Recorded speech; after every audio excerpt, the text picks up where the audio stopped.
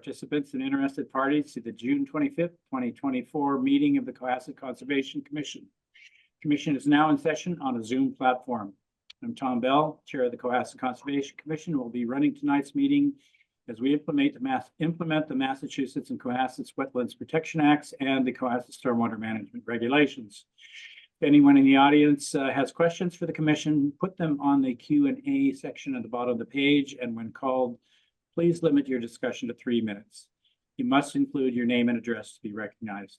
Present this evening on behalf of the Conservation Commission are our Conservation Agent, Angela Giso, and the town's Conservation Agent, Charlotte Bechtel. I'll now take a roll call vote of the Conservation Commissioners. Please respond by repeating your name and saying present. Kathy Berrigan. Kathy Berrigan, present. Chris McFarland. Chris McFarland, present. Valerio Romano. Valerio Romano, present. I see we don't have Sanjay yet. Is he going to appear? No, not tonight. Oh, he's not coming. Okay. So our Associate Commissioner, Paul Zarsak, is absent tonight. Associate Commissioners are full participants in the hearing, though they do not have a vote. So tonight we have a quorum of 4 commissioners. We'll be taking all votes via roll call, with each commissioner answering yay, nay, or abstain. So before proceeding public hearings, the following public hearings are continued. Oops, I jumped too far there, didn't I? Hang on 1 second while I recover. Enforcement Order 34, Flintlock Ridge Road for authorized wetland and buffer alteration. I assume you meant unauthorized wetland and buffer. Yep, sorry. Don't worry, this has been continued to 6. We don't want to think he's getting off lightly here, right? So, okay, this has been continued to 6/27/24. Enforcement Order 280 Beechwood Street for unauthorized tree removal. This has been continued to 6/27/24. NOI 2332 Stormwater Permit 2325 175 Lamberts Lane for pond dredging. This has been continued to 7/11/24. NOI 2404 Stormwater Permit 2407. 98, 100, 102, 104 Howard Gleason Road for a new common driveway. This has been continued to 7/11/24. NOI 2410, 150 Howard Gleason Road for proposed property fencing and gates. This has been continued to 7/11/24. NOI 2412, MADOT Route 3A for sidewalk and road improvements. This has been continued to 7/11/24. NOI 2324 Turkey Hill Road for isolated vegetation wetland management. This has been continued as well to 7/11/24. And certificate of compliance has been continued. That would be NOI 2110 183 Atlantic Avenue. They are also continued to July 11th, 2024. Our first public hearing is for a request for determination of applicability, RDA 2408 for Elm Street, South Main Street, and Summer Street sewer improvements for the town of Cohasset, continued from 6/6/24. Charlotte, introduce our applicants. Okay. So just promoting them now.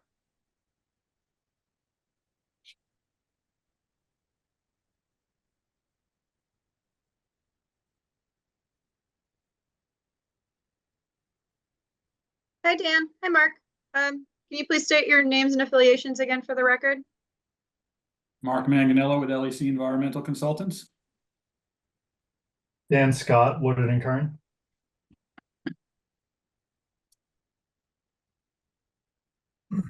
All right. Mark and Dan, would you be able to, update us from our last hearing? And are you guys able to share your screen with the updated plan set? Absolutely, yeah. Dan, do you want to share your screen? Yeah. I'll just do a brief reminder of how we got here. This is an RDA submitted for improvements to the existing sewer line off of the streets that were just read. It's an exempt activity under the Wetlands Protection Act. It's unclear if it's exempt under the bylaw, but we presented the project to the commission the other night, or at the previous hearing, and there were several items that the commission raised as concerns and essentially asked us for additional information to, I think, not to put words in your mouth, but to give you a level of comfort that this project could proceed without any risk to adverse impacts to the resource areas. There's salt marsh there, there's Phragmites, BVW, tidal perennial stream runs through the wetland system that contains the sewer line. And I think I'll let Dan take it from there and talk about each of the items that the commission asked for more information regarding. Thanks, Mark. So yeah, we went through and made some updates to the plans and provided some additional information. This was provided in a package that we submitted. This is just the plans that were attached. We prepared this cover letter with about 7 bullet points, which included all the main items that were discussed at the last meeting. If anything was missed, please let me know. But these were our big takeaways of things that need to be addressed. The first was a request for BMPs for the work included in the project. What we did was we included a note on the general sheet under additional requirements that said that the contractor needs to abide by the Army Corps BMPs. We're going to attach those to the project specifications, and we included those for your reference as Appendix C on our submittal. The next item was what's a contingency plan if there's any spills from the equipment and vehicles that are going to be doing this work. We added a note there under the additional requirements on the general sheet, which requires the contractor to have a spill kit on site at all times. The next item is what is included in the design documents to prohibit the contractor from traversing equipment outside of the easements or matting that they're going to put in place to access the sewer line.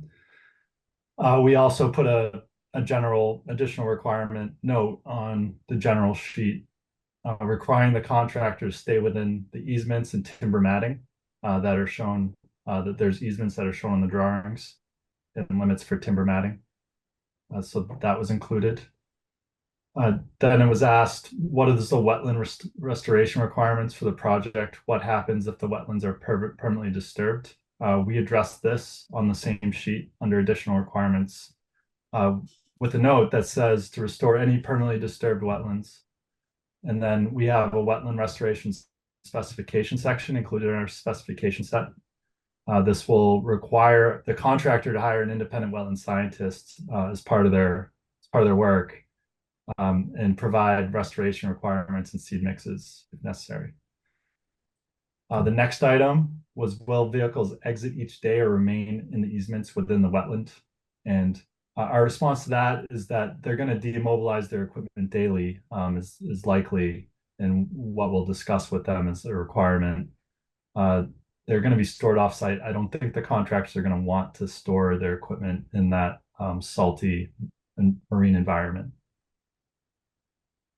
Next one was, where will vehicles equipment mobilize into the work plans? I've included entrance points on the plans with red dots. We can look at those in a second after I get through this last bullet point. The last thing was provide pictures of timber matting before, during, and after on the projects. We included some pictures in attachment B for shared use project in Mattapoisett that involved a salt marsh similar to this one. And Mark can give a further description of the project. Mark, do you want to just hop in and give a quick description before we comb through these attachments? Yeah, sure. So we were environmental monitors on a shared use path in Mattapoisett. It was a MassDOT project that involved constructing a segment of an elevated shared use path over a salt marsh with piles being constructed. It's elevated like, I don't know, 15 or 20 feet above the marsh, and the piles were driven from the marsh from a crane positioned on the marsh, and they used swamp mats. We were involved in monitoring it pre-construction, during construction, and post-construction, and I think the pictures really tell the story of how it proceeded, which are attached to the submittal we provided the commission. But in essence, you know, there was some minor disturbances, I would say, from the swamp mats. And then the photos from the subsequent growing season show that the marsh recovered to 100% cover within 2 growing seasons. And the pieces of equipment that were involved in that project are, I don't know, Dan probably knows this better than me, but significantly heavier and there for a longer duration than what we're dealing with on this project. So we think that's a good, a good analogy to this, although it errs on the side of that project being potentially more impactful than this one. Maybe we could bring that up, Dan, and look at that. Sure. One thing that I think may have not gotten put in here was there was a request to show the equipment that's likely to be used on the project. So that was the first attachment on here as well. We can take a look at that.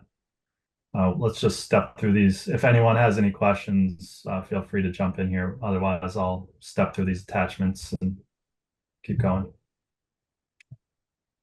So we broke up these different equipment pieces into kind of what their trade is when they're going to be used during the work. So the first series of pictures are associated with the cleaning and assessment. So they have this is the Eastman cleaning machine that I mentioned Dan, at the last Dan, you're not meeting. sharing. We can't see your screen yet. Now it's coming. There we Thank go. you. Thank you so much. I didn't realize that I had to click one more time. So this is the first series of pictures.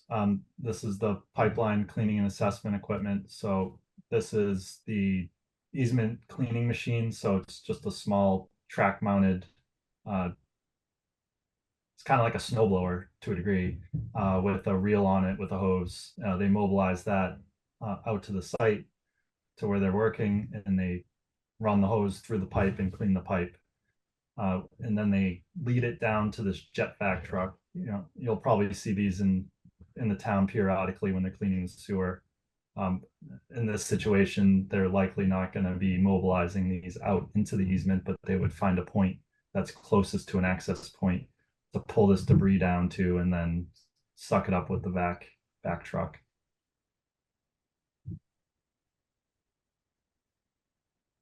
And then as far as the pipeline rehabilitation goes, this is an example of the truck that's required to bring in the liner. The liners need to be held at a pretty cold temperature, so it's a refrigerant truck.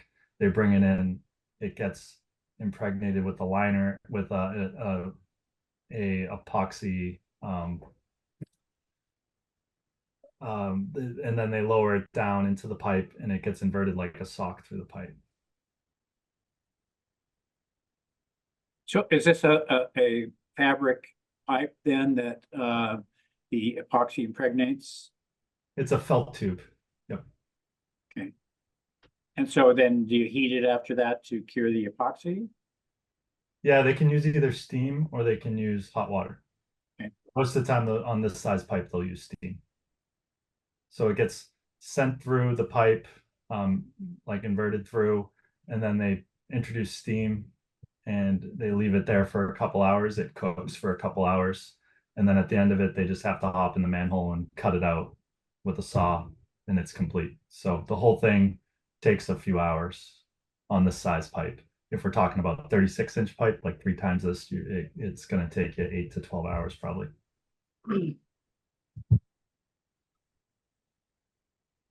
These are the pictures that Mark was speaking to about the Mattapoisett project. So this is a pre-construction picture. There's one to the north here, one to the south. You can see the water body on either side. And this is what the timber matting looked like after they were put in place, heading towards the north.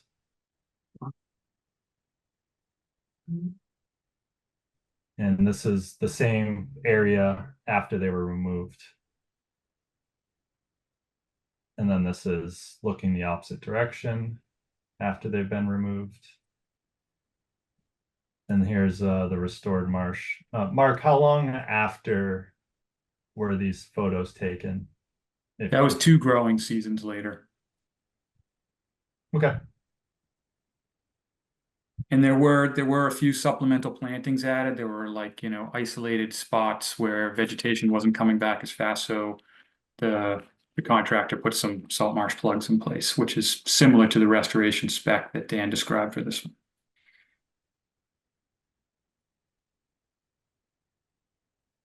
And the next attachment is the BMPs. So it goes through best practices for installation, for crossing of wetland stream channels, maintenance, removal, and restoration. Are there any preservatives in the wood like creosote or anything like that for your timber mat? Definitely not creosote. It's not pressure treated. I believe it's just straight hardwood timber.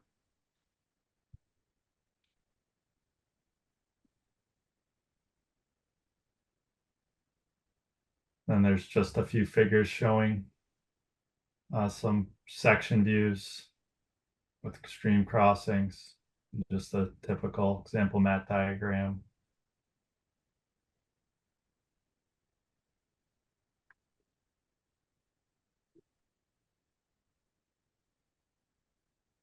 So it gives them an idea of what the best practice should be for installation, what it should look like. What are the dimensions of each of these plank components? 12 by 6, 12 by 6? 12 by 6 4? by 4 by 6 or 8. And it goes on to say 12 by 4 by 6 is also acceptable, which I would think in this case, the smaller would be fine, right, given the vehicle? Yeah. Yeah.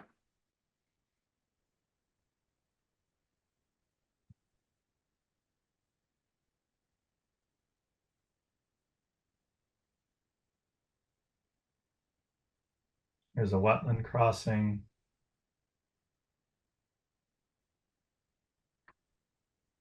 Do you have a diagram of what you're going to do at the mosquito ditches? Mosquito ditch. The ditches. Mark, do you know if there's anything in here? Scroll up, I believe there was a view of stream crossing right there with swamp mats. Yes. Oh, okay, I see. Yep.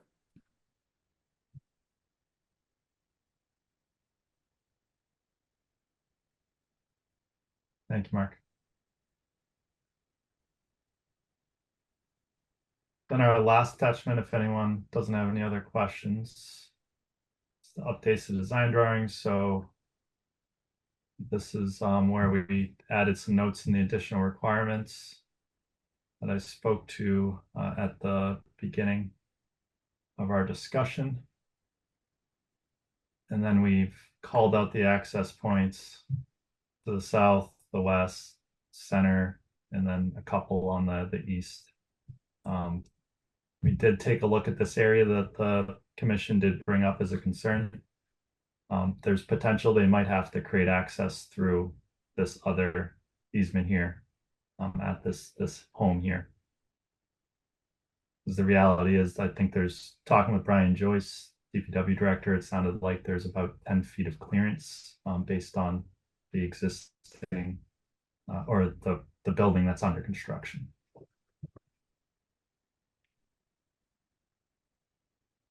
But once we move forward with the project, the contractor will be able to tell us exactly what they plan to do to access. But based on the existing easements, these are really their only available entry and exit points. And where would the vac truck sit at the red dots, or? Yeah, they would likely pull the debris down to here best they can. In here, they usually pull the debris from the upstream to downstream direction, so that way they get the pipe clean and they're not working backwards. Essentially, it just allows them to get the debris to a low point and be able to pull it out with the vac truck.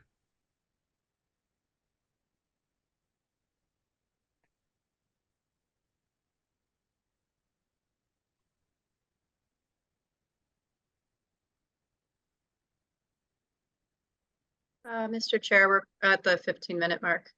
for Yeah, time. and commissioners, do you have any further questions? Apparently not. Charlotte, do you have any conditions? I did, yeah. Do you want me to pull those up? Please. Okay. Yep. Sorry, Dan, if you're sharing your screen, I'll just take over. Sounds good. Thank you. Yep.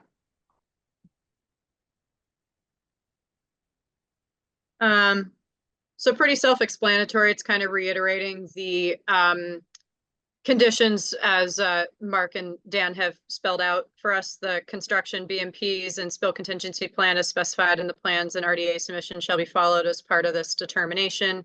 The contractor shall be required to restore any permanently disturbed wetlands as specified in the plans and shall be followed as part of the determination. The restoration work shall require the contractor to hire an independent wetland scientist, provide restoration requirements and suggested native seed mixes if necessary, and that the contractor shall demobilize equipment daily. Vehicles, materials, and equipment shall be stored off-site. So Charlotte, is there a period of time that this area gets monitored to make sure it reestablishes itself? Yeah, we could put in a monitoring period. The determination lasts for 3 years. So if we wanted to add the three growing season time frame like we do for orders of conditions, we can do that too.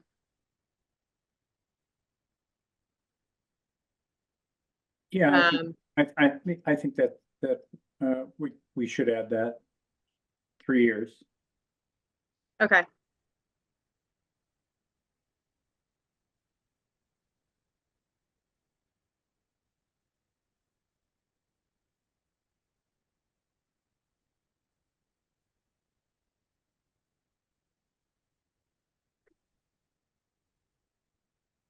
I'm gonna do like any planted.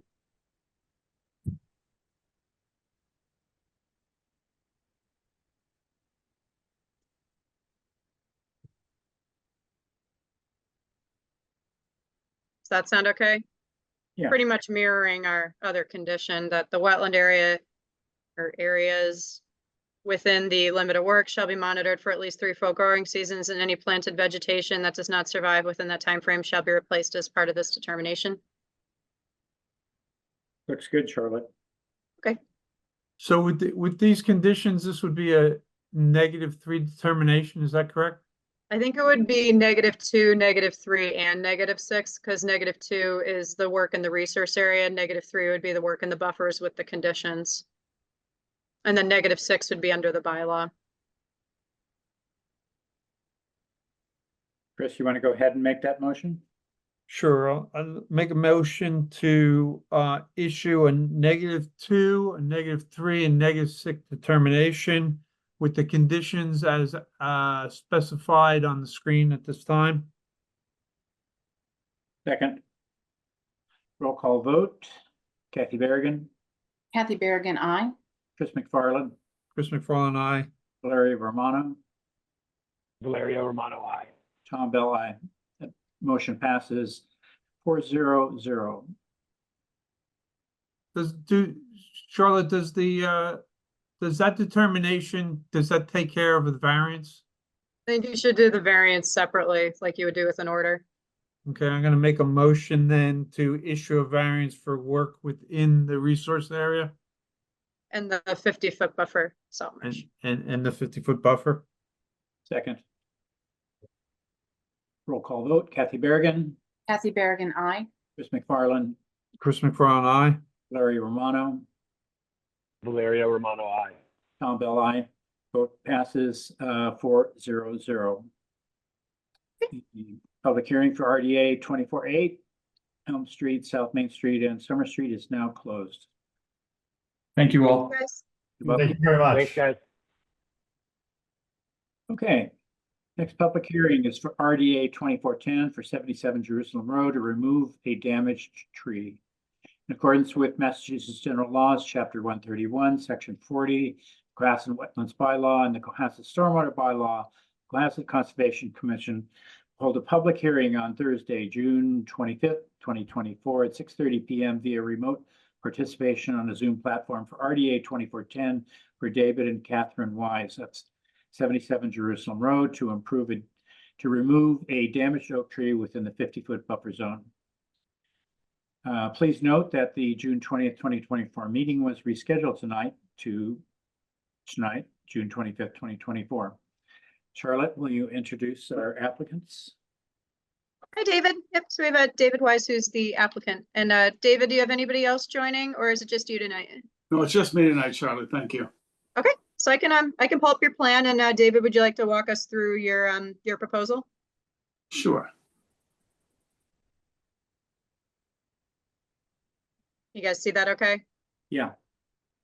Yeah, so we're at 77 Jerusalem, and we're at the intersection of Jerusalem and Gammons. The house sits in front of a salt marsh and a river that outlets to Little Harbor under the bridge that's on Gammons. It's a heavily treed lot. It's a beautiful lot, but we have an oak tree that is within approximately 30 feet of the house. And again, it's approximately about 60 feet tall. It's a very large tree. We've been watching it for about 5 or 6 years.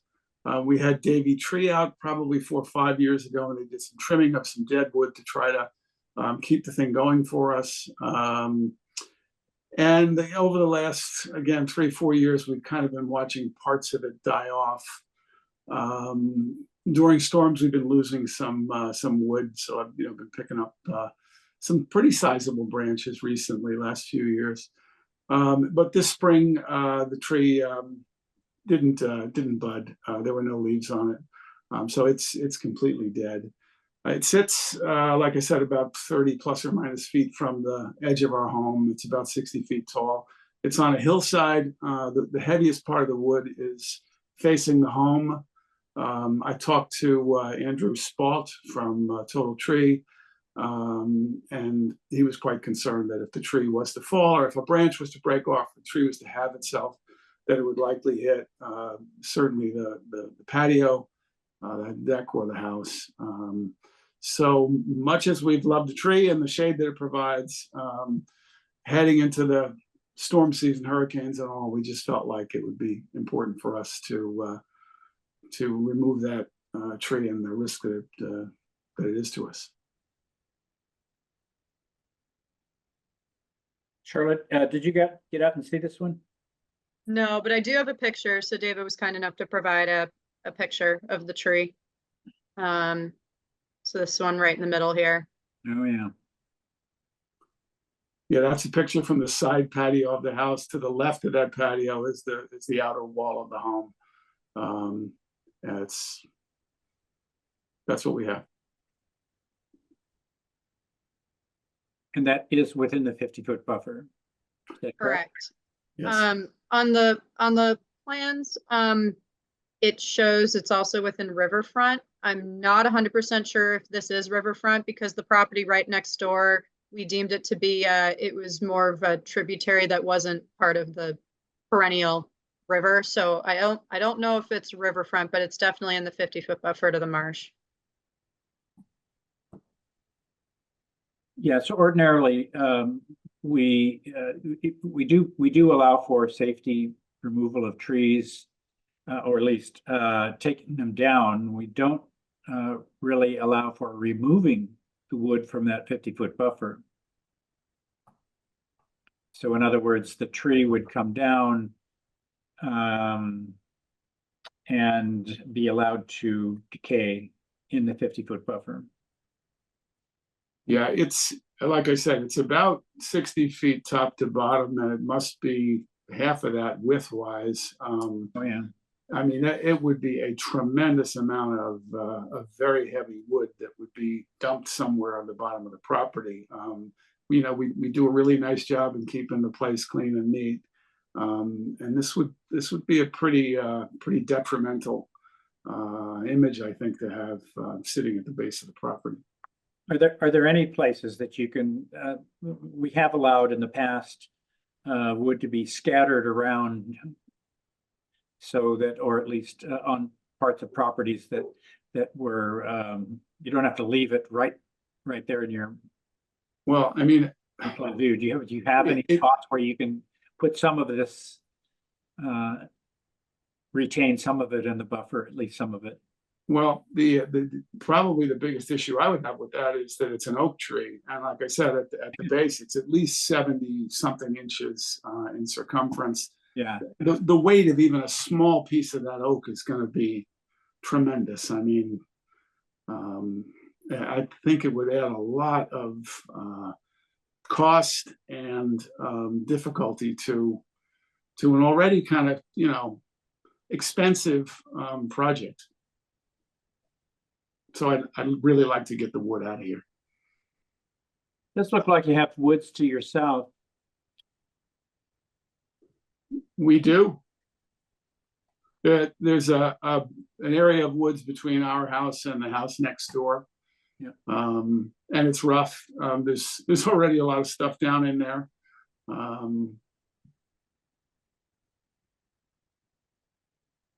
So I'd prefer not to have that thing sitting there. I think it would really be a detrimental image to have as you look out over this beautiful marsh that we have in the back that we've worked really hard to, You can certainly cut it up, so it's not, and we're not talking about. I'm not sure that you're exactly getting the scale of this thing. We have trees of the same size in our own property, so yeah, I understand. And there's one that went down, that actually stood for at least 15 years after it died, at least 15 years. Right. And finally. And this may gave too, up. but this may too, but the bet that I'd be taking is that it looks like it's going to fall towards the house. Yeah. No, and I'm not suggesting that you not take it down. But my point was that these things take a long time to decay, even when they're on the ground. I understand that. Oh, this will take forever to decay. Yeah. And again, I think, a 4 or 5 or 6 foot segment of that oak tree, I'm guessing we're talking about a couple of 100 pounds a piece. So I don't know what army of workers I'm going to get to move that stuff around my property. David, Yes, ma'am. I understand, I read in your plan that you are going to leave the tree stump in place. Yeah, we however. would do that. Sure. We'd be happy to do that. Great. Thank you.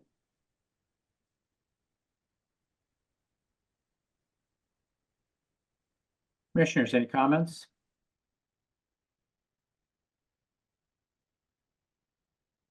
Charlotte, is that you, So, is that you oh, sharing the map? sorry. Yeah, and I was just looking at this, so I mean, I'm trying to figure it out what this is, but it does look like it might be riverfront. The other property that I was mentioning has a tributary that was, they're much further away, the 85 right here, they had this, so we determined that this, I think at the time wasn't, but this, I don't know, this looks like I'm trying to figure out what river this is. But I was Yep. also just, to show you guys an aerial of the property as well. Charlotte, I think it's unlikely that it's riverfront. I mean, this is Okay, just an extended part of the tidal ditch system. okay, I don't think that's an issue. Okay.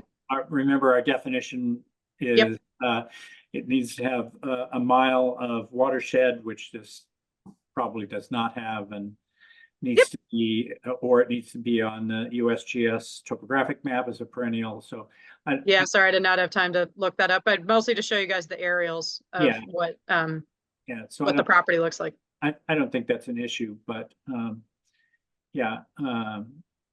so Mr. Weiss, they're going to take this down with a crane, is that correct? That's what I believe. Yes. I don't think he wants to climb the tree. Yeah. I think he feels like he's got to do a crane from Gammons Road. And where is that crane going to be located? It'll be at the end of my driveway on Gammons Road is what I understand. So they're going to reach over the top of the house, is that correct? I don't know if he has to go directly over the house or if he can shoot that side angle you're seeing there from the driveway. I'm not exactly sure. pretty close anyway. Pretty close, yes, So, close. it seems to me then he can reach quite a distance. And in terms of people carrying these pieces of wood, obviously that's not practical, but if he can reach the tree from the driveway, he can also reach the distant parts of your property to the north. Probably not to the south unless he actually carried it to the street and reached across from the street to the southeast corner of your property. So it's not infeasible that this could be done, and it certainly doesn't require an army of people to carry a 5-ton piece of wood. Well, I don't think it's feasible to put it on the north side of the property. That, you know, that's cleared space. There's a grassy meadow that goes down into the riverfront there. It's planted along Gammons Road. You know, the thought of putting a 70-foot oak tree. You're not going to pick the whole tree up intact. It's going to be dismembered. No, I understand that. We're talking about branches. We're talking about a lot of wood. We're not talking about just the stem. We're talking about a lot of wood when that thing is down and on the ground. And if you read our bylaws and regulations, you'll see that within the 50-foot buffer, dead trees basically remain. Would the commissioners be open to, David, I don't know if you've proposed any replacement for the tree. I know that won't replace 70-inch, 60-foot tall oak tree, but would you or the commission be open to replacing it with another hardwood native tree somewhere in the 50-foot buffer? Yes, if that would, you know, keep me from having to stack all of that oak somewhere on the property, I'd be happy to do it. Yeah, and Charlotte, that's not really the issue. This is a dead tree, not a tree that's. No, I know, just trying to replace some of the, you know, material, I guess, one way, shape or form, but I know it's not the same. Yeah, it's actually the dead material that we're concerned about and its ecological value. Yeah, and you know, the lot, I don't know how good an impression you can get from this overhead picture, but I'm going to say there's probably, 20 or 30 trees on the lot that are equally large, all different species and varieties. You know, it's a very, very heavily treed lot. And like I said, I've worked hard to clean it up and to beautify it. And I'm really not that excited about having, you know, this wood strewn all over the property. Well, I understand that you don't want to do that. You've made that perfectly clear.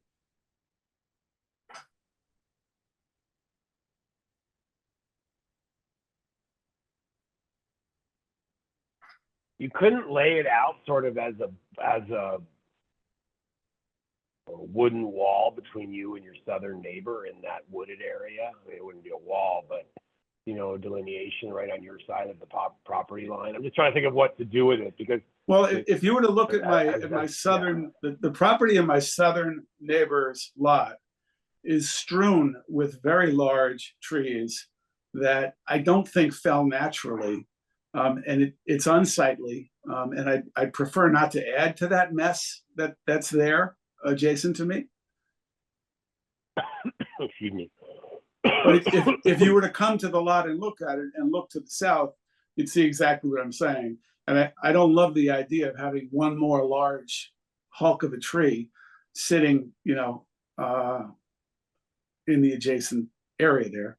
The buffer zone to the resource plays an ecological role, and we didn't make these bylaws were not constructed for aesthetic reasons. Right, but this one tree is not going to matter. If you came and looked at the lot and saw how much material there is and how much material there is from dead and broken limbs, you know, in the resource area there, there's actually, you know, more than you'd probably want to have under an ideal circumstance. And to add this to what is already potentially a pretty messy area down there, I just don't think it's Well, to me, nature is nature. Nature is messy. Yeah, well, some people think nature is messy. Nature is whatever happens without human intervention. right, but you're sitting here looking at this image of this property. I'm telling you, if you go outside and look at the size of the tree and realize that I'm going to have to scatter that much material in the border between myself and my neighbor, or between myself and the beautiful marsh behind the house, seems to me like a very unnecessary thing to ask me to do when we have the opportunity to get it out of here and clean it up. And it's still an extremely heavily treed lot. So, I mean, I can't speak for the rest of the commission. I certainly, value the chair's opinion greatly on this. And if the applicant wants a continuance before we answer this request, I mean, I would go by, and if you thought me looking at it in person would change my opinion that the tree needs to remain somewhere on the lot, I guess. But right now, I think the bylaw is pretty clear in the sense that within, where this tree is located, it stays, and so, but if you would want a continuance, I don't mind driving by if you think that would make a difference. But right now, I with the chair myself on the straw vote as to what the tree needs to do.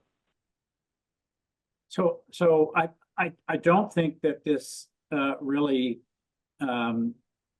depends on whether you think it's messy or not. You need to make some compelling ecological argument, I think, that you should be excused from the bylaw.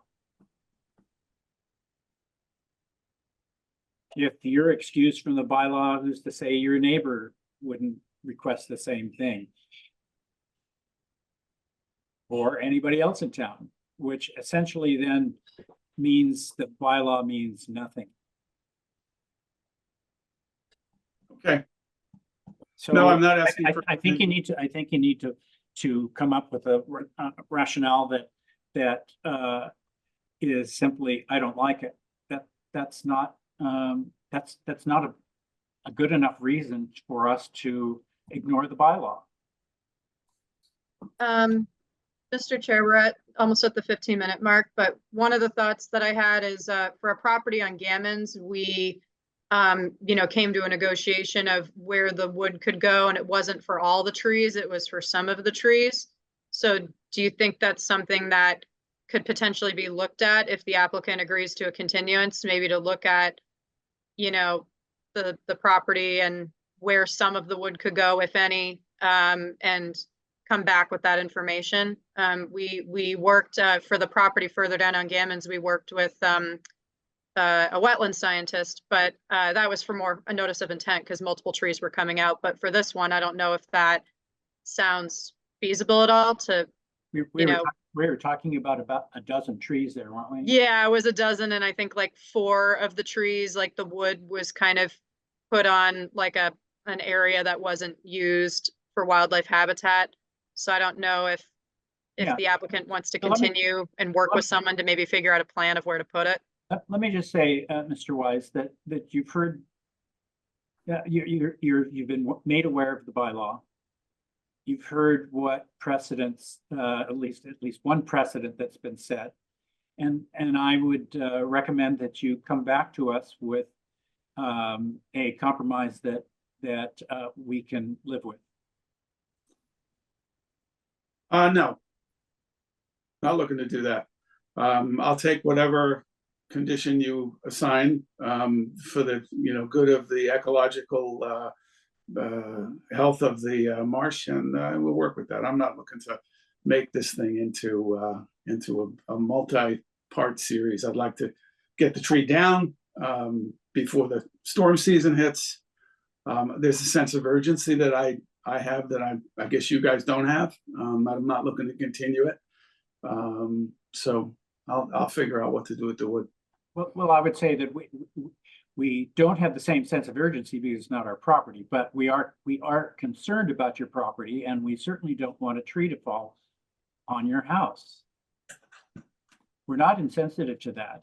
Me too. That's why I don't want to wait Well, and continue the thing and get involved with. we can certainly issue something and say you've got to leave the wood in place, but you wouldn't like that, and I don't think we would like to force you to do that. So I don't understand what you're. You don't want to leave it right where it's been cut down, I don't think. So maybe you do, and we're talking about waiting 2 weeks here. Or we can issue I suppose, Charlotte, correct me if I'm wrong, we can issue a determination that you can take it down and leave the wood on the ground for now, but you need to spread it over your property within the next 3 months or 6 months. I would think the easiest thing to do is take it down and use that crane to distribute it strategically across your property, so it doesn't all end up in one place. Right. Could do since it's in the buffer zone, you could do a negative condition that the applicant will work with the contractor and the agent to, remove the tree and determine the best place of where to put some or all of the wood as, per a site investigation. I mean, could do it that way. Like we said, we want to look for a compromise. So that is a potential way of doing it. Or if you want to work with a commissioner directly instead of myself, that's another, option of doing that. Just so we can move forward with taking the tree down, using the crane, not having to come back multiple times, and then just having someone from the commission or myself go out there and, try to determine where we can put some of the material, if that sounds feasible. Is that a question to me? Oh, it's a question to all of you, actually. I'm sorry. But yeah, to you, David, and to the commission. Thank you.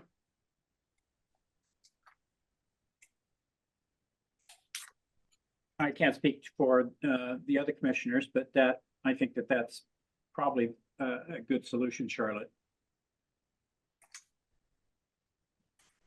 And I think it is imperative to get the tree down. Yeah, And- I know in the past, and I guess there's a value in just having the crane come once. I know in the past, Chair, we'd, given permission if there's an urgency, we don't want the tree to fall on the house and have us have been the one that held it up. So, take the tree down and then, and then if you leave it exactly where it is and you don't mind the expense, then come up with another as to what to do with the remains of the tree that satisfies us. We can certainly sort of bifurcate the approval if that's what the applicant, would like to do as well. We don't want to be in a position of telling you can't take a dangerous tree down. So that's, so there's a few options I think we've laid out here that you sort of have to choose from. Does that sound right, Mr. Chair? Yeah. Charlotte, when are you able to go to the site? That's a really good question. September. Potentially as soon as tomorrow, if I can work with my arranged ride. Oh, Charlotte, I think that's a heroic suggestion, but as we were talking about today, you haven't even got a boot yet, so. Nope, but I am going into the town office tomorrow to issue a handful of permits. I don't think you're gonna walk around the marsh, Charlotte. No, I can't physically walk around, but I can, So- So but maybe if a commissioner wanted to do that in my stead. It would have to be one of us. Yeah.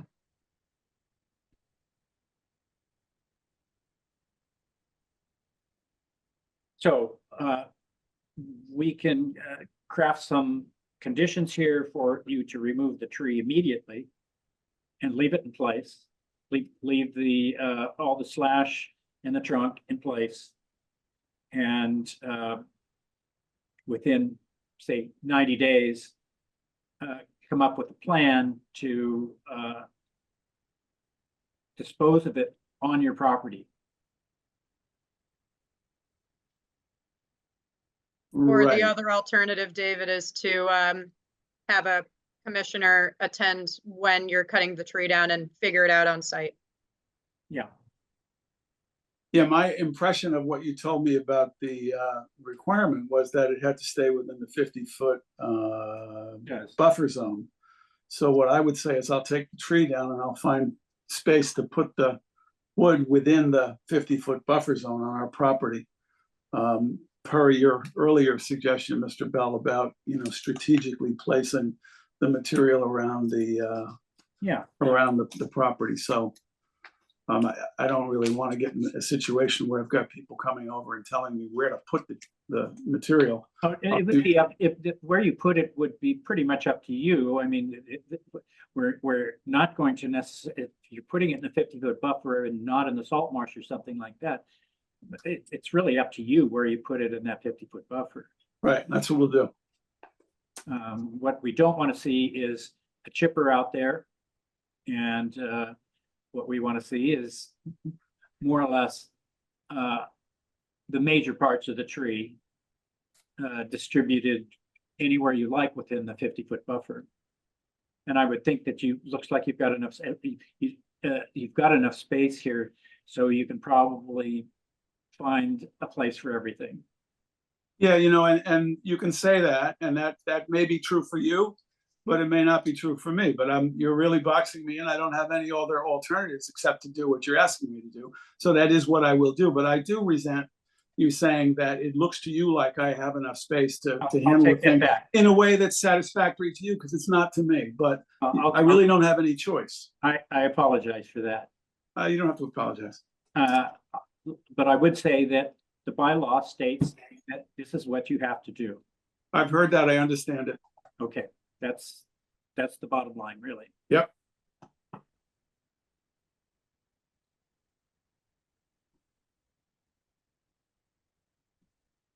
Okay, it sounds like. So Charlotte, what is this again? 236? It's an RDA. So if it's just in the buffer zone, it would be -3 and -6 with, sounds like a condition for the tree to be immediately removed, and the applicant shall distribute the material somewhere in the 50-foot buffer, for wildlife habitat. So I'll make a motion to issue a -3, -6 determination with the condition that the tree material wood / will be kept on site within the 50-foot buffer. Second. Have a roll call vote. Kathy Berrigan, Kathy Berrigan, aye. Chris McFarland, Chris McFarland, aye. Valeria Romano, Valerio Romano, aye. Tom Bell, aye. Is Chris McIntyre checked in yet? Not yet. I think he has, but I don't think, Chris, you heard the hearing, No, so. just chiming in here. I missed Okay. most of that. Great. Okay. So that. I'll also make a motion That, to wait a minute, issue, that motion passes 4-0-0. Okay, continue, Chris. and then I'll make a motion to issue variance for work as necessary to remove the tree and place the wood in the 50-foot buffer. Second. Just brief discussion, but not in the actual salt marsh. Correct. Yeah, the salt marsh is outside the 50-foot buffer. It's the resource. Yeah. Yeah, okay. Yeah, so we'll take a roll call vote. Kathy Berrigan, Kathy Berrigan, aye. Chris McFarland, Chris McFarland, aye. Valeria Romano, Valerio Romano, aye. Tom Bell, aye. That motion passes 4-0-0. The public hearing for RDA 2408. No, wrong one, sorry. Wait, One more.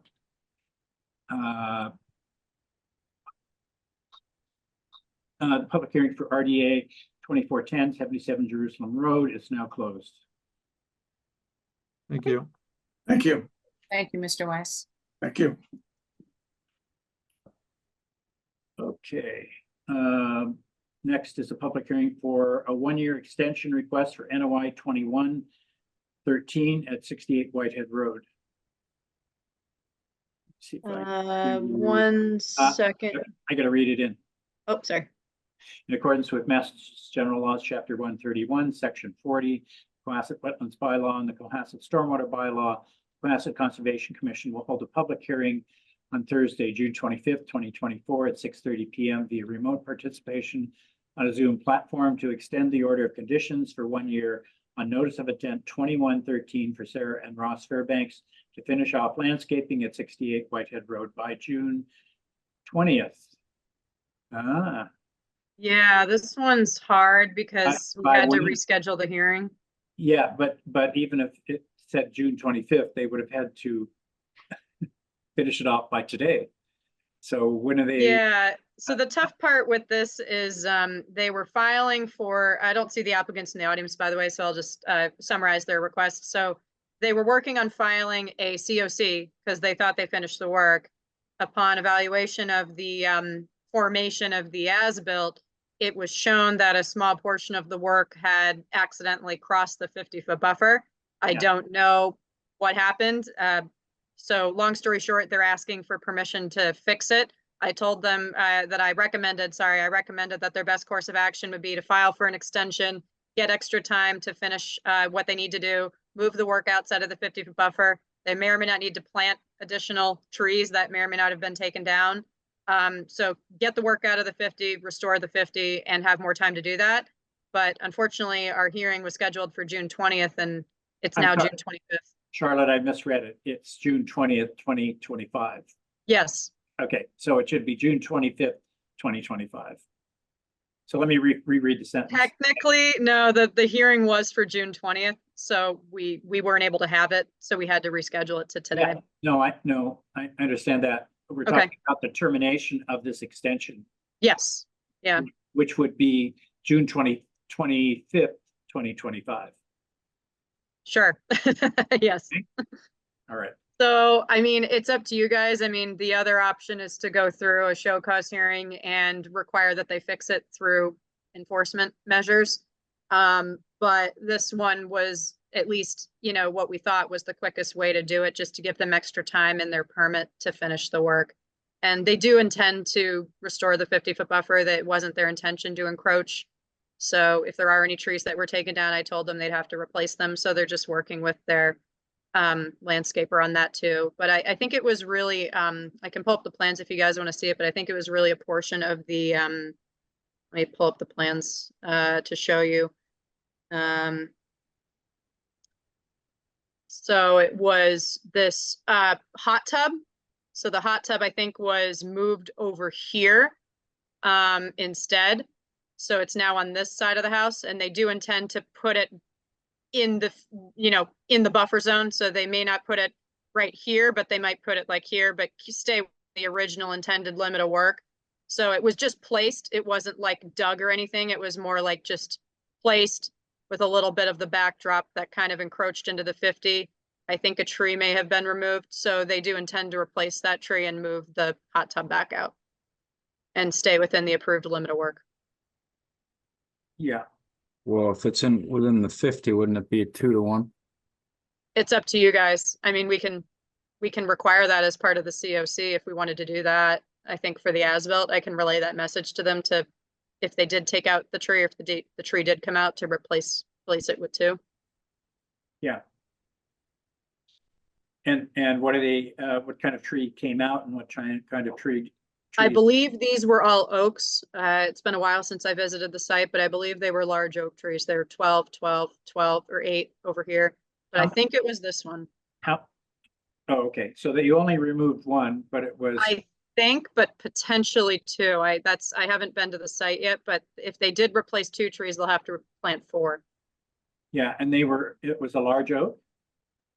Yeah, it was a 12-inch oak. I do have pictures of the original site. I can pull it up. It just might take a while, but I remember when I walked the limit of work line, these trees were all oaks. Yeah, But yeah, I mean, I don't know if the barrier was moved at some point during construction. I mean, this is a slope. It is a slope down here, so not sure what happened, but it wasn't their intention to encroach on the 50. yeah. So they did ask for a 1-year extension. Why will it take 1 year to replace an oak and move the hot tub? I think just to be safe, because they only asked for 2 months when they came to us in April. And I kind of warned them that may not be enough time, but they thought they could get it done because they're trying to get this done quickly. So I think they're just trying to be safe now with a year, but realistically, they'll probably finish by maybe the fall. Okay, So if we want to give them 3, 4, or 5 months instead of a year, that's fine too. I think they just want to work with the commission to fix what was. I don't think the length of the extension is as important as replacing a 12-inch oak Yeah. with a couple of Yeah. 4-inch oaks, Mhm. intentional or unintentional. Yeah, It's a yeah, I shame. can let them know that that's a part of, we can evaluate it as part of a COC, that they'll have to plant more trees. I think they're already working with people on that because I let them know about that if trees did come out, they have to replace them. But we don't have a plan or anything here, right? No, this was the approved plan and they were in the process of trying to file for a COC, so I don't have the as-built because they never filed when they realized that some of the work encroached on the 50. Well, okay, if we give them an extension, I think we need to see what they're actually gonna do. Okay, We need a plan to okay. to evaluate here. Do you want to do that through a show cause or just administratively and I'll send it to you and press? I think administratively is Okay, the best way to go. okay. Yeah, I'll ask them for that, of where they plan to put the hot tub and how many trees, if they did take this one or these 2 out, how many they need to put in. Yeah, I think they need to be pretty generous in replacing a 12-inch. Yeah. Yeah, I can't remember how healthy these trees were, but like we just discussed, I mean, they were trees either way, so. Yeah. Okay. So I'll move that we extend their system NOI, or I'm sorry, but NOI, yep. yeah, okay. Do we give a 1-year extension for NOI 2113 at 68 Whitehead Road to relocate their hot tub and replace a 12-inch oak with, I'm inclined to say more than 2 trees, actually, we're really. With at least 2 to 1. At least 2 to 1, I'd say 3 to 1. Okay. It's gonna take a long time to replace a 12-inch oak with anything very meaningful. So, Okay. yeah. Do I have a second?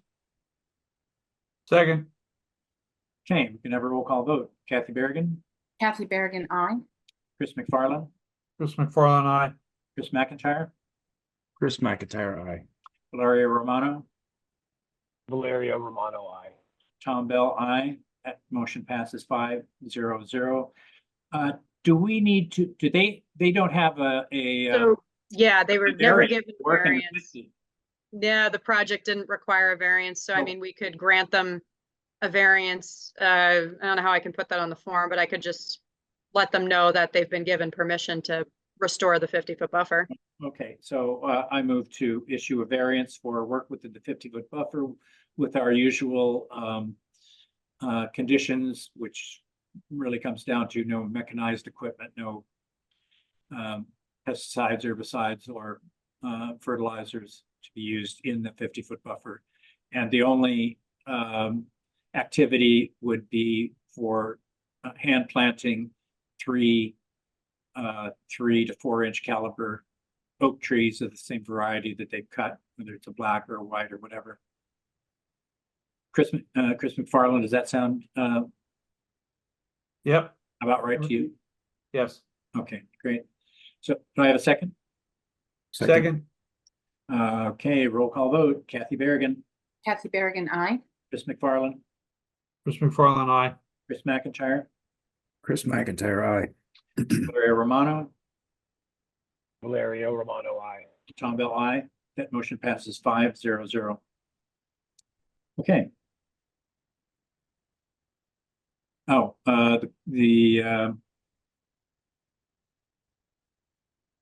forgot to close the last one. Uh-oh. I'm gonna back up. I'm gonna close this one and then go back. Public hearing for extension request for NOI 2113 at 68 Whitehead Road is closed. And The public hearing for RDA 2410 77 Jerusalem Road is now closed. You had closed it, Tom. Oh, had I? Yes. You know, you get old, you don't remember stuff. You're also fighting jet lag, Tom, so. Oh, really? Seriously, too. Doing pretty good so far. I had an hour nap, so. Okay, next is a public hearing for RDA 2411 for 560 and 572 Jerusalem Road to install a stormwater drainage improvement system in accordance with Massachusetts General Laws, Chapter 131, Section 40, Cohasset Wetlands Bylaw, and the Cohasset Stormwater Bylaw. The Cohasset Conservation Commission will hold a public hearing on Thursday, June 25th, 2024 at 6:30 p.m. via remote participation on a Zoom platform for RDA 2411 for proposed storm drainage improvements to the buffer zone of an isolated vegetated wetland and land subject to flooding in the rear yard of 572 and the front yard of 560 Jerusalem Road for Scott McCoy at 572 Jerusalem Road. Please note that the June 20, 2024 meeting was rescheduled tonight to June 25th, 2024. Charlotte, introduce our applicants. Hey, Dave. Hi, Kyle. I don't see the applicants in the audience, but if they raise their hand, I'll promote them. And can you please state your names and affiliations for the record? I take it you're talking to me. Yes, please. Yeah, okay. Good evening. Dave Crispin with the BSC Group, civil engineer and land surveyor. I thought the Buckleys were on here and the McCoys were on here. Thank you. I do see Catherine. I don't, oh, there he is. Okay. Is there a Kyle Merchant? He works with me as well. Yep. Yeah, we Yes. have Kyle as well. Yeah. I don't know how many neighbors. They did say some of the neighbors wanted to join, so you might see some hand waving during this. Yep. Hi, Catherine. And then we also have Scott. I'm trying to promote him now. I don't know if he's just away from his keyboard. So if you can give me, hi, Catherine, if you can give me sharing rights, I have about a 7-slide presentation, which will walk you through this quickly. Sure. Share screen, do this. Beginning. Slideshow from the beginning. All right, so we are at 572 and 560 Jerusalem Road. This photograph is the backyard of 572 Jerusalem Road. 560 would actually be behind you as you look at this. This was last spring, and he has actually had water in the basement of the house as things have seemed to progressively gotten worse through the years. We did a rather extensive drainage analysis of this to the point where we could determine whether or not the backyard of 572 was in fact isolated land subject to flooding, or whether the front yard of 560 was land subject to flooding. And 560 did not qualify. It does puddle, but it does not qualify for the 10,000 cubic feet under the state act at least. And then we have the backyard, which did qualify. So we ran a 100-year storm and it comes up to elevation 22.2. And I will comment that's about 6 inches deeper than his house. Hit the basement of his house. He's got a walkout basement. I don't know how much water he actually got in there this spring, but we didn't have a 100-year storm. So definitely there is a problem. So just to give you an idea on what the history of is going on out here, about 6 or 7 years ago, we did some earthworks in the front yard of 560. We put in a rain garden. We connected the rain garden to a 15-inch vitrified clay pipe that goes under the roadway and drains down through the ditch that goes down to the tidal zone. We've always been a mystery from everybody that we've ever talked to, the DPW, anybody who lived here, as to where the water that came out of this 15-inch pipe actually came from. So they had contractors run a camera up there, and they got to about this point and they hit rocks. And when I was out there this spring, there was a spot in the backyard of 572 where the water comes down the ditch and it soaks into the ground. There's about a 4-inch hole in the ground. Obviously, when it rains heavy, it bypasses that hole and floods their backyard, but when it's a trickle, it goes into what I believe is an ancient French drain that ties into the 15-inch vitrified clay that comes down under here. This does trickle or flow pretty much 365 days a year. So I think it's accepting groundwater and surface water to some degree. And through the eons, this has been filled in, graded over, God knows what happened to it. But I think that's the history of why we have a bit of a problem here. Whoops, where did my picture go? What is going on here? It's fighting me. There we are. So we, as I said, we did a little bit of a drainage study here, actually rather extensive drainage study. And there's about 7.5 acres of watershed that drains down into this area. The bigger watershed goes into the backyard of 572. The smaller piece goes into the front yard of 560. That's why this meets that category of isolated land subject to flooding. We also had a wetlands, we actually had 2 wetland scientists go out and look at the backyard, and there was quite a debate as to whether there was any vegetated wetland there or not, but the ultimate decision was there was an isolated wetland back there. Doesn't border on a lake, river, stream, etc. So it's an isolated wetland in the backyard. Boy, this is being tricky on me. So as I mentioned, what have we got? We've got a isolated land subject to flooding at elevation 122, which I said is about 0.6 feet deep of the lower level of number 572.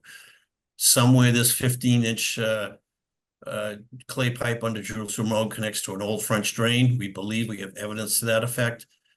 And the 6,500 square feet of the front yard of 560, my bad, that says 580 there, 560 was actually filled several years ago. Oh, I'm sorry, that is the right one. 6,500 square feet of this land to the left of here was filled recently and permitted, which causes all of this effect to be kind of confused. And in our model, just as a comment, for the 10, 25, and 100-year storms, so those more significant severe storms, the water actually flows over the low point in Jerusalem Road in front of number 560. So we've got a complicated little situation. If we put this drain in the backyard, and I'll go to the detail of that in a few minutes, but I wanted to show you what the effect on that stream across the street is. It increases the flow rate going for the lower return storms. But when you get to the baddest, worst storms, the 25, 50, and 100, it reduces the flow dramatically because it's being controlled through that 15-inch pipe instead of basically blast over the roadway and go down. So that we think is the justification of why this is an appropriate fix. It's replacing a failed French drain. Oops, boy, this has been very sensitive on me tonight. It's replacing that failed French drain and solving the problem, I think, as peacefully as can happen in the neighborhood here. There is a cooperative effort between the 2 applicants here to solve this problem. It helps them both out. And just because Charlotte asked, I did look into what the Wetlands Act says about a request for determination, whether we actually need a notice of intent on this. So I want the commission to understand this. 10 CMR 57.1A says that you can do work in an isolated land subject to flooding that will not result in the displacement of water. There's no filling, so we're not displacing any water. Will not have an adverse impact on water supply. We're not in a water supply area. Does have an adverse impact on the ability to prevent pollution by infiltration and impervious soil. There's no change in the surface of the depression, so it won't change anything. And there's no impairment to wildlife. And as far as we know from our wetland assessment, there's no significant wildlife habitat in that area. So we believe this can be approved by you as a negative determination. The Wetlands Act also says in that same section that projects that are solely for the purpose of stormwater management may be permitted through an order of conditions or a negative determination, provided that it provides the same capacity to attenuate peak flows. I think we demonstrated that it does prevent that peak flow from going downstream and causing an adverse effect. It complies with the stormwater management practices, the BMPs. And I will comment that single-family dwellings are exempt from that, but nonetheless, it still does meet all that total suspended solids and all the stuff that goes with that. And it meets the performance standards under the isolated land subject to flooding, i.e. doesn't displace, etc. So we think the commission should be able to issue a negative finding. That being said, here's the project. It's pretty straightforward, I think. At the left end of this, we have a 15-inch plastic pipe into a manhole, 15-inch pipe to a plastic manhole, to a manhole, 15-inch plastic pipe to a new manhole. And the catch basin that is in front of 560 gets a new pipe that comes back into here. There was an email, Charlotte, you saw this morning that said Carl was all on board with this because you had asked. So we got that. Yep. We got that the town's okay with that. We are going to create a small easement across 560 that hasn't been done yet, subject, approvals here. But that will give 570 the right to repair and maintain that pipe if it ever needs to happen. That's all it does. This doesn't change the wetlands. It's just outside of it. And from a alteration point of view, I'll kind of comment, this is a 15-inch pipe. This is going to be just below the surface. So this stretch of pipe, which will go from 0 feet of cover almost to about 2.5 feet of cover at this end, is probably going to be put in one day. It's a little bit deeper. It's about 4 or 5 feet deep at this point, and it keeps going downhill. So I think the work in the back here literally should be a small backhoe, excavate a trench, put the pipe in, backfill it, loam and seed it, and be done with it.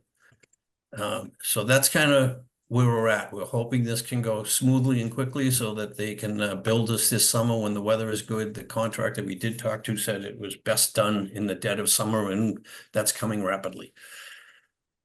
So that's where I am. Any questions would be welcome. So it looks as if the storm drain that you're tying to or proposing to tie to just daylights on the other side of the road. Is that correct? It does. There is by memory, there's about a 6-foot-high stone retaining wall that it comes out of the bottom of, right there at the edge of Jerusalem Road, and it goes down through a ditch down to the bay. And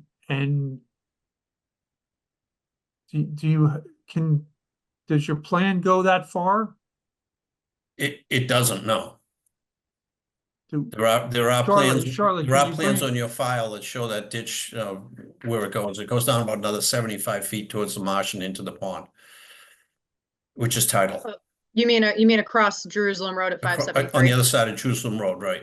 Yeah, we do have, at least for 573, we have a site plan for that. So, I mean, you can kind of see it a little bit at the top here. Like you'll see the dotted line of where that stream is, and it goes down into the salt marsh. If you need me to, I can pull up 573 Jerusalem Road's plans for reference, but at least based off of this estimation on the site plan, that does seem to match what I have for 573.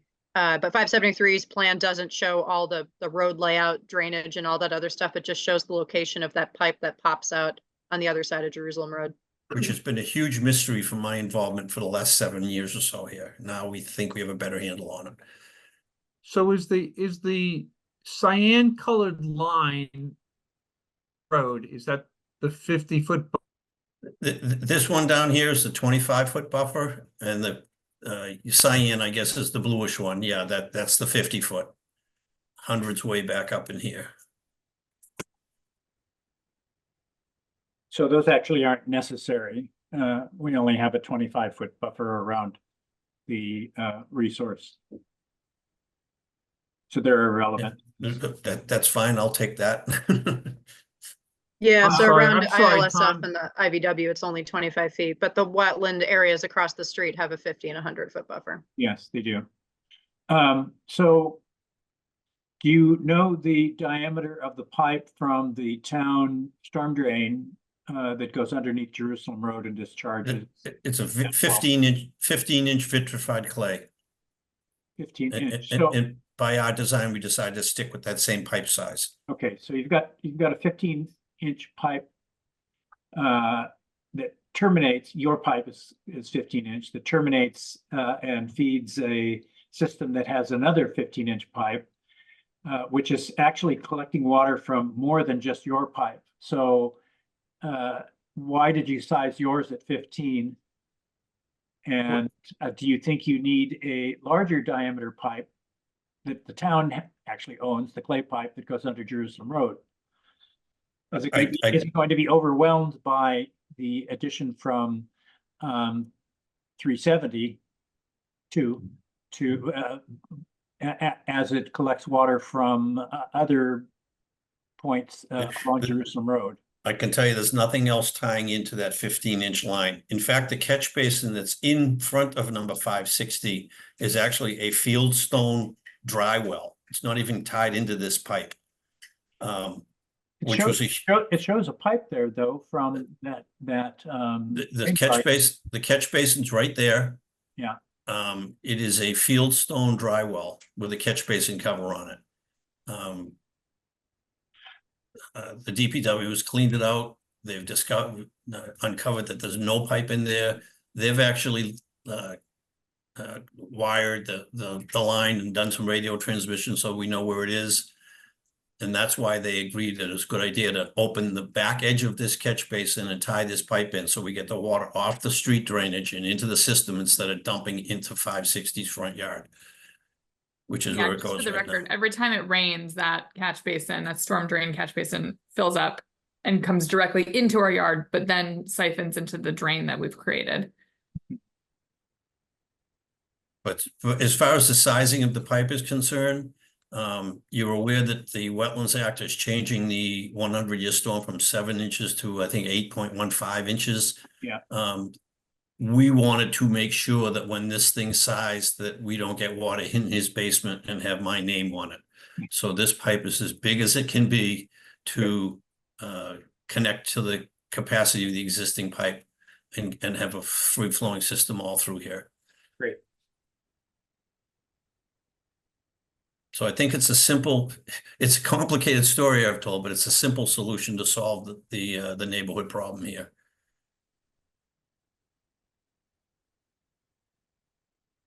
So Charlotte, is there any way for us to have more information on the opposite side of the street? I mean, the concern is that a lot of water is going to end up in that channel. Mm-hmm. And the question is whether or not that channel can handle that water or whether it becomes an impact to the properties on the other side of the street. I'd like to address that if I can. That channel, having looked at it, is probably 4 or 5 feet wide and in some cases 5 and 6 feet deep. We're talking about making it flow maybe 10 inches deep during a 100-year storm. So I think the channel has plenty of capacity. So that's your 100-year storm. What about your other storms? Because you're talking about a big area of collection here, right? And the backyard of number 572 is essentially a huge retention basin at this point. We're improving the outlet. That's why the size of that pipe is not so important.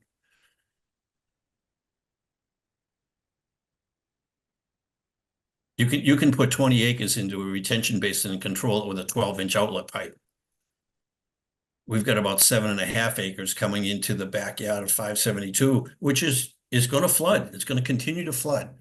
It's just not going to flood. It's not going to flood, and it's not going to sit there for 4 or 5 or 10 days to slowly soak into the ground the way that it does now.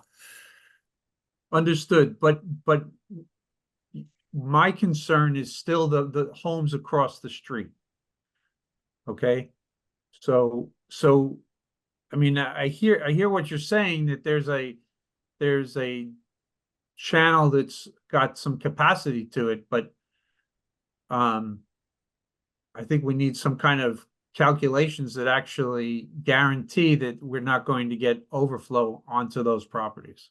Charlotte, can you lay a hand on that plan for, is it across the street there? Because the Yeah. houses left and right of that are, I'm guessing 10 or 15 feet above that ditch. Mm-hmm. Yeah, give me one moment. I will pull that up. Right now. And if you put the water from a 15-inch pipe into a ditch that's 4 or 5 feet wide and that depth, it's never going to flow any deeper than the pipe is. Mm-hmm. All right, I'll just switch screens. Let me stop sharing here. Sorry. Yeah, no worries. There we go. Unfortunately, it's not much. I mean, we really only have this. Right. It's not really showing us much. Can you go to a aerial view, please? Yeah. Sorry. I've stood in that ditch and it's over my head. Well, but I bet if you stand in their basement, it's over their head too. So, I mean, what we don't want is to transfer one problem to another problem. All right, I'm gonna pull up near map again.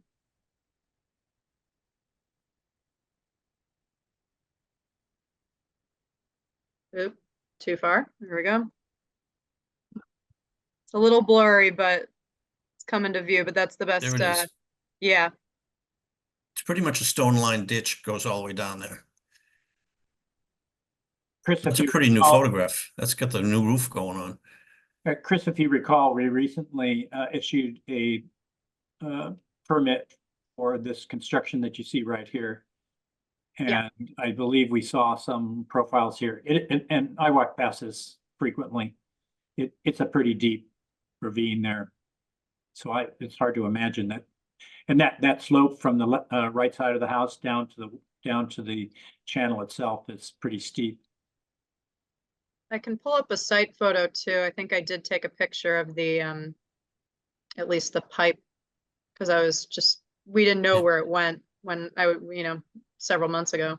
I think the important thing to remember here is based on our analysis of the 50 and 100-year storms, Jerusalem Road overtops. Most of the water goes off the road and down in there directly, basically free fall, instead of being controlled by the 15-inch outlet pipe. So we're actually reducing the flow significantly during those really bad damaging storms. Yeah, there you go. And for what it's worth, the neighbors who live in those properties have been supportive and offered to write letters of support. I don't know if they're on, but I can text them and see if Joe will jump on, if that's helpful.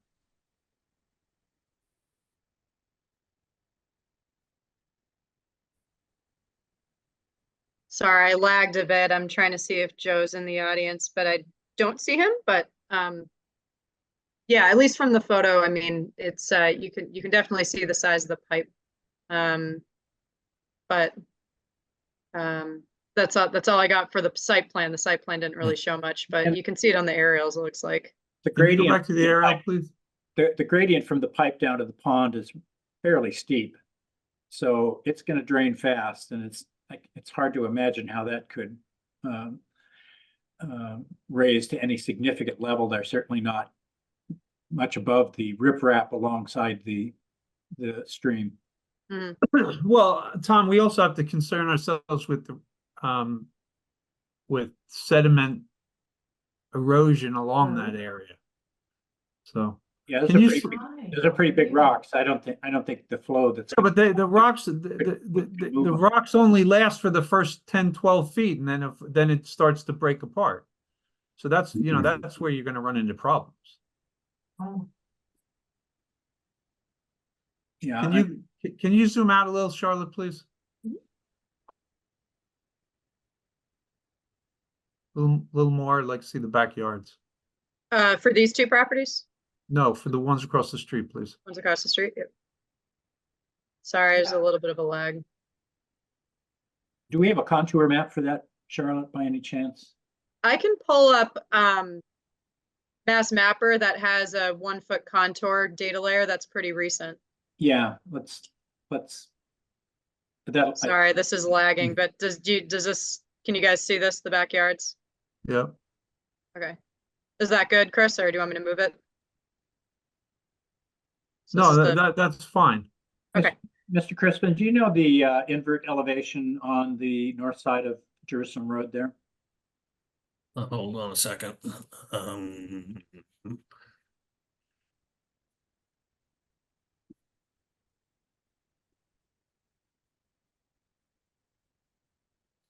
14. 14.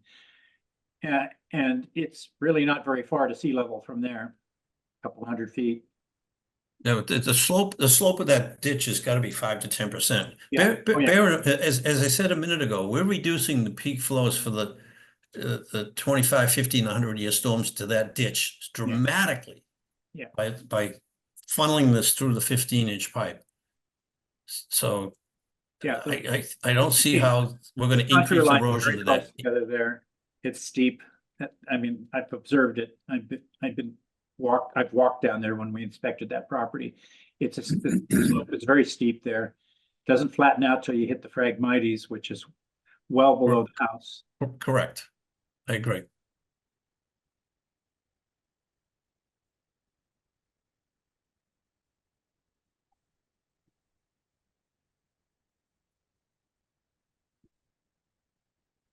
If you guys want me to go back to the aerials, I can do that too. But this is the, these are the 1 foot contour lines. A little hard to read right now, but you can get the idea.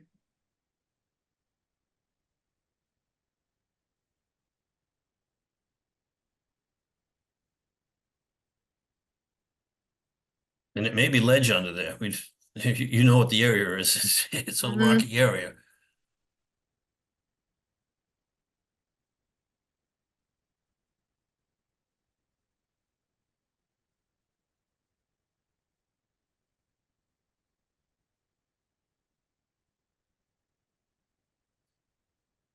Well, I'm just going to, so when you're looking at the aerial photograph, you see a kind of a big patch of something right there. Actually, it goes, can you go back, Charlotte? Sorry. It actually goes a little further, right? So this is probably an area where on a good high tide, you're filling that whole area. No, actually not. No? What is it? The tide in Straits Pond is controlled to not exceed 3 feet. So what's that area of vegetation, Tom? That's all Phragmites. It's all Phragmites, okay. Yeah, so there's quite a drop there, Chris. No, I understand from the road to that point, there's a drop, but this other property here is, I mean, it's relatively flat when you see 765, that's fairly flat. I just want to make sure that we're not. Yeah, but look at the elevation of the surrounding homes. They're above 13 feet. So it's hard to imagine that the basement across the street is going to be impacted. And that would be the only one.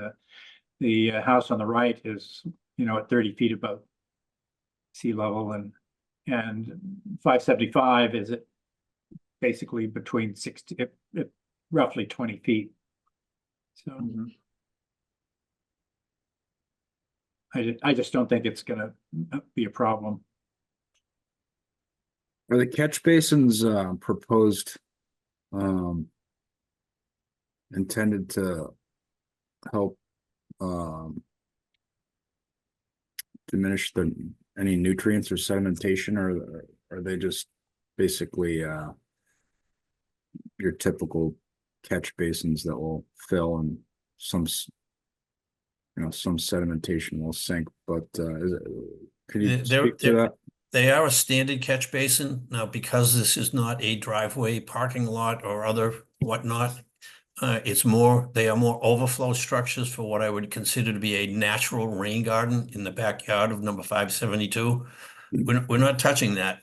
That's going to be an ongoing sediment trap, nutrient trap, everything before it overflows from this basin. So let's return to the where you're actually capturing the water. How far below the flood elevation is that? What's the invert on the first catchment there on the southwest corner of 572. We had an inverted about elevation 16 or so there, and the grade back there is around 19. So we're just enough to put the pipe below ground. Yeah, But it doesn't get any water in the pipe until it goes into the rim at elevation 19. okay. So it's unlikely to capture any sediment or much. It's not going to see much sediment. It's going to be like on the edge and above the existing ground.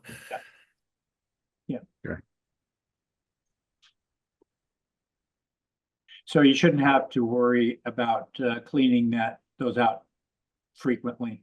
Yeah, I would advise any landowner to, regular maintenance, make sure the grade is clean and then it's not full of sticks and whatnot in the middle. So, So but do you have does it need to be vacuumed and cleaned out? No, not like a normal street catch basin. Yeah, so I think that we'd probably want to add a condition that just so we're on the safe side of this to require that the landowner keep those catchments open. In their best interest. It is. Nevertheless, it's probably worth stating from our standpoint. Tom, I would think you wouldn't want to have fertilizers back there either. Yeah, that's a good point, Chris. This is an isolated vegetated wetland, and we probably don't want to see any fertilizer or herbicides or pesticides. They go to a direct line right into Straits Pond. We already have enough problems with that body of water, particularly after a lot of rainfall. It flushes a lot of stuff into the pond, and we can see right now we're having a massive algal bloom there because it's been a wet spring. So both of those yards you really shouldn't be using any sort of fertilizer, certainly not fertilizer, and herbicides and pesticides. Charlotte, can we include that in a negative determination here? You can. You're working within a buffer zone and a resource area. So if you were to issue -2 and -3, that would do conditions, and then obviously -6 for the bylaw if you agree with a negative determination. I was just typing some up on the fly, so I'm a little based on our conversations, but that depends if the commission wants to move forward with a negative determination, or if you need more information, or I can share my draft conditions right now, but they're really messy. I don't think the client will have any objection to that. The applicants. Again, that's something that's in their own interest. Straits Pond does tend to have an aroma when we have after we've had these algal blooms, and anything we can do to reduce that is, if you live close to the pond, I'm sure you're very familiar with it, and so it's really a good thing to do for your neighbor, you and your neighbors, to not use. Is there anything any type of catch basin that could mitigate that? Like I'm just looking uphill, and I mean we can make the conditions for the applicants and the neighbors, but uphill, there's Yeah, unfortunately, we don't have any ability to prevent people in town from using nitrate. So the question is there a type of catch basin that would mitigate that in any way? Rain garden. But the Phragmites itself will capture a lot of that nitrate, and it'll just grow a little taller on those seasons when there's a lot of it entering the pond. So it is, the Phragmites does work as a rain garden to some extent, and a sediment trap.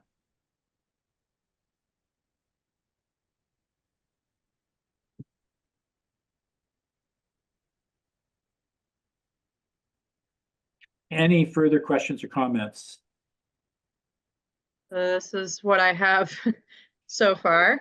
Yeah, Um, okay, yeah, if you'd read the conditions that you. so the only other thing I was just gonna ask is there anything else the commission wants to see as part of this drainage project to prevent, mitigate, or even improve any vegetated conditions? You know, that's not proposed currently here. They're just gonna restore it to its existing grade, so. Charlotte, that's 137 Nichols Road. Oh, my bad. I got quite a few. Yes. Sorry. Oh no, sorry, it is right. It's just not labeled. Okay, there you go. Yep. Yep, sorry. Can I make one suggestion? Yeah, Can we strike the word about no construction equipment shall be allowed within? yeah, sorry, I was 25 feet. typing. I don't I care, was we typing don't storage. store them there, but we do need it to. Yeah. to No, put the pipe in. understood. Sorry, I was typing another, it was based off of another condition, so that's pretty standard to not keep equipment. Obviously, we don't want any accidental leakage or anything like that, you know, as you've seen with earlier permits tonight. So kind of just mimic that condition that no construction vehicles, equipment, or materials shall be stored within the isolated vegetated wetland, the 25-foot IVW buffer zone, or the isolated land subject to flooding under this determination. Both landowners shall clean, maintain, and keep all stormwater drainage components, including catch basins and catchments, open at all times as part of this determination. No fertilizers or landscaping chemicals shall be allowed. It's really only our jurisdiction to ask for this within the buffer zones unless the applicants want to agree, just on the property in general, but under the wetlands and bylaws, I'm limiting it to, within the IVW, within the 25-foot buffer, or the ILSF on 572, and within any buffer zones on 560 Jerusalem Road, and then all stormwater easements for this project. I just think this is, even though this is not a stormwater permit, since David mentioned that there will be easements, I think it's just best that the commission and the town, particularly DPW, receives a copy of those, especially if there's any emergencies that happen. And then I was just coming up with inspections, kind of mimicking an order of conditions. This is, a project in a sensitive area. It's not like a normal RDA. So kind of like some of our other projects we've seen tonight, I think we just need a couple inspection visits. If I can't visit in person, photos are fine on my end, but I did pre-construction, pre and post drainage installation, and then just final. And then the last condition I was going to note, and this is actually per DPW's request, and I just think it makes sense, an as-built plan shall be provided. That was what DPW had requested. Shall be provided to the commission and the town once work is completed, just so that we have a record. No objection from this end. And feel free to revise any wording. I was typing this on the fly. Did good.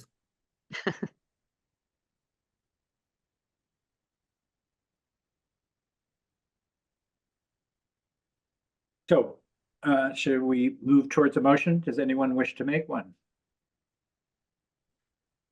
Okay, I move that we issue a negative, what numbers we need here? -2, 3, and 6. -2, 3, and 6 with the conditions as shown on screen here, and which will be added to the record for RDA 2411 at 560 and 572 Jerusalem Road. Do I have a second? Mr. Chairman, just one question. Any public comment? I don't know if there's any abutters involved with this or not. Oh, Thank Charlotte, you. Yeah, I haven't seen anybody raise their hand or I didn't type either. any questions in the chat, but if anyone for this project would like to, now's the time. Don't see anyone raising their hand. Okay, so we're going to move to a vote. Kathy Berrigan, Kathy Berrigan, aye. Chris McFarland, Chris McFarland, aye. Chris McIntyre, Chris McIntyre, aye. Valeria Romano, Valeria Romano, aye. Tom Bell, aye. That motion passes 5-0-0. I suppose we better issue a variance to work within the 25-foot buffer, Charlotte? Correct? Arguably, yes. I'm not going to argue. I'm going to make a motion to issue a variance to work within 25-foot buffer. So here's a sticking point. Ordinarily, we do not allow mechanized equipment in wetlands buffers, and it's been mentioned that you want to do this with a backhoe,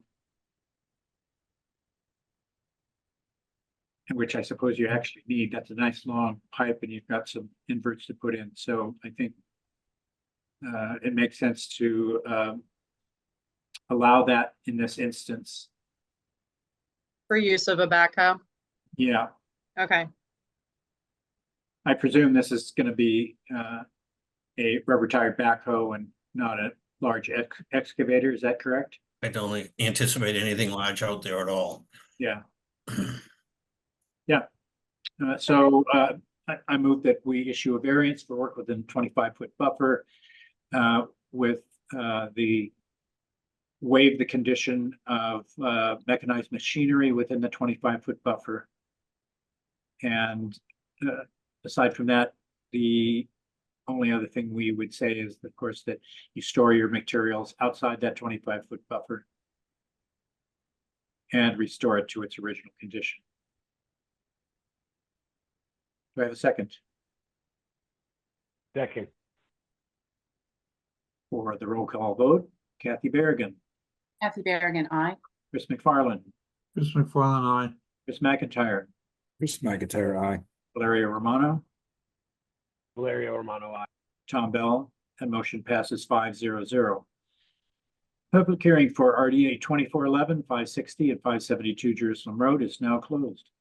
Thank you very, very much for dealing Thank you. with a little complicated issue there, but you did well. Thank you very Well, much. you know, I walk by that all the Thank you. time, and I saw the distress that the homeowners were in with water up above their hubcaps, I believe. Yep, They lost two cars, three. three cars.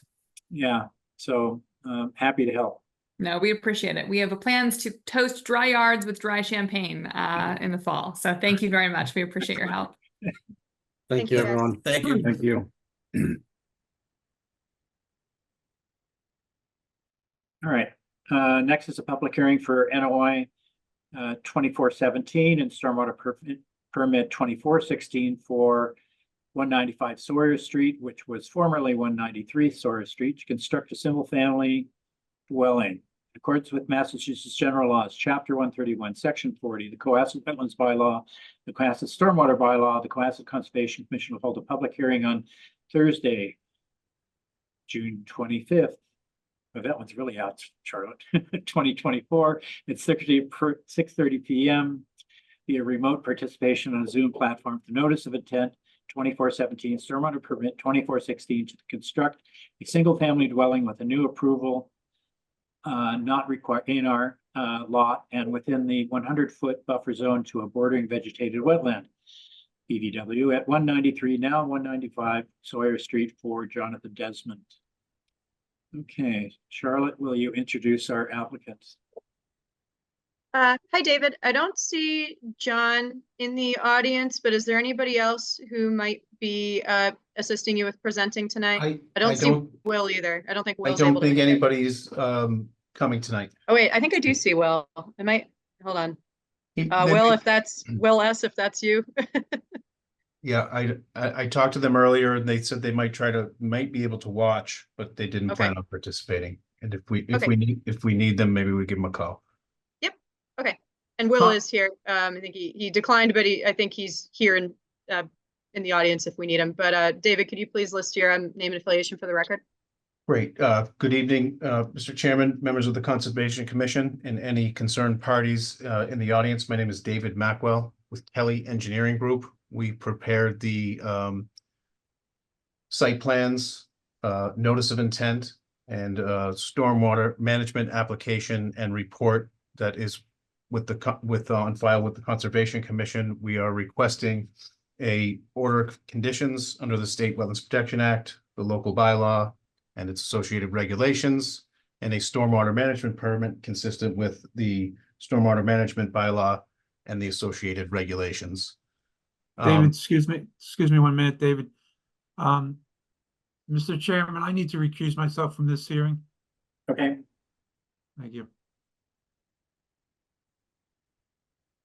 So We are here this evening for an introductory hearing to a single-family residential project that I would like to take the opportunity to walk the commission through. If I can share my screen, that would be great. Which one? Looks like I got the same thing open many times. Can everybody see the screen? Yes. Okay, so I'll just gonna continue where I left off. The application is for the Desmond family at 193 and now 195 Sohair Street. It's about approximately 2-acre parcel that was recently A&R lot was created last fall, as the landowner's been considering building a family compound for his parents to move in close by. So this is just a cover sheet of the documents here. We just have a vicinity map showing that where the home is. The home is located right here. It's really directly across the street from the Deer Hill School on Sohair Street. And well, they're not in the presentation. They must have been in the other one, but we do have 2 letters of support that are on file with the commission from 2 neighbors located at 215 and 219 Sohair Street. So they're right there. So the Desmonds have talked to all the neighbors. Nobody really has a problem with their project, but only 2 did go out of their way to send a letter to the commission.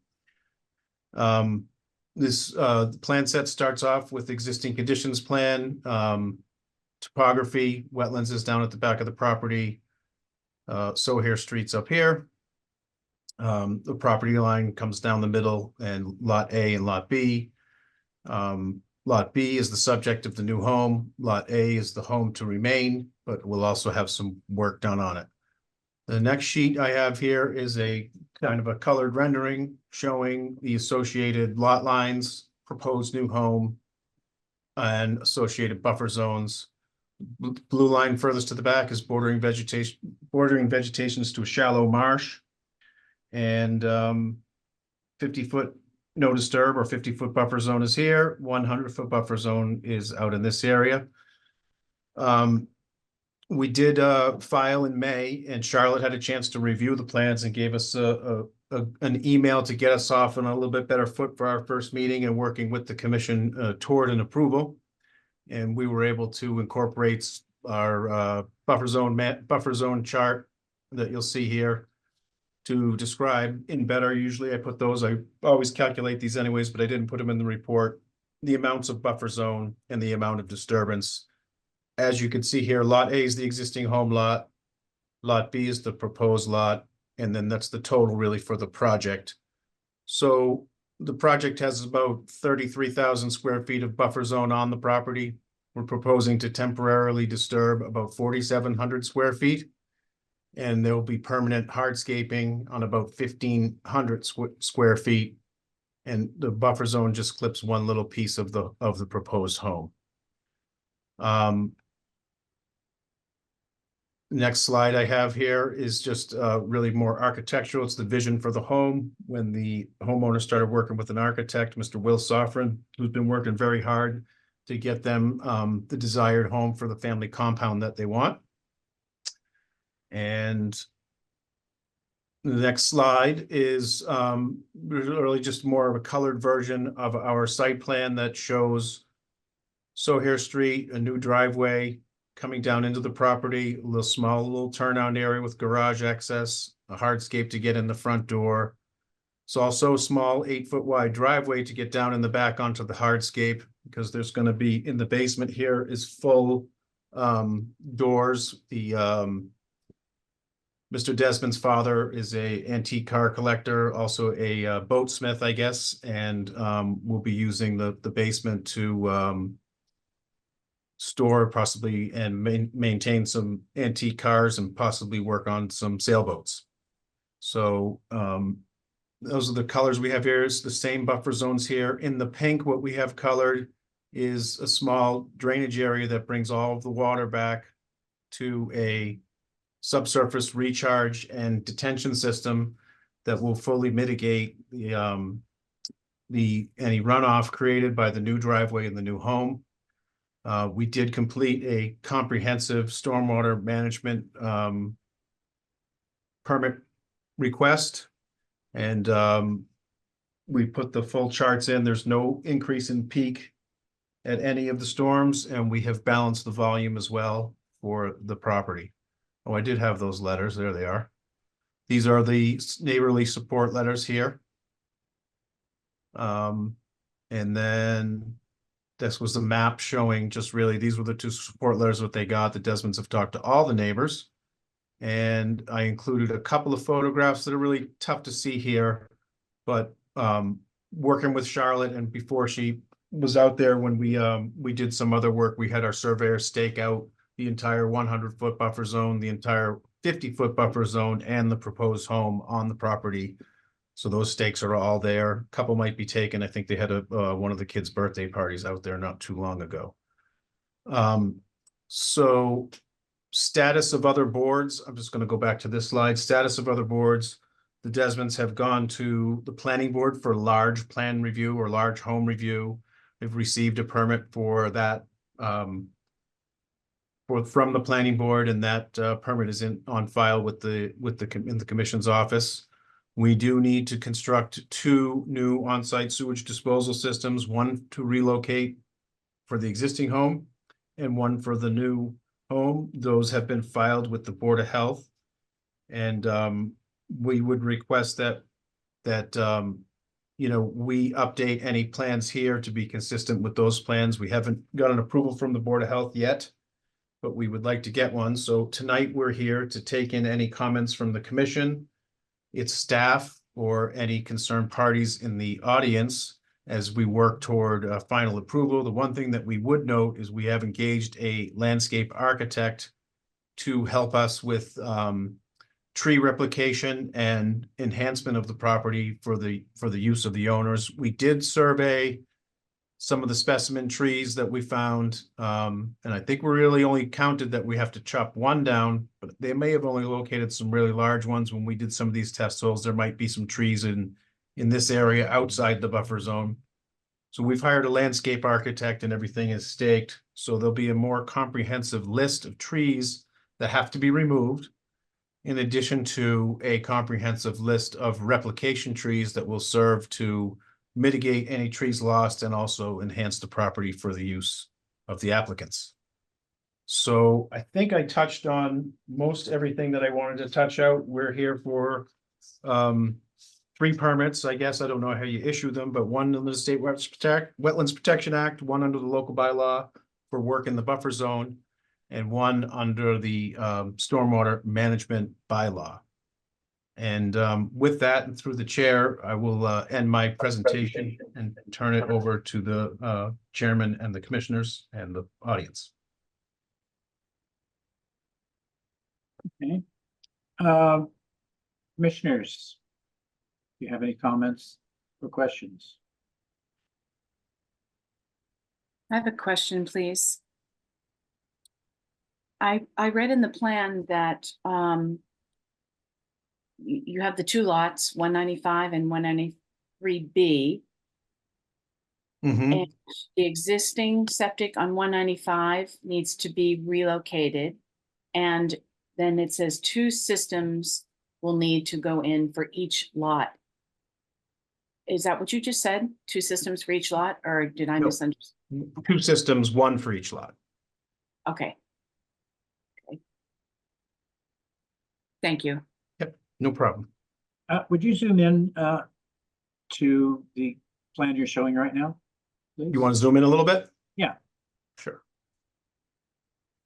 Couple of questions. One, I see an existing fence that runs through the 50-foot buffer. Yep. I caught just a glimpse of a picture of that as you were showing the photographs, and it looks like it's probably I can not zoom in on that too for you. Yeah, it looks So like that's the photo right there. It's a chain link fence that was there when they purchased the property. yeah.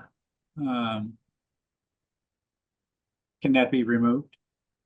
We can certainly discuss it with the landowners. I don't know that it serves a tremendous purpose there today, but Serves I'm the sure purpose of that we can wildlife access, and so that's why I'd like to see it removed. It's a. I understand. I said I didn't know if it was serving a purpose for the landowner. Yeah. It doesn't appear to be. Yeah. I, for one, would like to see that gone. I mean, outside buffers, if they want to have a fence, great, but within the buffered zone and the resource itself, a chain Sure. link fence is inappropriate. I think that's a reasonable request. So if you could pass that on to the landowners. Yep. I didn't see any indication of test pits on any of your drawings. Can you show us where the test pits are? Yeah, we did the test pits. We really did them, the existing septic system is kind of where the house is gonna go here. Where I'm circling, and we did the test pits where we thought we could put on-site sewage disposal systems over here. We also had the opportunity to review the existing septic design and those associated test pits that were kind of peppered all in this area here, which is also where we're proposing the home. Yes. It doesn't look like you have a test pit where you intend to put your infiltration chamber. Maybe I'm mistaken. Maybe the one just to the left of your arrow is where you're going to put the You're filtration correct. chamber. You're correct that we didn't do one, and there's a kind of a couple reasons. Is number one, when you stand on the property here, the slope kind of drops off quite a bit. The soil's, very it's consistent for glacial till that is compact, but it doesn't have a ton of silt. And it's kind of steep in here, and we didn't want to remove any vegetation. The other reason is when we kind of started laying out the design, when we are going to place the home here, we're going to come down and we'll be actually a little bit above the back lawn, just because we don't want to be too much steeper. We want to, keep the house close to the other one. When we get back to where we have the drainage system, majority of it's actually is above ground today. So we certainly won't have any groundwater issues. And I think just the part over here is about a foot into the ground. Oh, I see. So with your fill plan, you're going to should have 2 feet of clearance then. Yeah, we'll probably have well more than 2 feet, and it's just the way it works out because we're kind of on the hill, and we chose not to. It was hard enough to dig the test holes for the other ones, I think. And, it kind of revealed that the soil there does drain pretty well. We had variable results all from 2 minutes per inch to 17, but there's some fluctuation with how you go about doing in the many things. So we got like 4 2-minute per inchers, but we got a bunch of 9, 14, 17. So we feel we're in pretty decent shape. We have a very significant mitigation system that complies with the bylaw for no increase in runoff and no increase in volume. Would you zoom in a bit more on Sure. 193, please? Up here, no, I guess it's 195 then. yeah, right? now 195. I'll just make a clarifying point that if you didn't have a chance to go through all of the paperwork, when we filed the application, the assessors or the police, that there was no address assigned to the new lot, which is we called it rear or lot B. But since then, there's a new assessor's card and they've given it a 195 Okay. number. We've updated the documents. Now it's 193, 195. Okay. So, of course, one of our charges is the Wetlands Protection Act. And so I think we really want to look carefully at what you propose to do within the 100-foot buffer. So you can zoom in just one more click there. No problem. And maybe you can start thinking about how you can move some of that stuff out of the 100. The problem with doing that is we have setbacks to hold here. Yeah, of course. And we have, separation between the homes. Right.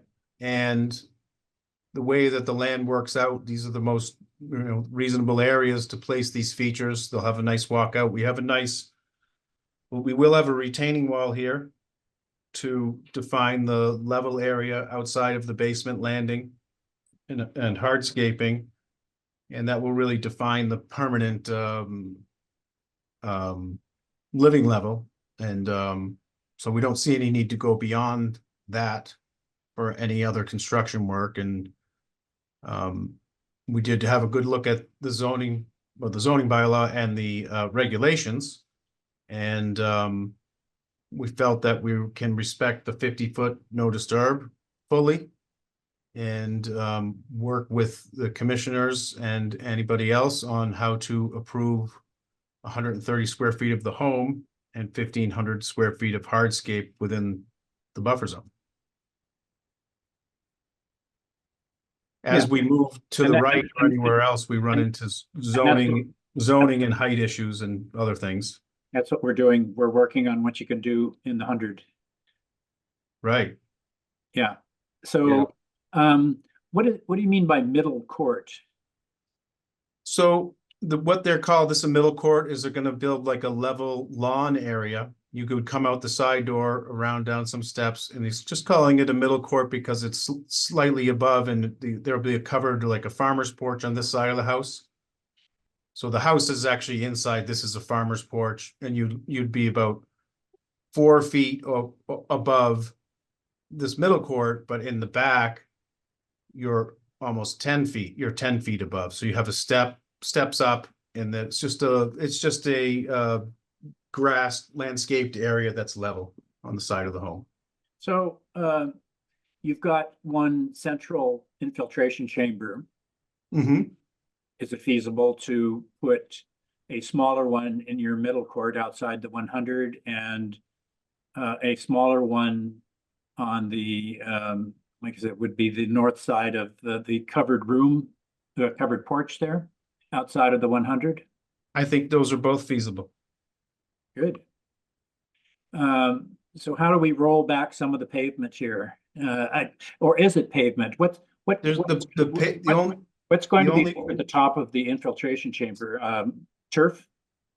Well, there's up to here is there's some lawn, but there's going to be patio hardscape on a portion of it as well. And as we develop, let me just go back to their plan. Maybe it's better defined there. Yeah, sure. I'm just going to go back to this plan. So we had the lower court landscape plans. This will be all hardscape. See the dots? So this would be the 8-foot driveway. And then there's really just enough hardscaping to maneuver a little bit to get through this double door. And then if they want to get over to this part, they can go into this part or over to here. I can put some dimensions on those, but then the other part here is lawn. So I can work with the architect and the homeowner to try to minimize any hardscape surfaces in the back. But I don't think we have a detail selected for what that's going to be even quite yet. We're going to work with the landscape architect to choose a product that's appropriate to support a couple cars here and there, and also be a pleasant aesthetic for the homeowners. Sure. So I see a leader there that says end new tree line. So Yeah. what I don't see is the existing tree line. So we get it So starts here. the commission has some notion of how much vegetation you're removing here. So I'll go back to the photo, but when we did our survey, there was, where we surveyed the larger trees, there was a 24-inch here, a couple big ones over here. There was only one tree with the X in it, that's right here. And you can see the existing tree line on this plan, it's just not on that plan. Mhm. We shot the tree line as really, it's kind of bushes, brush. I'll go down to the photos now again.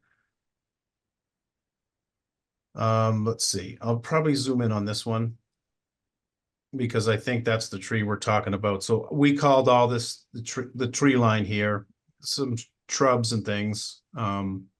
up in this area. So we called all this the tree line, even though, you know, the canopy of this tree, our tree line is up here. Mhm. And Mr. Chair, it's been a little over 15 minutes. Sorry, I've been inconsistent with time. Yeah, okay, yeah, we do have a lot on our agenda. Commissioners, do you have any issues that, I mean, this is a sort of an introductory meeting, as Mr. Meckwell indicated, and he's looking for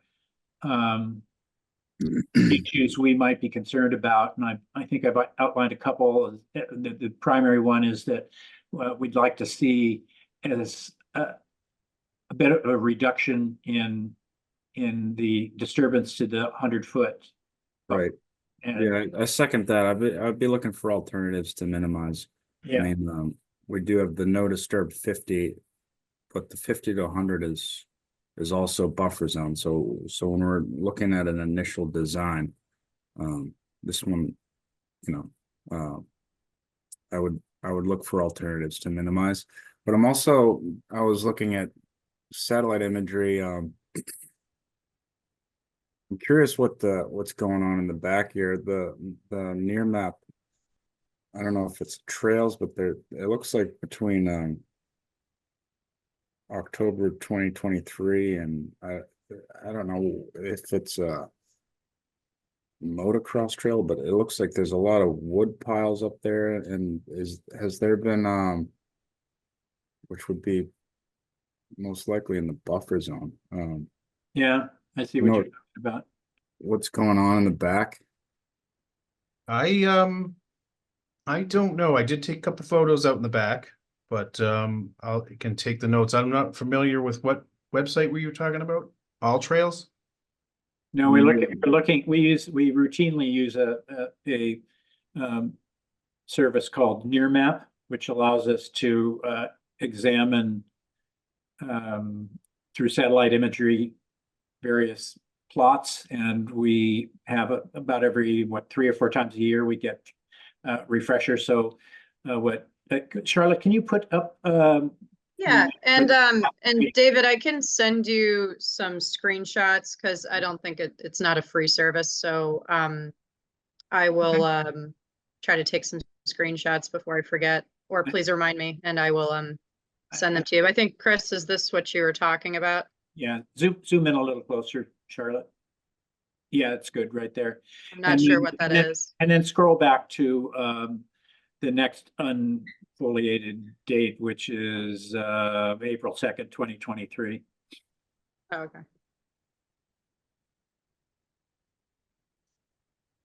Where those trails don't exist. So clearly, Don't in exist, the yeah. last year or so, there's been a violation in the buffer zone here.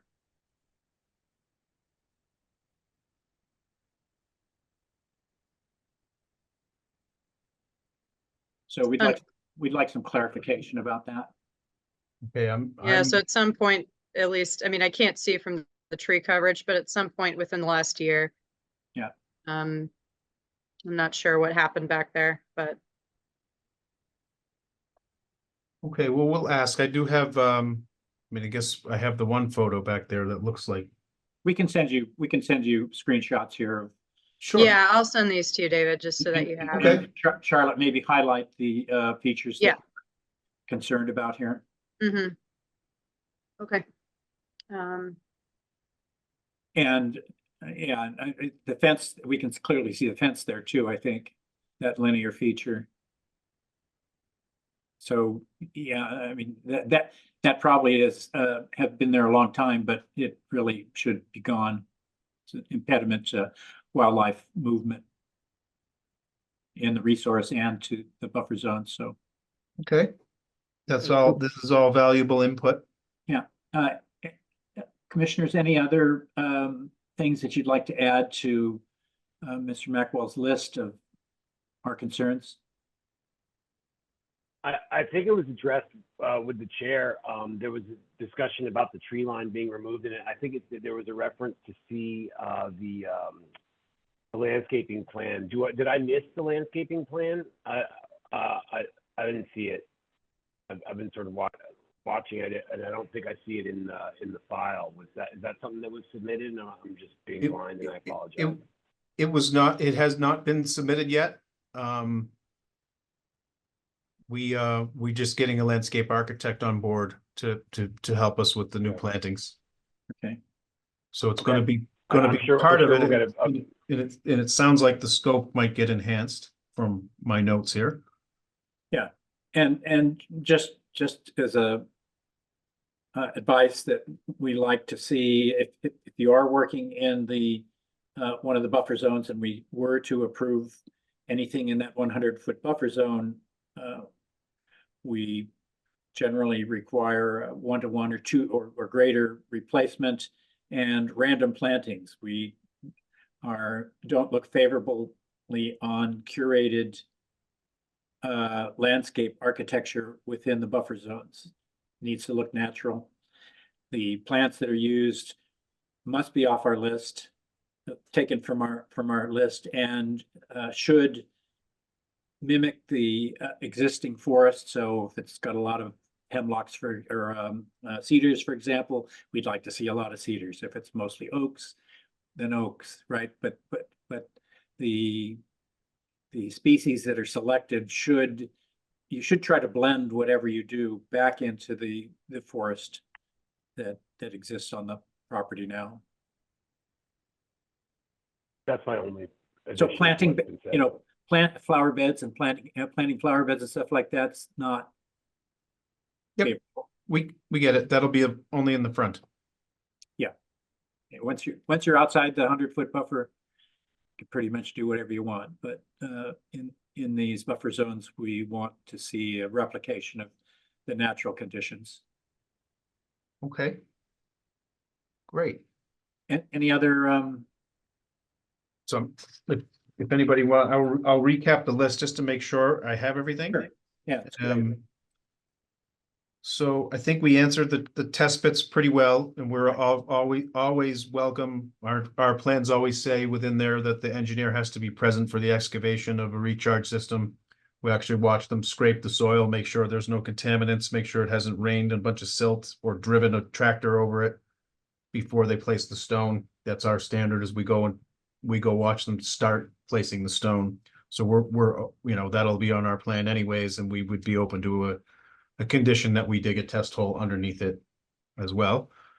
But we would just as soon wait till disturb that slope until we're under construction. So Sure.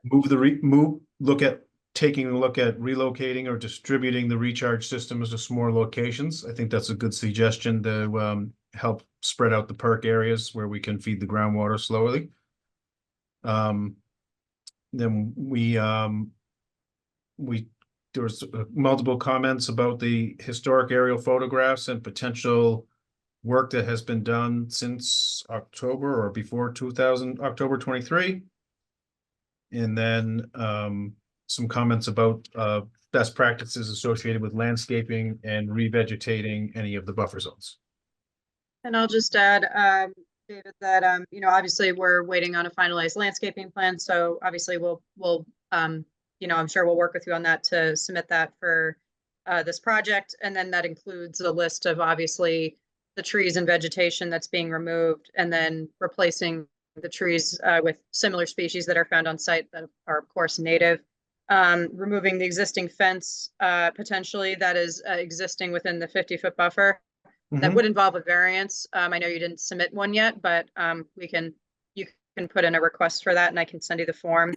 And then, obviously minimizing the work in the 50 with impervious surface, if possible. I think, right? I'm sorry, in the 100, excuse me. And that's what I had for extra. And then the last thing I'll note to the commission, just to ask, is, David has mentioned that the property has the stakes on site. I know a couple were removed probably for, an event, but if the commission would like to visit the site at all, do you guys want me to organize that, or do you guys want to just drive by and stop by, whatever, you guys and the applicant are most comfortable with? Does anyone want to see the site? I think it'd be helpful. Okay. I wouldn't mind waiting until there's yeah, a I'd landscape love to plan, take a look. honestly, just to Yeah. see what the. Yeah. what- Okay. Okay, I so mean- visit the site once we have a landscape plan. Happy to do whatever, but I just think it'd make more sense Yeah. for me to see it with a landscape. Absolutely. and see what's gonna- I agree. Okay, so David, we can coordinate on that. Maybe once you've finalized a landscaping plan, we can touch base on, maybe setting up like a couple days for commissioners to stop by, or reserving one day, whatever is easiest, so we can cross that bridge. No problem. And that's all I had. Oh, and then I think you wanted some of the hardscape dimensions in the 100-foot buffer. Yep. Well, that'll fall Yeah. under trying to minimize it as well. Right, yeah. Okay, And then, so David, our next two meetings are July 11th and July 25th. I will say that July 11th is already pretty full, but that's unfortunately most of our agendas these days. So do you have a preference on continuing to either July 11th or July 25th? With keeping in mind the documents would be due a week before. I think we should shoot for the 25th. I'm gonna Okay. try to be away. I need to get some time off. I'm in big trouble right now already. Okay. Oh, yeah, everybody else, all my kids and my wife and my brother and their cousins, they're all on vacation. Mhm. I'm here and I haven't scheduled any time. And I was gonna target that last week of July. Okay. And I may still try to do that. However, I don't see any problem in submitting the documents and continuing this forward. We can get somebody to fill in. I can maybe make it and continue the continuity, but I think on behalf of the applicant, I think we're gonna be looking to respond to those comments, get a landscaping plan done, and hopefully get it to you by the 18th of July. Okay. And even if we have to postpone the hearing, you guys will have a chance to take a look at it, and somebody will be at the meeting to Absolutely. receive any comments. Okay. Okay, with that, So I don't think there's any purpose to continue to the 11th, because I don't think we'll have it done in time. Yeah, and I think next Thursday is the 4th. Yeah, right, exactly. Okay, Well, thank you very much for your time, and I'll let you move on to your other agenda items. so with that, Thank you. public hearing for you. NOI 2417 and stormwater permit 2416 at 195 Sawyer Street is now continued until July 25th, 2024. Thank you, guys. Thank you so much. Thank you. Next is a public hearing for NOI 2418 for 24 Little Harbor Road to remove invasive species, vegetation, and do landscaping improvements. In accordance with Massachusetts General Laws, Chapter 131, Section 40, the Cohasset Wetlands Bylaw, and the Cohasset Stormwater Bylaw, the Cohasset Conservation Commission will hold a public hearing on Thursday, June 25th, 2024 at 6:30 p.m. via remote participation on a Zoom platform for notice of intent 2418 for Daniel and Elaine Bradley to remove existing invasive vegetation on a coastal bank and replace with native species, and to replace existing patio walkway and pergola at 24 Little Harbor Road. Please note, this hearing was originally continued to 6/20/24 for the applicant's request, and this meeting was rescheduled to 6/25/24. Charlotte, can you introduce our applicants? Hi, everyone. And Dan and Elaine, if you're in the audience, can you please raise your hand? I think I see a Dan in there. I just don't know if that's Dan Bradley. But we have Amy, Teresa, and Paul. Can you guys all please introduce yourselves for the public record, name and affiliation, please? Hi, I'll start. This is Paul Maravito from Grady Consulting. Well, one of the team members on the Zoom meeting also is Amy Wolfson from Amy Martin Landscaping, and Teresa Sprague from Blue Flax Design. The three of us were involved in putting together all the information that was submitted to you in our notice of intent, which we submitted to you on May 21st. We received comments from Charlotte on May 29th, and we have responded to those on June 13th. The role of Grady Consulting was to survey the property, show the elevations of the land and all the physical features of the land. That's shown on the existing conditions plan, which you have in your packet. The resource area is the coastal bank, which is along the edge of Little Harbor. There's an existing home on the site that was recently purchased by the Bradleys. And they're proposing to do quite a bit of landscaping and some improvements on the property.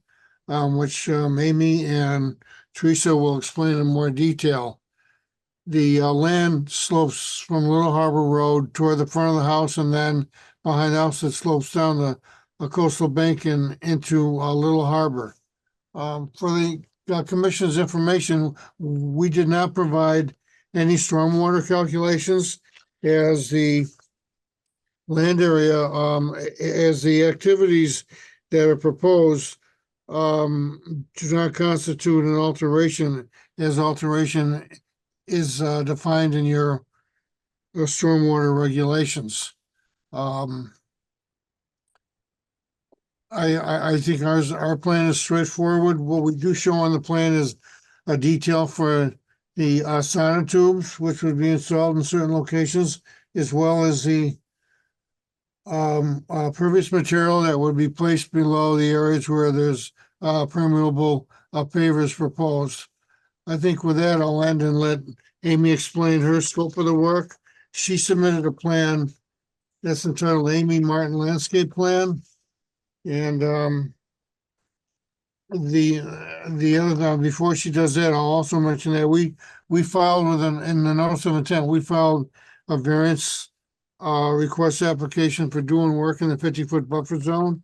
That variance request is also supplemented by Teresa Sprague from Blue Flax in a letter dated June 10th, 2024 to Tom Bell, the chairman of the Conservation Commission, which you have in your packet that was sent to you, I believe, on June 13th. So with that, I'll end and let Amy explain her portion of the project. And I'm currently sharing, if you guys can still see my screen, I'm still sharing the existing conditions plan. So if the commission doesn't have any questions about this, Amy, you're welcome. I can stop sharing my screen, or I have all the plans I can pull up, whatever's easier. So there are a couple different plan sets. So as Paul mentioned, we have this existing conditions plan done by Grady Consulting. There's a landscaping plan done by Amy Martin Landscaping Design, and then Blue Flax has proposed a restoration plan along with a land management plan. So let me know if you guys, or when you guys want me to switch over.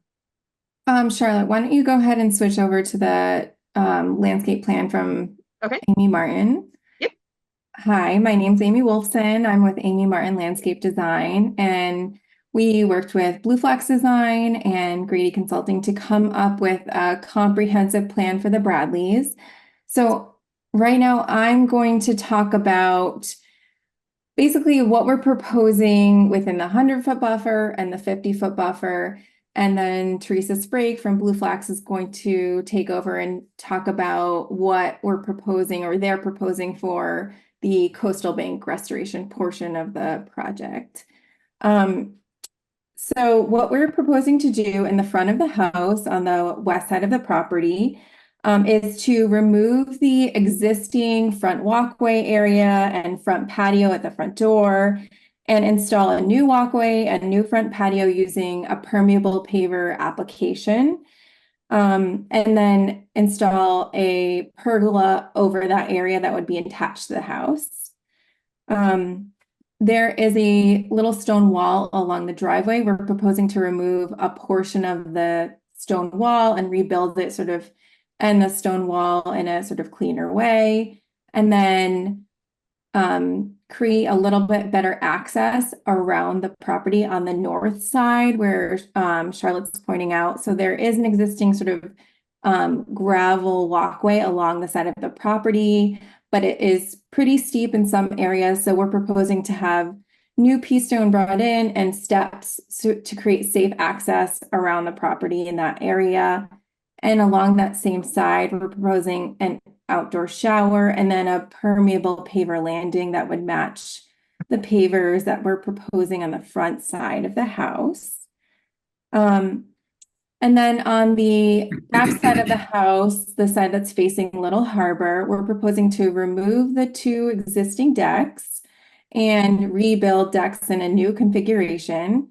All of that is proposed within the 50-foot buffer. And then we're proposing to create new deck steps that go along the coastal bank right where Charlotte's pointing out now. So instead of, right now they have a walkway going down the coastal bank, which is very steep, quite unsafe, not a stable walking surface at all. And instead of rebuilding in that steeper area, we'd like to propose an elevated deck step walkway that Charlotte suggested. Instead of building steps into the coastal bank, we'd like to create a safe access to the water with these deck steps that are on that southern side of the coastal bank where that lower deck is proposed. And then surrounding the property, we're removing a little bit of the foundation plants and then replacing them with native vegetation. There's a plant list on the top left of that page, and it goes through all of the plants that we're proposing. They're all native plants on your list, including serviceberry, red chokeberry, butterfly weed, sweet fern, wavy hairgrass, eastern red cedar, inkberry holly, lupin, bayberry, tupelo, switchgrass, foam flower, seaside goldenrod, cinnamon fern, speedwell, highbush blueberry, and arrowwood viburnum. And all of these are to supplement what's being proposed on the coastal bank, but also to blend in with the existing vegetation and the native vegetation that we found on the property. And I'm happy to answer questions about this, but we can also move towards the coastal bank restoration portion of the property of the project if you'd like. Teresa, are you okay with me sharing my screen, or would you like to share yours if it's easier? Sure. If you want to share, that's fine. I'm going to walk through a little bit through the land management plan, discuss existing conditions and then what's proposed. But if you want to share the land or the plan Sure. first? Yep, either one, whatever the Okay. commission feels most comfortable looking at.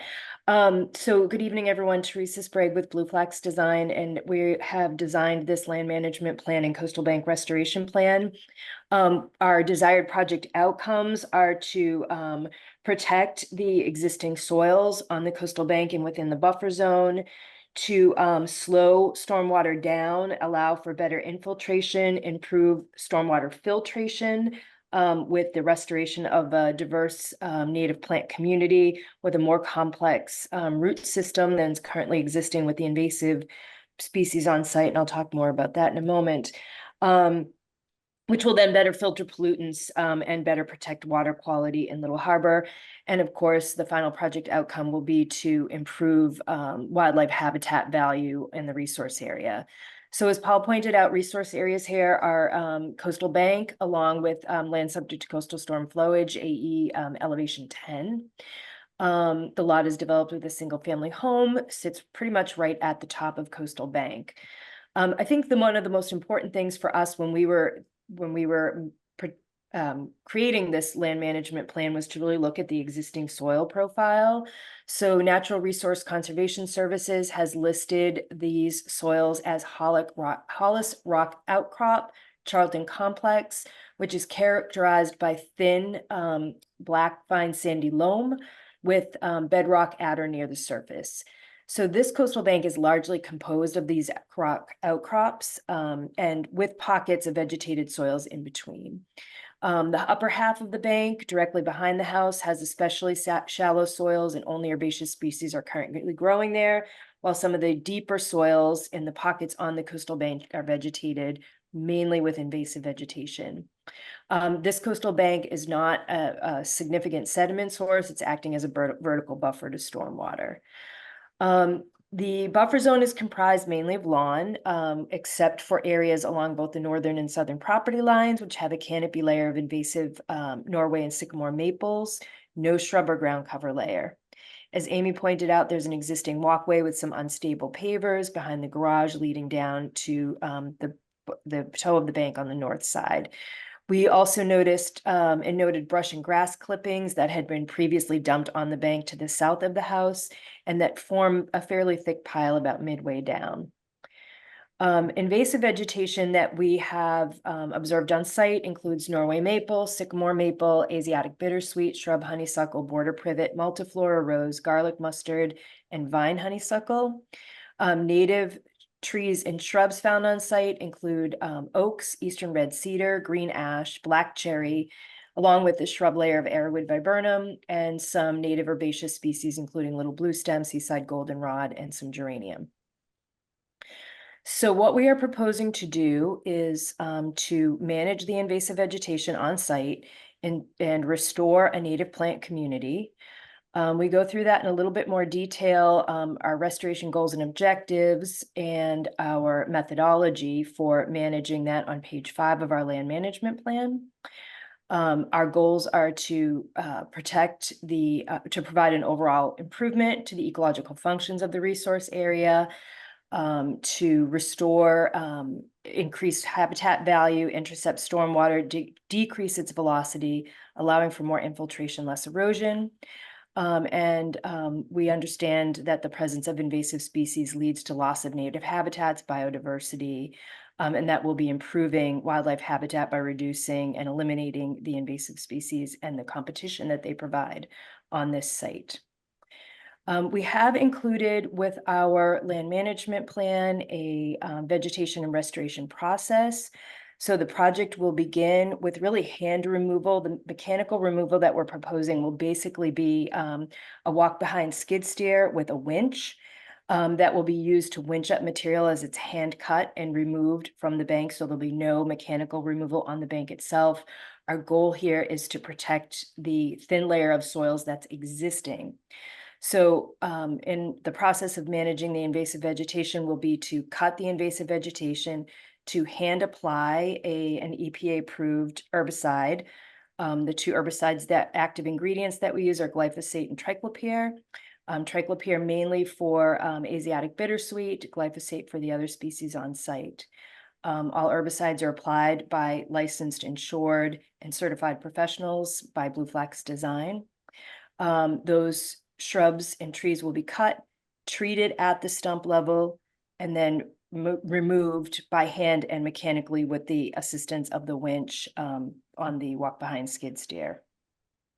We do expect that some root material that's not initially destroyed by the herbicide pretreatment or left behind and will resprout, and that we will have a pretty substantial invasive seed bank.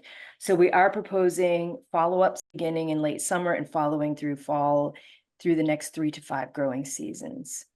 Any of the native vegetation that's been damaged by invasive vines may be flush cut or regeneratively pruned to promote healthy regeneration. All native vegetation that's existing on site is proposed to remain intact and will not be removed and will be protected through the management process. Once we have completed our initial phase of invasive species management and 1 season of follow-up, we'll begin planting back woody vegetation. Our proposed plan includes 19 trees: hop hornbeam, serviceberry, eastern red cedar, red maple, tupelo, and white oak. 193 native shrubs, including hazelnut, viburnum, chokeberry, fragrant sumac, bearberry, lowbush blueberry, bayberry, and sweet fern, as well as herbaceous species, including little blue stem, switchgrass, butterfly milkweed, eastern columbine, marginal wood fern, and whitewood asters. We are proposing to plant these back at a fairly small container size, between 1 and 3 gallon size, because of the thin soils and because we really want to minimize disturbance on the site.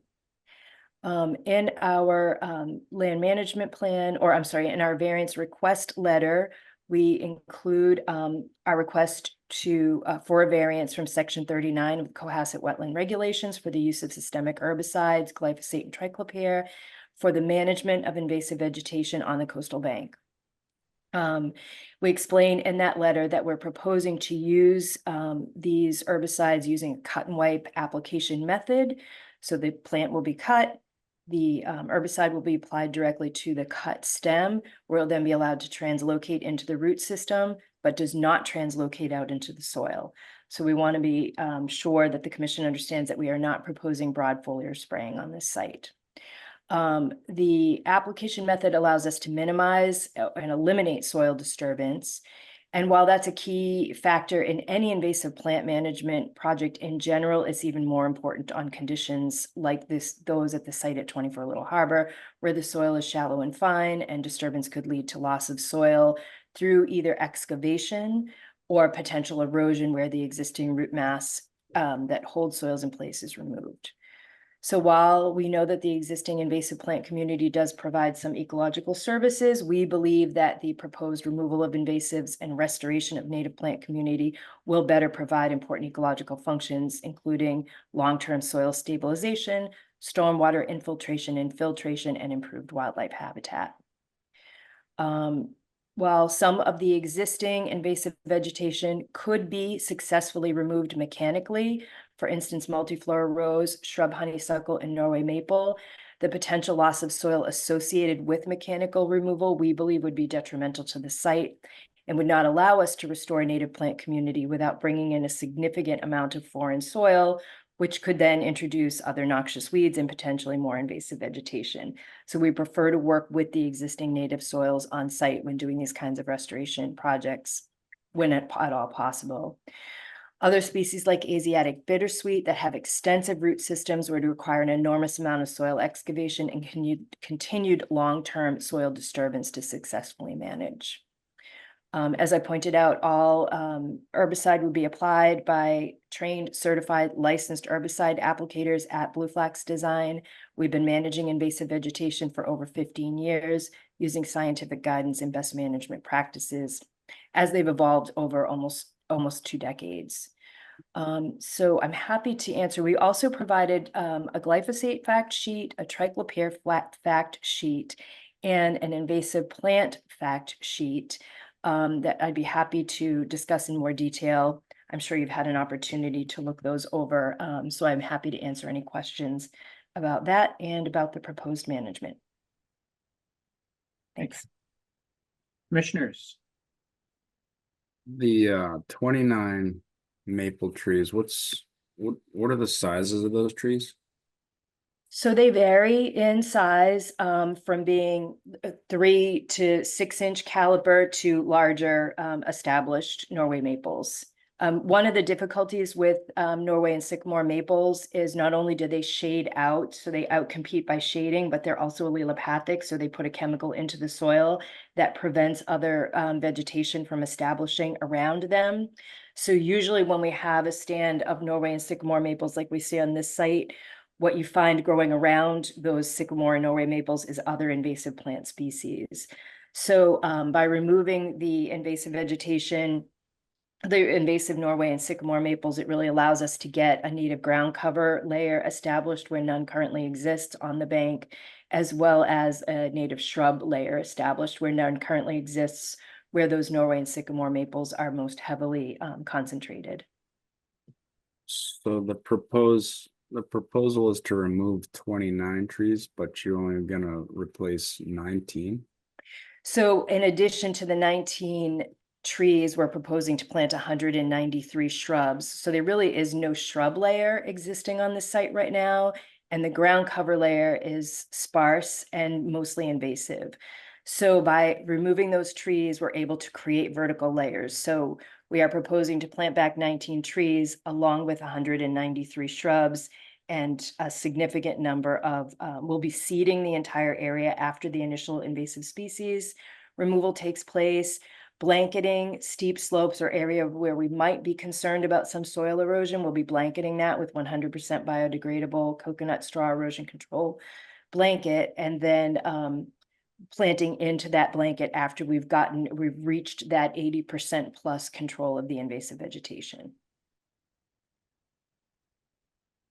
And also, in addition to the trees that Teresa reviewed, the landscape conservation plan shows an additional 23 native trees that we're proposing.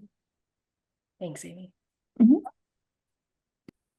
The other thing I'd like to point out is that the work in the 50-foot buffer zone would all be done by hand. Also, to the commission's information, the site to the left of this, the 26 Little Harbor Road, underwent a similar activity within the last 10 years, which was approved by the commission. What they did was to remove all the vegetation on the coastal bank, and that was replanted. When we received the DEP file number, there were no additional comments issued by the DEP. I believe the reason was that when they saw the work that's being done on the coastal bank, they realized that the performance standard on the DEP regs was clearly being met, and that the only performance standards the DEP has for is that any work done within 100 feet of the coastal bank cannot do anything that would destabilize the bank. The addition of all these plantings and the continued maintenance of it is clearly going to make that bank more stable than it is right now. And I think in the long run, that bank will be much better protected compared to what you see in the current condition. So with that, I'll end and entertain any questions the commission may have. What are the open circles and those that are merged along the edge of the coastal bank? So those are some existing areas of canopy trees. I see. Yeah. And those are the, is this the canopy for the native trees, Teresa, or is this all native and invasive? So there are a mix. So down along the edge of the coastal bank is a mix of native trees. And so the native trees will all remain. So no Yeah. native trees are proposed for removal. So the open circles are the canopies of native trees and they will not be removed, or I think Correct. that there was a mix there. There are some smaller caliber Norway and sycamore maple trees. We did flag every tree to be removed in the field. So if you have a chance to go out to the site, or if you've been out to the site, you'll see that all of the trees that are proposed for removal have been flagged. So in other words, the open circles are canopy that will remain. Is that correct? There is a mix of canopy that will remain, and then there's a mix I did not specifically call out on the plan. I'm sorry, I'm going to blow this up. So I'm reading it a little bit more clearly. There are existing oak and ash trees, correct, that are showing in those circles at the toe of the bank. But you're Sorry, not, this takes a while to load, but you're not identifying the Norway maples. The Norway maples were within those- not correct. So we're showing a general outline of the existing ash and of the existing trees that are to remain. I do not believe that the canopy layer, that every tree in the canopy layer was surveyed. So it looks like there's, I think there's 8 of the open circles. Can you kind of take a stab at how many of those are Norways that are going to get? I believe the open circles that you're seeing at the toe of the bank are all the oak and ash trees that are remaining. Oh, good. Okay. Yes. So as per your plan, then you're going to have a canopy that basically runs across the whole face of the east face of the property. That's right. Very close to the water. Yes, and I do not have an exact count of the oak and ash trees, but I can certainly get that for you. Yeah, okay. No, that addresses my general concern that canopy is not going to be entirely erased while you wait for some of your trees to grow. That's correct. All of the existing native vegetation that we discussed, the oaks, the ash, the eastern red cedars, and Amelanchier canadensis will all remain, and Prunus serratina, the black cherries. Yeah. Yep. To that point, I would like to have a better idea of what the 29, like what the larger diameter, the larger caliper of the Norway or the both invasive maples that are kind of being proposed for removal are. What would if you were to take a stab at the kind of those 29, would you say how many of them are, say, bigger than 6 inches or 12 inches? I can share if I can share photographs of the site, if that would be helpful. absolutely. Okay, thanks. Well, we can get some notion of it from Nearmap as well. Are you seeing? Yes. Okay, now let me know if you can see as I run through these. So did that change? Yep. Yeah. Okay, so what we're seeing at the top of the coastal bank, those are some of the larger Norway maples that we're seeing in the foreground. So that's probably 10, 12-inch caliper. And you can see there's some cedar trees in the background. They're not in very good shape. And you can see that there's really, these pictures were taken in late April. So there's absolutely no shrub layer existing in this area, and there's very little ground cover layer existing. I actually have a list of, you know, all of the trees that we tagged with what the caliper inches are. And the largest one is 24 inch. It's a double trunk Norway maple. The next largest one is 18 inches. And then it goes down from there down to like a 2-inch Norway maple or sycamore maple. So yes, there is like one largish one, and the rest of them are medium to small, I would say. Yes, and you can see the pink flags in the distance on the trees that are flagged for removal in these photographs.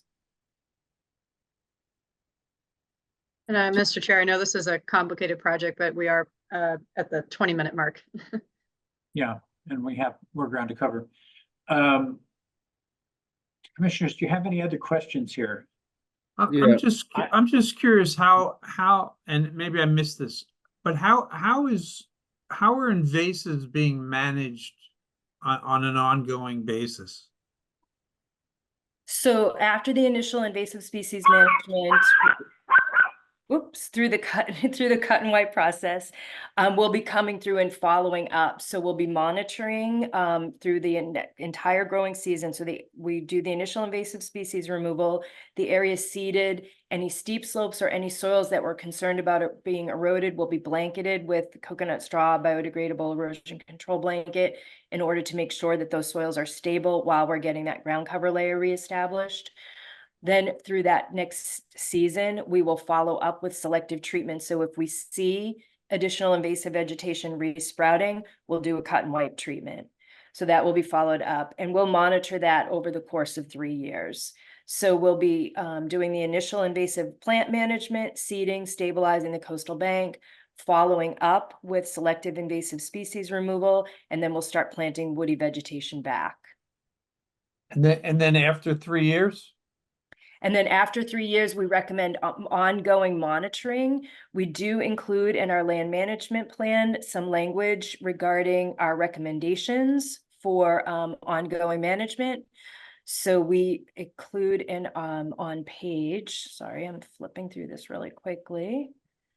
After our 3 year, we recommend ongoing after the 3rd year, after the 3rd management season, invasive species should be well under control. At this juncture, invasive plants should be reduced to a low enough number that annual hand removal or selective treatment strategy will suffice to keep them out of naturalized areas.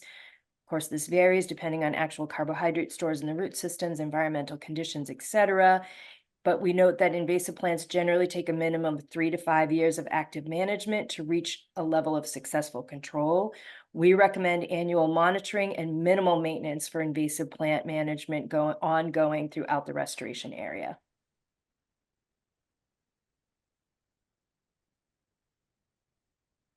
I had it, if it's all right with the chair, I don't know what our timing is. I had a couple minor questions. I think in the variance application under C, when you discuss wildlife and wildlife habitat, there's sort of a conclusion that there's no meaningful wildlife habitat on the coastal bank. How did we arrive at that conclusion that there's no meaningful wildlife habitat on the coastal bank there? I don't know exactly what meaningful wildlife habitat means, and to piggyback on that question, if I may, what's the reasoning behind the timing? It would seem if, like, for the trees at least, it would make more sense for that purpose to remove them in the more dormant period. Correct. So I'm not sure, I did not fill out the variance request section C. So Paul, I don't know if you want to speak to that or you'd like me to speak to that. No, I have nothing to add to that at this Okay. point. So I think what we do recognize is that the invasive vegetation that's existing on site does provide some wildlife habitat value, particularly for cover and nesting habitat. To the point of Commissioner McIntyre, it would make sense for us to remove any of the invasive vegetation after bird nesting season ends. So we would recommend doing that starting in late summer, so after mid-August. We would not propose to remove invasive vegetation during active bird nesting season. But with that, that's really the only wildlife habitat it provides. It really provides poor quality forage habitat, so very low quality nutrient habitat. Besides the fact that when the birds are eating, like Asiatic bittersweet, they're just dropping them around, so it's reinfesting other locations. So when we're looking at our plant species, we do provide a plant appendix B, our plant guide, where we look at the invasive vegetation that we're proposing to plant back and then provide some information on what that actually provides from a wildlife habitat perspective.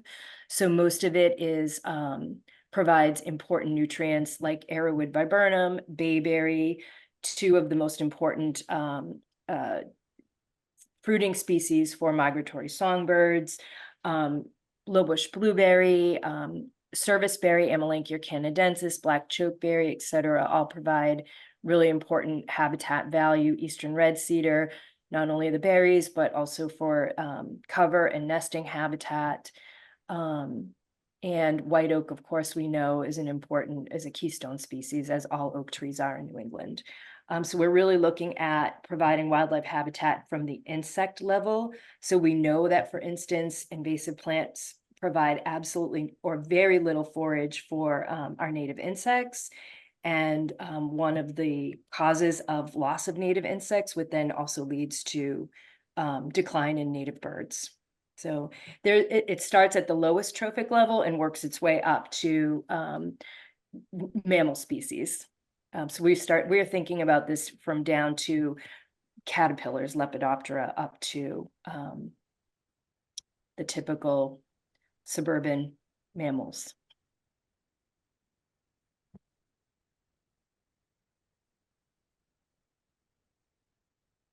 Further questions? If not, And then, go ahead. oh, sorry. Yeah, no, go ahead. In your land management timeline, can you talked about, I think it's when you're dealing with invasive plant management in year 2 and 3, and you talk about a selective foliar spot application. Is that a spray? No, it's not. It's just applying it directly to the foliage of the plant. So it's not spraying. Like a hand wipe kind of thing. Correct. Exactly. Yes. So we are not proposing broad foliar spraying. I think one of the important pieces of this is in our application process. We are not exposing soils. So we are doing our absolute best to not have any soil contact. We know that the herbicides triclopyr and glyphosate translocate into the root system, but they have a short half-life and they do not translocate into the soils. So our goal is to prevent any contact with soils or non-target species. So any of the existing native vegetation that is on site or any of the native vegetation that we're restoring. So we're very carefully applying.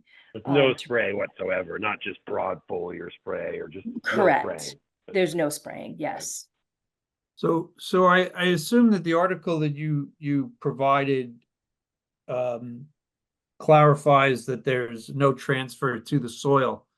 Although I've read other articles where it isn't quite as exact, that they actually talk about it transferring into the soil. And I'm just making my own statement here, and that is that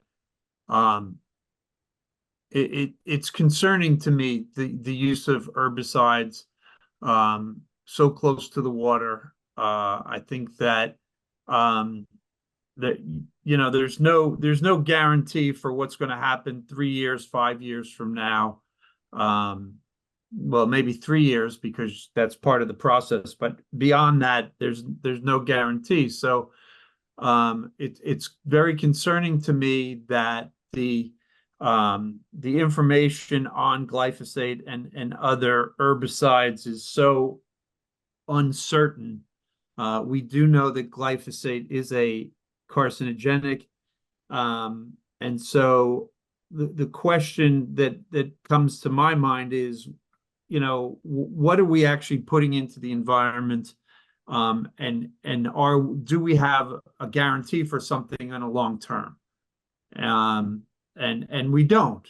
I mean, this is something that I've kind of complained about before, and it's something that is very unsettling to me.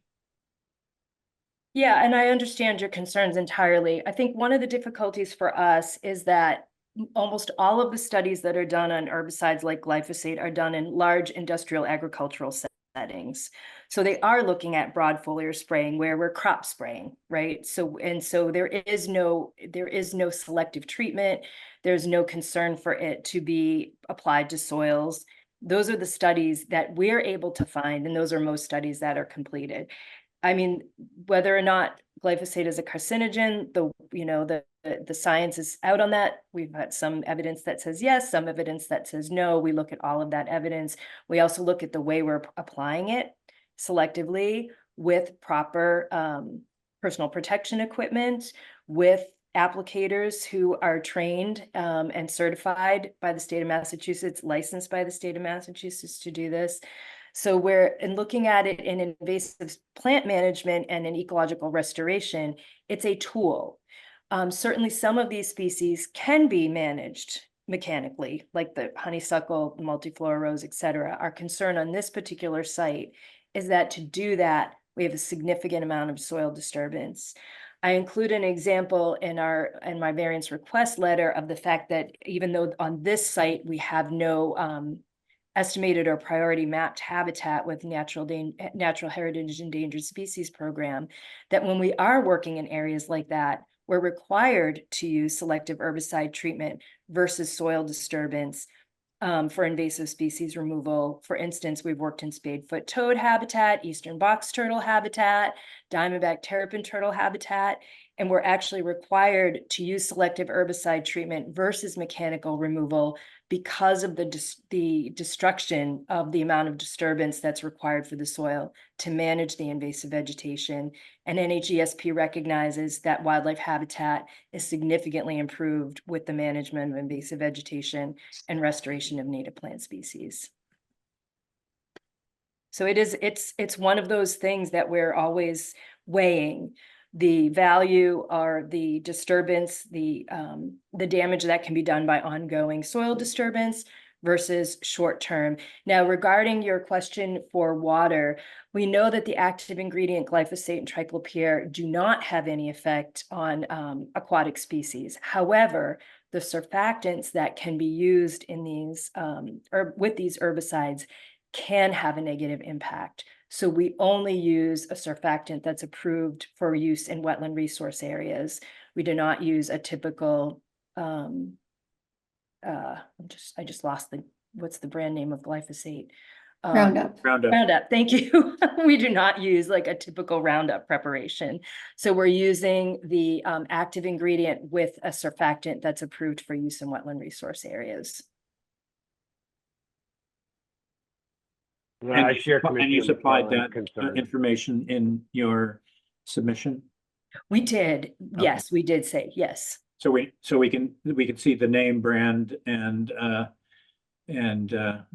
I don't think I provided the name brand, but we can absolutely get that for you. Yeah. And the surfactant that we're using is really the surfactant that is the issue when we're working around aquatic areas. Okay. Mhm. So I think we've pretty much wrapped this up unless somebody has any additional questions. Does anybody wish to make a motion? Before anyone does, since this may or may not be a first for the commission, since our regulations do not allow the use of herbicides, and we haven't permitted them for any project, as far as I'm aware, except perhaps for one, and that was a very specific circumstance with a neighbor. Having said that, I did a draft handful of conditions. I'm happy to go through them. The ones highlighted in blue are based on the conversations tonight. So TBD on wording. Do you want me to read them, Tom? Yes, please. I'm sorry, Charlotte, before you go ahead. Yeah, go ahead. Did you not just say that our regulations don't allow it? Correct. That's why they submitted a variance. We don't say in the regulations that, you know, it's unacceptable in all cases. It just says no herbicides, pesticides, insecticides, or fertilizers are allowed within resource areas or buffer zones. And then outside of buffer zones, you should be using low nitrogen time release stuff. But you know, you can request a variance under section 13 of our regs for any section of our regulations, with the exception of a very few specific ones that don't relate to this project. But yeah, I mean, again, per our regs, we have never allowed it, but that doesn't mean you can't request a variance. But we've just been very strict with that in the past. Well, Mr. Chairman, I know we want to move this one forward. I just, a last question on this herbicide, you know, so close to the water's edge here, basically. I mean, in years 2 to 3, and maybe even sooner, I mean, and I know that the soil disturbance issue, if you were sort of to yank out the whole, any plant that developed by its roots would create soil disturbance. I mean, what about just continuing to cut it at the root, you know? And that's just sort of what you got to do, because you're trying to beautify an area that is currently, you know, very, very specifically protected. And I don't know if that's coming out of left field or what, but I really do have a concern here with, you know, with spraying of herbicides there. Or not spraying, excuse me, but application of herbicides there. It's going to go into the root, and, you know, some of it will drip off, and, you know, and maybe the person in 2 years doing it doesn't really see the gravity of the importance of doing it extra carefully. And despite what studies may say, it seems to me far-fetched that the herbicide has no effect on aquatic species as a blanket statement. I just can't see that as being a fact. So anyway. So I'd be happy to answer that. So one of the problems with the invasive vegetation is that oftentimes cutting it allows it to grow back more robustly. I mean, the same thing is with native vegetation. When we do regenerative pruning, we know that, for instance, if there's been a shrub like arrowwood viburnum that's been damaged by invasive vines like Asiatic bittersweet, we can remove the vine from the shrub, cut it, flush cut it to the ground, and we know we're going to get vigorous, robust regrowth. So we'll have a shrub, if we flush cut a native shrub to the ground, we'll have regrowth after, 2 to 3 growing seasons, 3 to 5 feet of growth per year, 2 to 3 feet, depending on the species. So we get similar action with the invasive plant species. So we have a 3-year permit. We could probably come back and request extension after extension after extension, and potentially after 10 or 15 years, have some control of most of the invasive vegetation on site, consistent recutting. It also doesn't allow us to plant back the native vegetation because we're constantly cutting back the invasive vegetation. One of the ideas of this project in general, and this is really not about beautification as much as it's about restoration, again, improving wildlife habitat, improving the ecological integrity of the resource area. I think one of the important things with that is that if we are able to plant back the native plant species one growing season after we do the initial invasive species removal, so that we go from a site, which you just saw in those photographs, that has absolutely no shrub layer, very little ground cover layer, and 30 invasive trees, to a site that's restored with 190 native shrubs, the 19 native trees that we're planting, in addition to all of the native vegetation that Amy Wolfson is proposing to plant. So we've got a completely restored site within one growing season. And then, of course, then that is allowed to naturally mature. And so the idea is that once we get this site restored, there is no more management required on the site. So with the minimal monitoring and potential like hand pulling, if we see a bittersweet pop up here, or a little multiflora rose trying to work its way back in there, there's no other disturbance. And that's the best way to keep invasive vegetation from reinfesting, is to eliminate any future disturbance in the resource area. Commissioners, do you think that there's anything that the applicant can provide to ease your concerns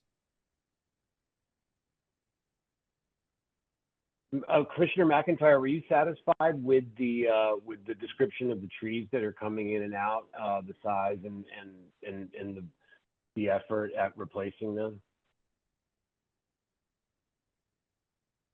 Yeah, it sounds like there's 2 or 3 above 12-inch caliper. That was my understanding from the listing, but I mean, I have similar hesitation. I think it's I do understand the problem with invasive species and how widespread they are and how many there are, and that it's just I'm just a little worried about jumping into the herbicide, you know, making this a precedent almost. It's just a hard decision for sure. And through the chair, do you think it would be worth, given the fact this is brand new for us, and it would be I mean, do you think it would be worth having a peer review? You know, having somebody else,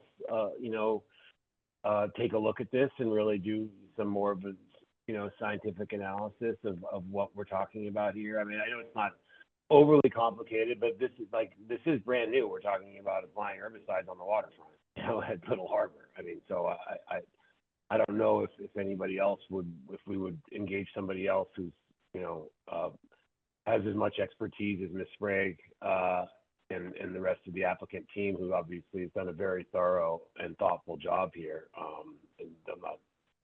And that's an interesting thought.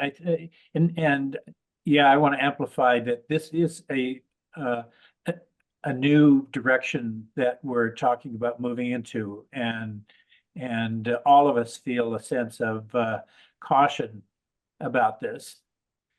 I would say that if we did a third-party review, it would be restricted to probably just a literature review to clarify a couple of things that might help us. One of those is what are the aquatic impacts, and I guess the other one is whether or not there's leakage from roots to soil. We obviously, we're not going to get into the toxicology of glyphosate and the other herbicides she's talking about. There's, if you're really interested in that, I know there's a big lawsuit going on right now about whether or not glyphosate is carcinogenic or not. We'll let the courts decide about that, I suppose, and it would be foolish for us to try to dive too deeply into that. But simply somebody to do a literature review about the specifics of this small scale treatment that we might see something emerge that is in support or creates more questions. I'm sure you guys understand, meaning the applicant understand our reluctance to immediately jump into this both feet. I mean, we really, I think all of us need to feel comfortable that we're not doing something that, and it is, and it will set a precedent. Other people will ask for variances as well. And so we need to proceed with caution, I would say. So, yeah, I think that's maybe a pretty good idea, Valeria. So Tom, Yeah. if I may, this isn't the first time that it's come up to the commission. Going back about 4 years, Eric Eisenhower did a extensive exploration of literature on glyphosate. I'm sure if Charlotte, it's obviously before Charlotte was here, but if you go into the records, you will be able to find quite a few articles, kind of on both sides of the coin. But as I said, it wasn't the first time it's come up, and it's come up before. In fact, there's actually another project that it's not on a waterfront, but it got continued. So I think it's well worth it. I'm sure Eric could pull it up for us still, if Charlotte can't find it. But it, you know, it might be, if we're going to go that route, whether it's literature or whether it's, you know, alternative methods, then I think it's worth looking into further.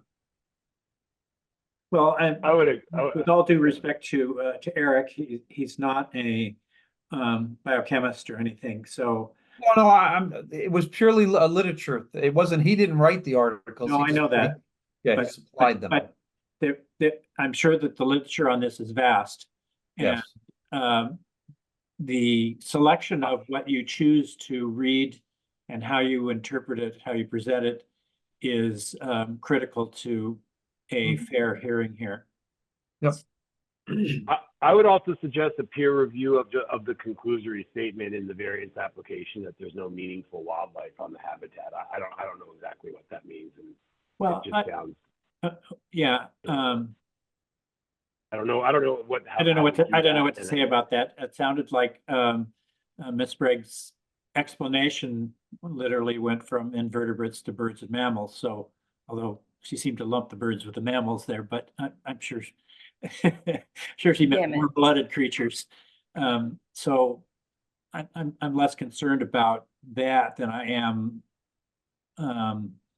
the notion that introducing pesticides or herbicides into soil or water here is really that's the big leap for us.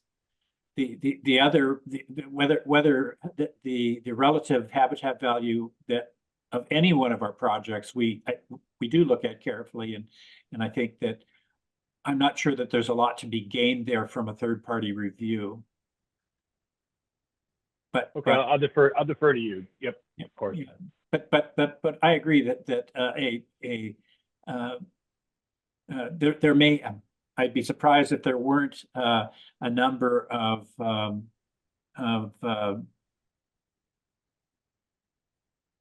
edited studies on this where there's many voices that all condensed into a single report or book or publication that might clarify things, and perhaps the applicant can steer us towards those, and we can also do a little bit of looking around ourselves. If we want to get a third party to actually do this, if that's necessary, we could. But for tonight, I think, you know, it's getting late. We still have 4 or 5 more to go. I think that we should probably continue this.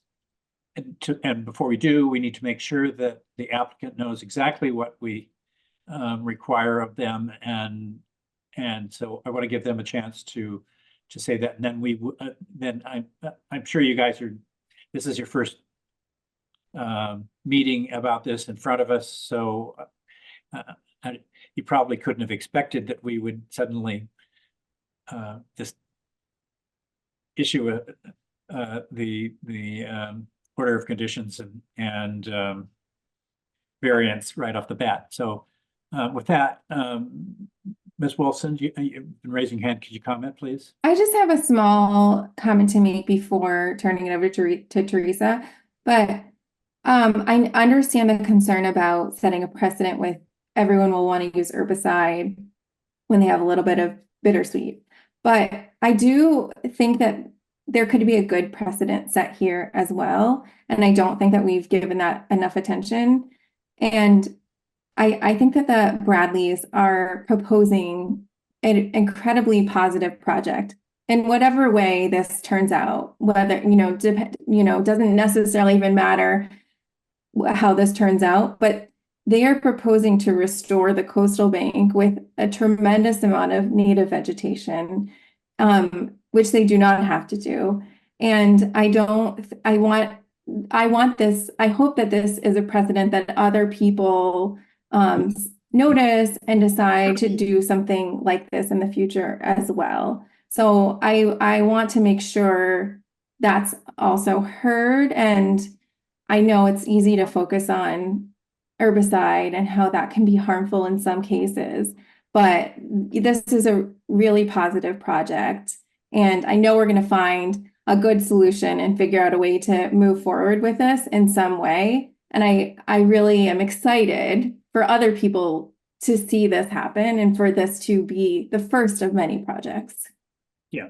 That's all. Thank you, and I Mr. agree. and Chair, I think, Mr. Chair, um, oh, sorry, Chris, go ahead. Yeah. I just want to really note the time here. We have 4 hearings left and we can't have a meeting past midnight. So I apologize for cutting anyone off, but Yeah. really got to move along here. So I guess, Chris, do you want to throw your comment in real quick? and Yeah, then no, think I we can just, vote on a peer review? I do agree and with the statement and, commend the effort to, on the restoration. I think really the sticking point here is really the herbicides. And I think, yeah, I think we just will want to, gather what information we have and get a better understanding, to feel more comfortable, with the use of herbicides in the, on the coastal bank. And if I could just briefly throw out 2 resources to look at as it relates to the use of herbicides in invasive plant management, I would recommend the Nature Conservancy and Audubon, and we've included those references in our guide sheets. And that I just wanted to add that I've been restoring coastal resource areas as Blue Flax Design for 13 years, and previously with Wilkinson Ecological Design prior to that. We've done these projects from Bourne to Provincetown, you know, all up and down the coast. So we have a solid track record. So if through Charlotte, there's anything I can provide regarding other commissions and other towns that we've done this work in, et cetera, that would be helpful, please do let me know, and I'd be happy to get that information for you. I Thanks. think both That's a of those great are idea. useful. If you can provide case studies that your firm has Sure. worked on, that would be helpful. Increase our confidence that you're the right people to do it. Sure. And providing those references would be helpful. I know there's another reference that we might look at too, if you can help us find it. National Park Service in Yes. Great Smoky National Park. Yep. Doing this for, I think, 13 or 15 years. I could probably find it, but I've got other things I need to do. And it's in your interest to find these things and steer us to them. Sure, absolutely. So sorry, Tom, are we just asking Teresa to provide the literature, or are we hiring somebody to perform the lit review? I don't think it's necessary to hire to do it, but I'm just one voice here. If anybody else is uncomfortable with that, now's the time to speak up. Okay, so I'm just one voice too, but I'd like to have a third party, but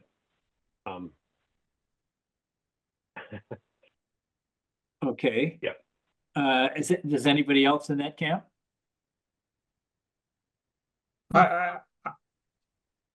Third party is a hard thing to figure out on this project because It is. you're either pro herbicide or you're negative herbicide. You're one or the other.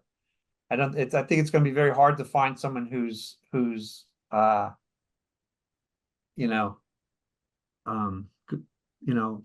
I think the literature. Fair. I think the literature speaks to that.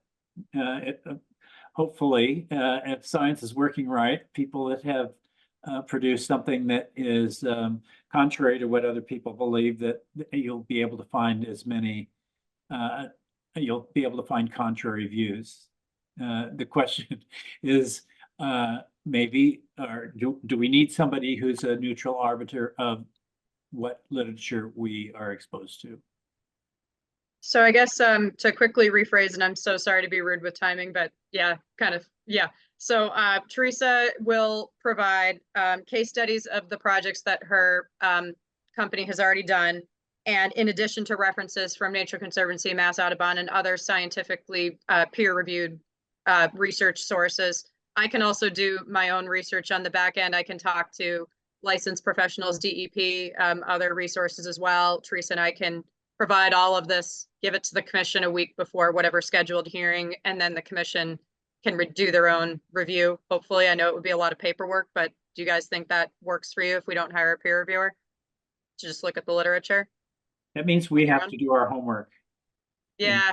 all right, I'm satisfied. I won't push it any further. Thank you for summarizing Charlotte.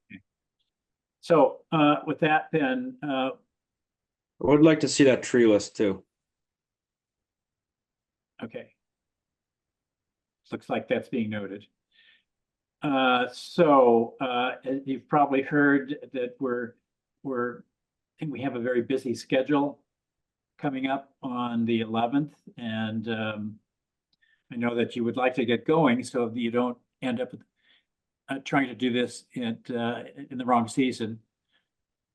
So what are the choices, Charlotte? July 11th and July 25th are the next two meetings. Yeah. So select a date for your continuance, I guess, is what I'm saying. Either one's fine. Are you saying that the July 11th is really full? Unfortunately, yeah. And already has another invasive removal project on the agenda, so might put us past midnight again. Well, not past midnight, but you know what I mean. I'm happy to do the next one. Teresa? Yeah, that's fine with me. I just wanted to defer to you, Amy. The 11th then? The following one. 25th. The 25th. Okay, thank you. So the public hearing for NOI 2418 at 24 Little Harbor Road is now continued to July 25th. Thank you, guys. Thank you for your Thanks. consideration. you. Thanks. Thank you. I know we're running late, but we need to take a brief break.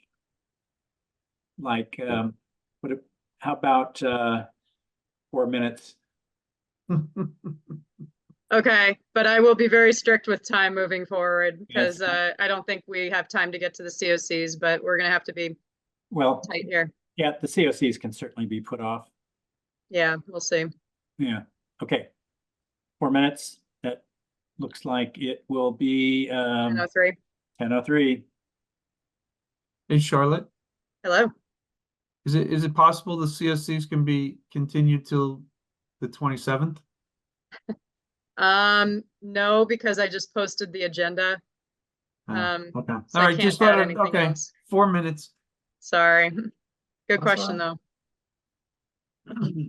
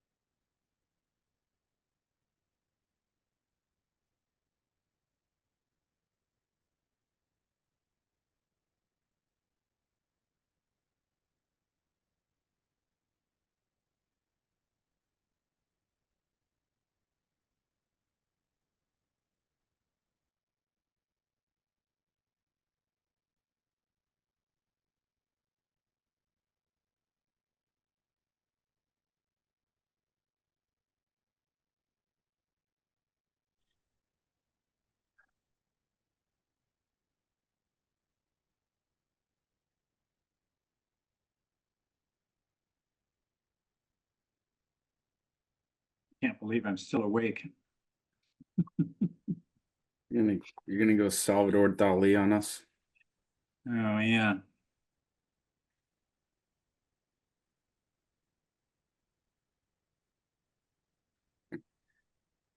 I got an app that helped.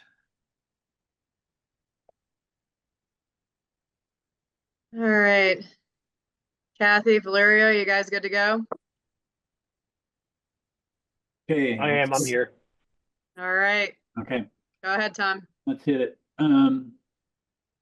Me. 137 Nichols. Oh, yeah, okay.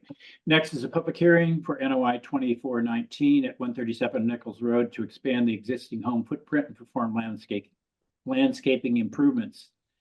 In accordance with Massachusetts General Laws, Chapter 131, Section 40, the Cohasset Wetlands Bylaw and the Cohasset Stormwater Bylaw, the Cohasset Conservation Commission will hold a public hearing on Thursday, June 25th, 2024 at 6:30 p.m. via remote participation on a Zoom platform or a notice of intent 2419 for Minot Partners LLC to expand the footprint of the dwelling and make hardscape and landscape improvements within 50 feet within the 50-foot buffer zone at 137 Nichols Road.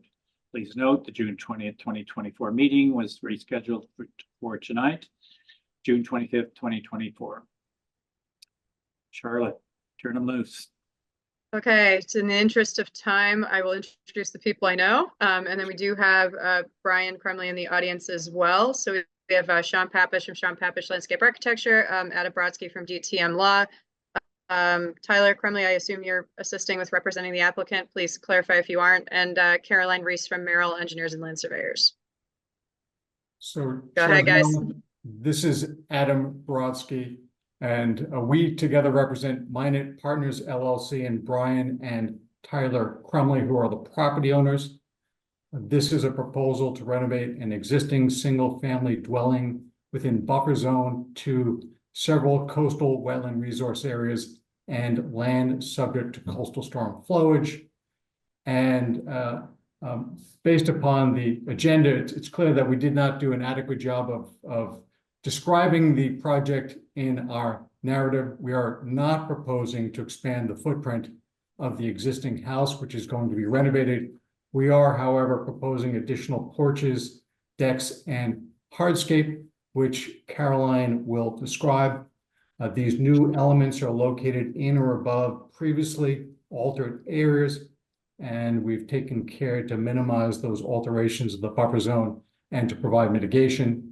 The mitigation takes several forms, including the removal of large portions of existing driveway within the buffer zone, as well as extensive plantings, which Sean will present. Overall, we're providing a mitigation rate of close to 5 to 1. We've submitted an application to the Zoning Board of Appeals for a special permit, so we satisfied our requirement to apply for all obtainable permits, and DEP has issued a file number and there are no technical comments. So with that brief introduction, I'm going to turn this over to Caroline, please. Thank you. Good evening. For the record, my name is Caroline Reese of Merrill Engineers and Land Surveyors. Charlotte, may I share the screen and bring up the footprint? Okay. Thank you. Okay, I'll try to do this quickly. Can everyone see the site plan? Yes. Great. Okay, as Adam mentioned, we are modifying the dwelling, not changing living space. They're planning to add another floor to the footprint of the existing dwelling. When I say the dwelling's expanding, it's expanding by porch, which is roofed area to the south. There are 3 resource areas on the site. One is Salt Marsh, which is this darkish green line that runs north-south. Coastal Bank was delineated based on slope, which is this bluish line. And there's also land subject to coastal storm flowage associated with elevation 13. So the applicants propose to, as I say, expand the outdoor space of the dwelling with porches, impervious patio, and decking.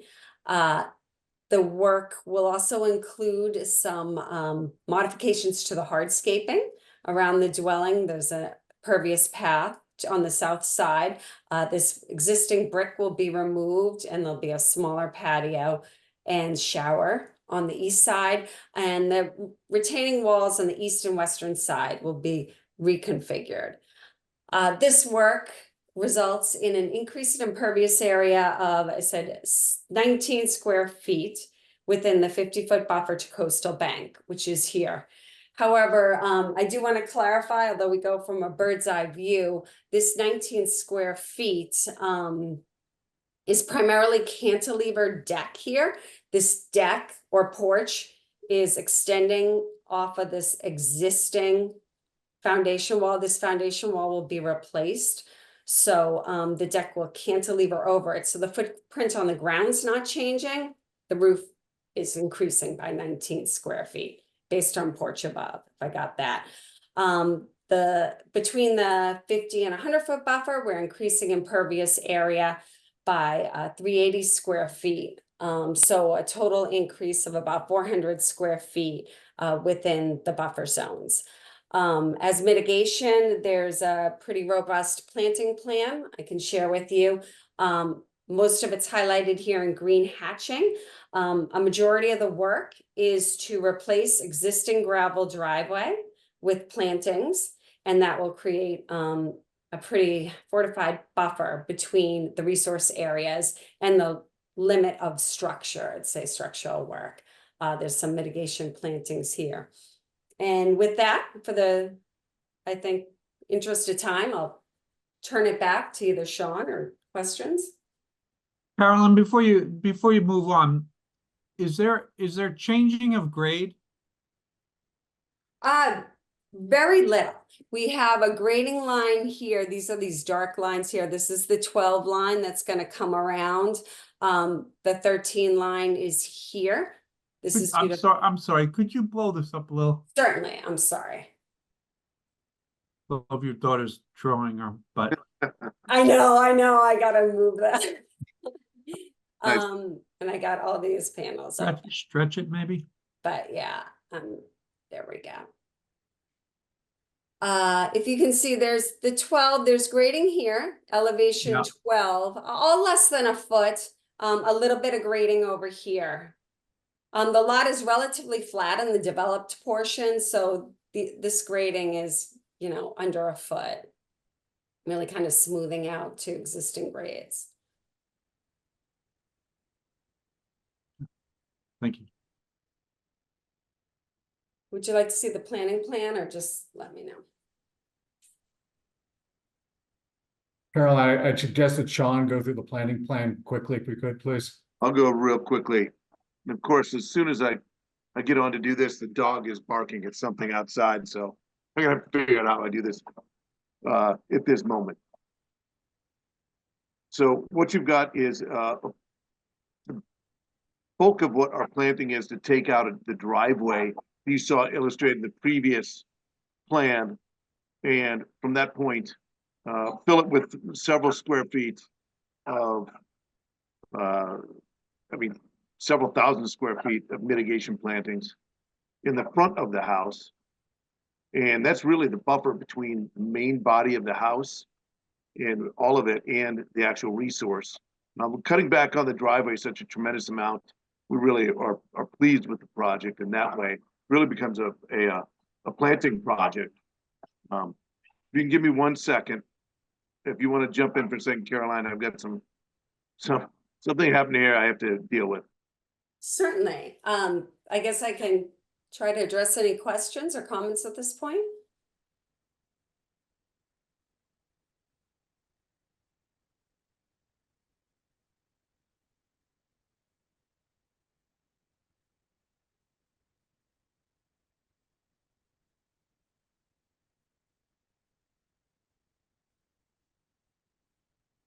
So the grayed out area is existing driveway right now? Correct. And this whole area is existing driveway. It looks like almost half of it. It's about 1,400 square feet will be replaced with plantings.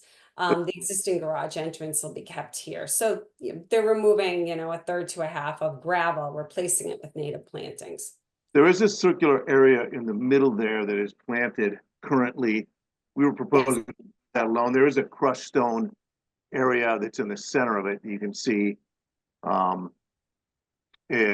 were proposing to leave alone. That's somewhere they set a couple chairs out. It's a place to spend time looking out at the wetland.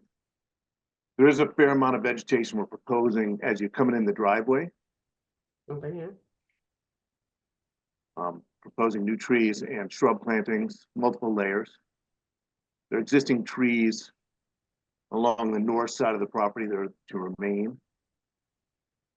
There's one that is outside the 100-foot, both 100-foot jurisdictions.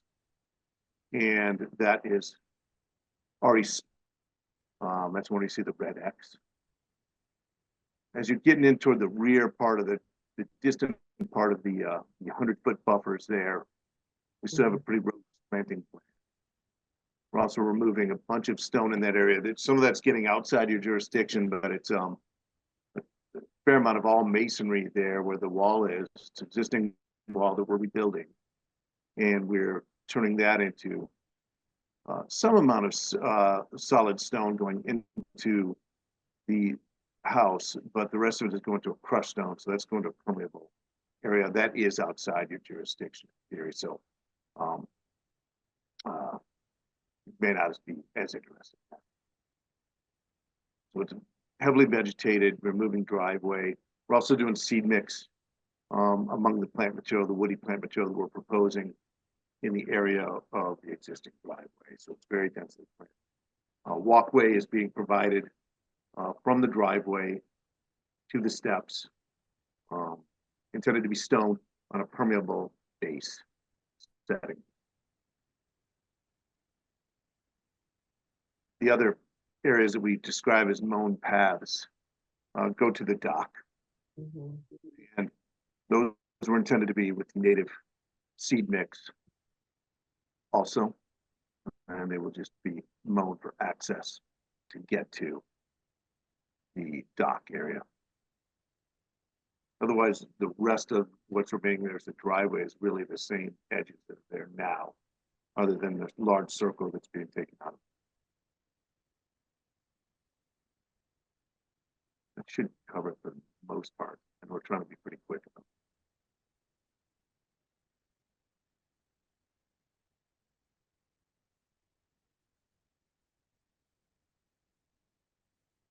Further questions, commissioners?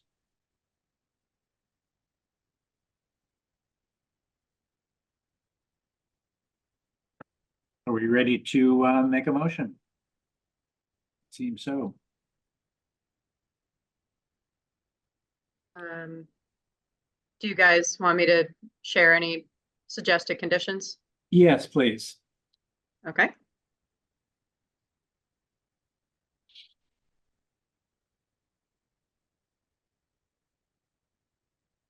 Okay, so the blue one is TBD, depending on you guys, but pretty standard, nothing. I don't think you need any equipment in the 50-foot buffer, is that correct, Sean and Caroline, or do you only need it for temporary purposes? I can change this to stored. I don't know that we would need it. There might be some small, very small vehicles to skim back the stone that's on the driveway, but there's really nothing major mechanical would be needed in that area.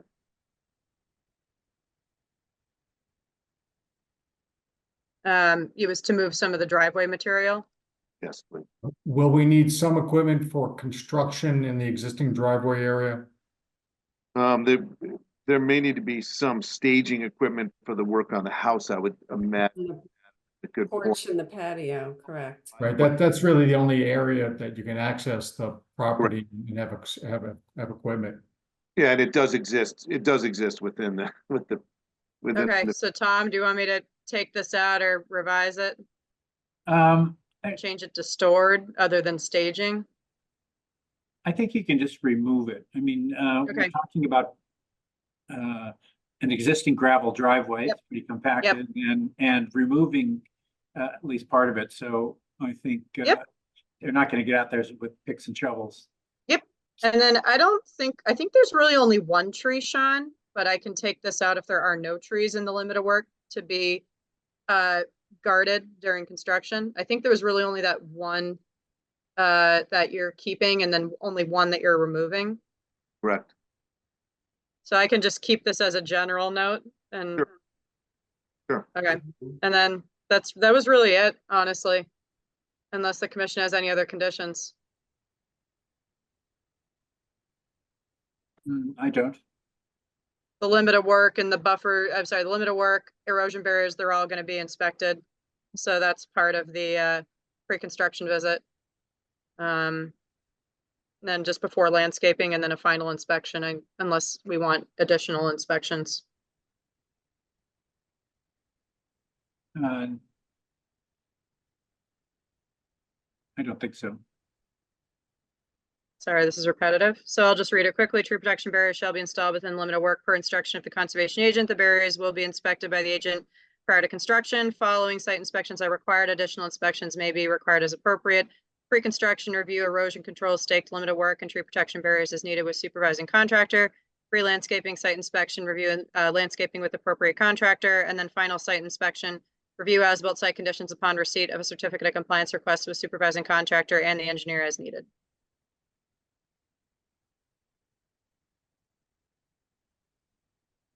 Okay, so let's see.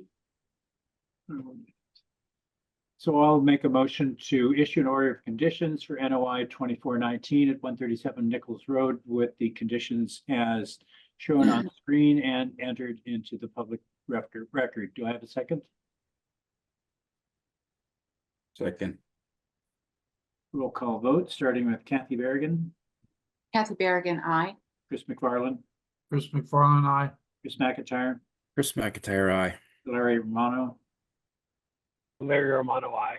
Tom Bell, aye. That motion passes 5-0-0. Next is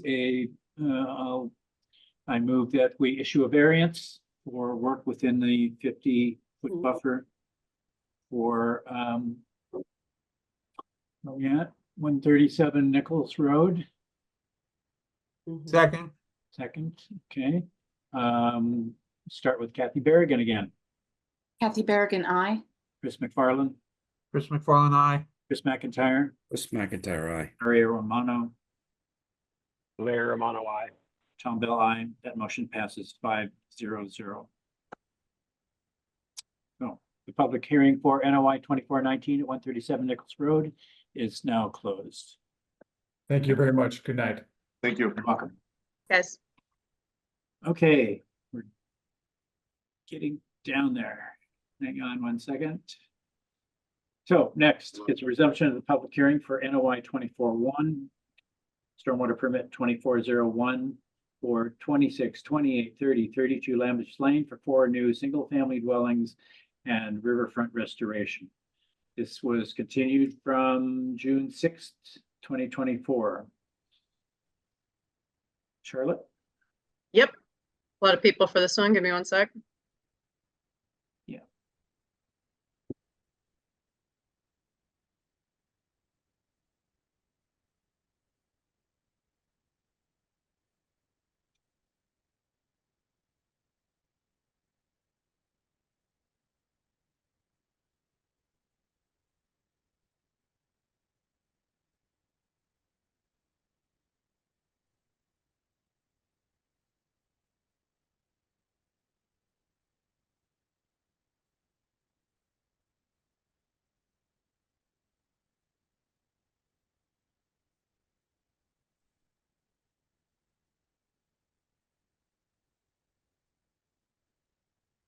Okay, I think I have everybody. Okay. In the interest of time, I'll quickly go through. Where's John? Is John here? Yeah, here, do you want me to share my screen? Yep, go ahead. But I think for everyone, real quickly, David Murphy's here from Ty and Bond. Greg McGregor, I'm sorry, Greg, can you please quickly state your affiliation? Gregor McGregor, law firm of McGregor, Legere, Stevens in Boston. Thank you. And we have Alton Stone from, I believe, Stone Engineering. Alton, is that correct? Alton Engineering. Alton Engineering, thank you. And Jeffrey Hertz. Sorry, Jeff, can you please quickly state your affiliation? Well, also with Alton Stone. Okay, thank you. I think I have everyone. Associate of Alton Engineering. Thank you. All right, I think I have everyone. And then John Orman, I don't see where he is, but representing, he's the applicant. John, you here? Yes, I'm here. Okay, great. I'll drive the plans. I guess, we have David here this evening. I think there were some questions for him in our last hearing. Yes. So I'll go on mute. If you have any questions for me or need to move the plans, just let me know. Yeah, I think I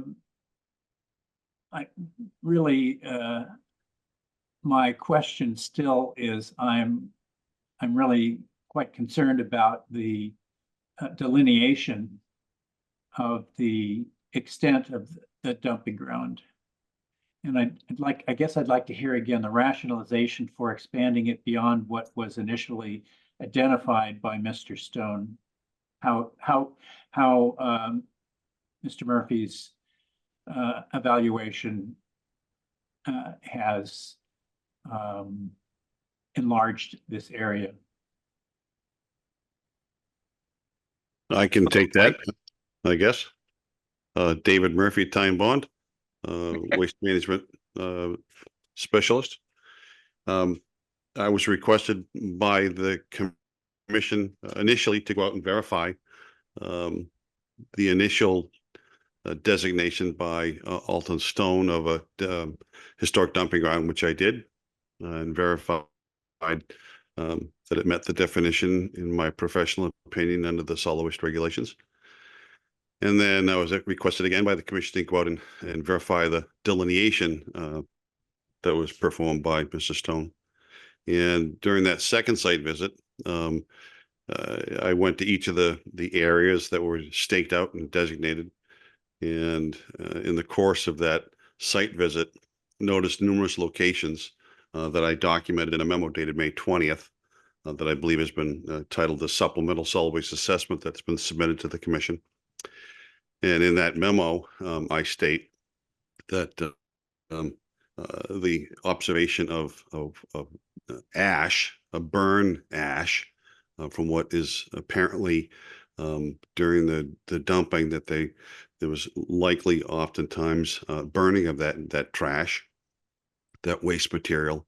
And so as a professional that works with dumps and landfills and site cleanups, our firm has numerous LSPs that report to me, numerous solid waste professionals that report to me, and we manage many sites. So as a professional that has to delineate the limit of cleanup, again, I'm not coming from the perspective of a conservation commission in the rules of the Conservation Commission and how it deals with riverfront area. That's my focus has been solely to designate the limit of cleanup. So I have to be more conservative when I observe what appears to be contaminants and burn residue from waste that has been placed on the property. It's just it's incumbent upon me to be more conservative to make sure that the level of contamination is properly cleaned up. Now, I have also stated that in the course of the cleanup, that testing needs to occur to verify that whatever the cleanup occurs, it brings the site back to a background level. And so the recommendation has been to not only clean up the superficial waste material and buried waste material, but also to go 6 inches below that and to do confirmatory testing after that 6 inches of subsoil is also removed. And in the course of doing that, we've recommended, and we'll be submitting a memo to Pam and the Board of Health, who I believe by statute has jurisdiction over the cleanup of waste on property. she should also require, and that Mr. Ormond would agree to do, would be testing around the perimeter to verify that he's gotten sufficient amount of the contaminated materials. So that's the reason why I'm recommending that the isolated areas become more contiguous and that the cleanup be more conservative for the purpose of cleanup of a dumping ground. So if I understand this right, the delineation that you've done is subject to verification during the cleanup stage. Is that accurate? Verification and possible expansion, yes. Impossible contraction, I suppose. Yeah, One yeah. could put it that way, yes. Right. So are you suggesting that all of this was burnt off? No, I'm suggesting and that there so- was burn that occurred during the dumping, but Okay. it is certainly waste material that was not fully burned. That's Yeah, correct. sure. And as I understood, while we were in the field, you noted areas of ash in the soil, which were apparent to me as well. In some cases, pretty thin, in other places more, thicker. I guess Substantive, I would yes. say. Yeah. I And would so it begs the question of what the exact limits of the dumping ground are. But again, it seems somewhat subjective if the ash is windblown debris from fires that were deeper within that dumping ground, or whether that's how it got there is a wind deposit, if you will. And so I'm wondering how we can practically fulfill our duty, as you've done yours, to determine what is pertinent to whether this is disturbed sufficiently to warrant being classified as a redevelopment, or whether it is new development in parts of this. So it sounds to me like as the cleanup progresses, that delineation of the dumping ground will become more accurate. It might expand and it might contract. I would generally agree with that comment. Yes, Mr. Bell. But I would also state that the evidence of contamination on the ground, as witnessed in the field, within the line of delineation that I have put on the plan, is apparent. The level of contamination, the degree of contamination, and the needing to get down to back to a background level of existing soil on the property that's not contaminated, that will likely expand. It would be less likely that it will contract. It'll be more likely that it will expand beyond, because of the visual observation of the contamination on the ground. So since you don't think that the whole dumping site was burned, and that some of this ash has been redistributed, wind and water, there's a continuum of contamination from the site, the burn site, to the last place you saw, the most distal point you saw ash. Is that correct? That's correct. And so how do we decide? I mean, if there's a little bit of color on the soil, is that still a dumping ground? Or do we need to see a few centimeters of ash, or what? All I know that the standard for the Commonwealth is that if there's contamination on the ground, it has to be cleaned up. Okay. And that it's the responsibility of the homeowner to return the property under the MCP to background conditions. Right. And Mr. Chair, I'm sorry, I'm just going to quickly make an announcement for everyone in the audience that the last hearing on the agenda for tonight, NOI 24-14 for 159 Atlantic Ave, they are going to continue to the next hearing on July 11th due to the time constraints for tonight. Thank you. So for everyone in the audience here for 159 Atlantic Ave, that has been continued to July 11th. Sorry. That helps us. Good. That was generous. Or they're bored. So, Can I be seen? Can anyone see me? Or hear We me? can hear you. yeah, we hear you. Well, I just don't I don't seem to be part of this from a visual standpoint, so I was raising my hand but not getting very far. I didn't mean to interrupt.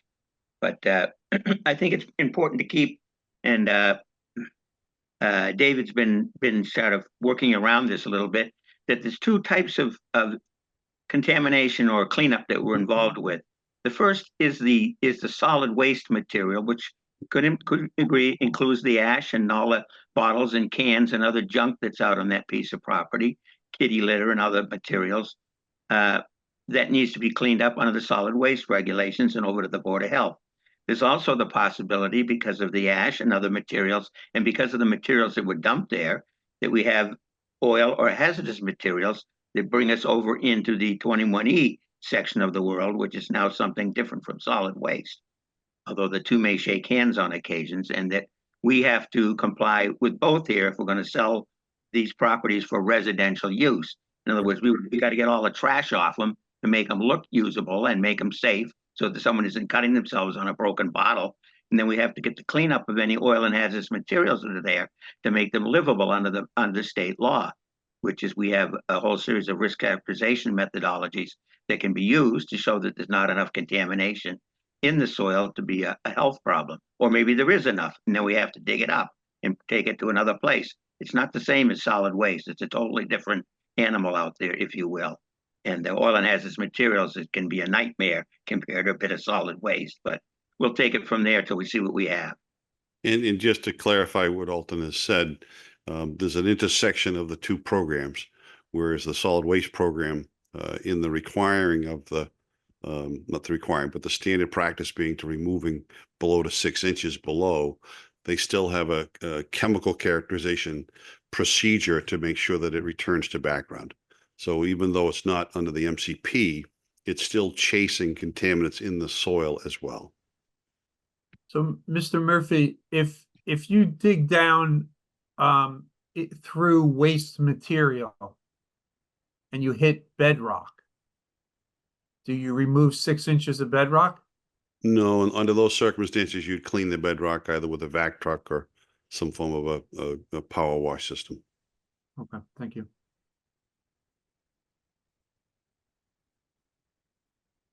So it seems, to my mind, this the area of disturbance, which I believe it is disturbed, is still nebulous.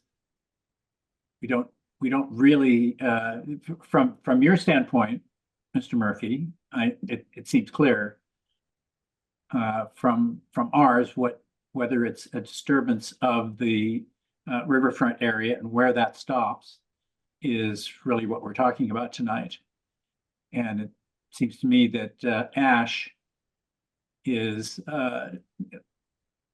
could or could not be considered a disturbance in terms of impacting the stream. So I guess we'll find out as this gets cleaned up what exactly we're working with. Anybody else have any questions? I do have one comment. Sure, go ahead. This new plan here, we are proposing an additional 8,000 square feet of mitigation over and beyond the restoration. So the restoration is not needed for this project to complete the NOI. The blue area here is new mitigation, where we're going to mitigate this at a 2-to-1 ratio. And it basically expands the area to allow more building in this area here. And Alton can talk about this more, but he wrote this in his memo and explained the detail. We contacted the DEP, and they said that this is a common practice, is to mitigate certain areas within the same river basin to allow construction to continue. So the level of contamination, although it's important and to clean up the whole area, we should continue with the project and basically possibly approve this NOI and move forward and start to clean the area, because we are going to clean it anyway. But it's not dependent on the approval of the NOI, because the blue area here is an additional 8,000 square feet that we propose to return to riverfront conditions. And Alton can expand on that more. Well, if you're not in a riverfront, how are you restoring a riverfront? The code 1058, section 5G basically alludes to the fact that you're allowed to restore areas within the same riverfront basin. And it doesn't necessarily have to be within the 200 buffer zone. And this was confirmed by the DEP as well. And code was outlined in Alton's memo in detail. Let me go over that here. We have basically scenarios and discussions on this. Alton generated a 20-page memo discussing this section. But in Charlotte, I think if you go through this as well, 1058 section 5G allows for mitigation as long as it's within the same riverfront basin. And that's the key thing, is that if that water is still flowing into the same river, then you're allowed to mitigate it. And you're even allowed to mitigate on other properties. So if the neighbor said, okay, we could mitigate over here, that would be allowed as well. We happen to be mitigating on the same property in the same project. So, it falls within the same bounds. Now, if this is something that more training or understanding is needed, we sent this memo to Charlotte, 2 weeks ago. And, we can contact the DEP again and go over it with them again, but basically the DEP is the one, they told us that this is allowable and that could be included in this project. And the name of the person we spoke to is Mr. Backhouse at the Southern Region DEP. Peter Backhouse. I don't know if you worked with him, Charlotte. Okay. Yeah, so essentially Alton took the time to write this memo to explain this whole scenario, that now we have two scenarios of restoration and mitigation. And we're going to do the restoration no matter what, because we want to have properties that are clean and free of glass bottles and contaminants. But we also have mitigation, so that if you look at all of the scenarios of, approval for this project, we created 4 scenarios in this memo that Alton wrote here, where it basically explains that in all 4 scenarios, this project is restoring the riverfront to a condition that's better than it was before. And if we zoom in here on our tables, you can see here that these are the formulas for the areas that we're mitigating in green here. 1-to-1 credit for restoration under 1058 section 5F, and 2-to-1 credit under 1058 section 5G. So we're over mitigating this project. We're turning it into a new riverfront and we're adding houses there. So the net gain for the riverfront from a surface standpoint is roughly about 3,000 to 4,000 per lot. So you're getting 3,000 to 4,000 more square footage of riverfront plantings compared to what you have now with the new houses. So it's a major gain for the riverfront, and that's the underlying goal for 1058, is to, if you're going to do any building, you have to make it better than it was before. And we've clearly proven this with this mitigation plan here that was submitted, 2 weeks ago. And we basically, Alton did a good write-up here of how this is going to occur in steps 1 through 16. So if the board hasn't had time to review this plan, I don't know, maybe take the time to review it or Alton's memo. But we also have, our legal counsel here, and I don't know, Charlotte, if you would like to consult legal counsel as well and review this as well. But I think that you've done mitigation on other projects I've seen. I've been waiting, for other people, and I saw somebody's driveway in another lot being used for mitigation on another lot. So I think, based on what I've seen from other projects in Cohasset, I think this is, allowable. And, the DEP also said that this is allowable also.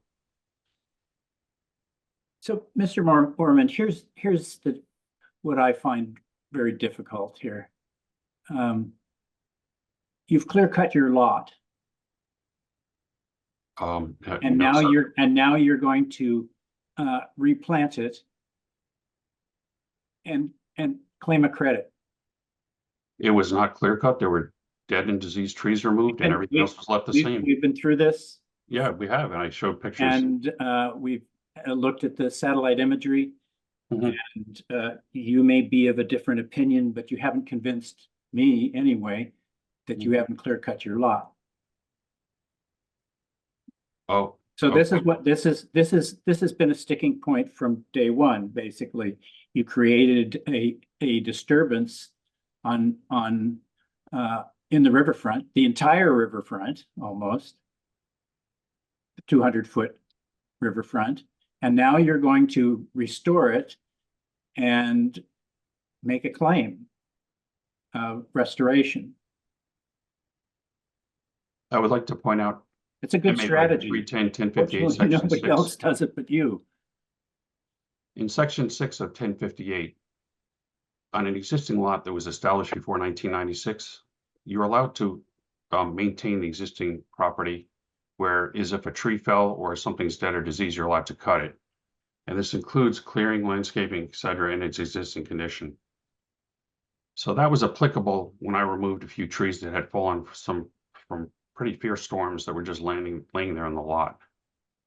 I left everything else the way it was. We went through this, you know, you can see when you come back that everything's growing back the way it was. So it is what it is. You know, I understand it's a consideration, but there are laws that protect people that live on, that have lots that were established before this law came about, that allows them to maintain their property. So, you know, we can move forward on this. I think, you know, we had a show cause about this, you know, 2 years ago, nothing happened. And now we had a show cause a month ago or 2 months ago. Yeah, it's still open. Yeah, it's still open. What do you want? I agreed to plant back trees 2 to 1. We're planting back 126 trees. 70 of those trees are going back into the riverfront. We maybe 12 to 15 trees were removed that were dead or diseased. We just took them out. That was it. And we're putting back many more. So we're restoring the riverfront. We're following 1058. We're putting it back to a better condition than it was even before any trees were cut when I first moved in here. So it's really up to you. I mean, you can read the laws here and follow them, or we can talk about this forever, but our goal is to just restore the riverfront and move on. And do a better job than what was there before and what's there now. And we're proposing mitigation. There's dumping grounds there. That's been proven. We're going to clean that up. So the net result is that the riverfront's going to be in better condition than it was before I moved in here and even after the houses are being built.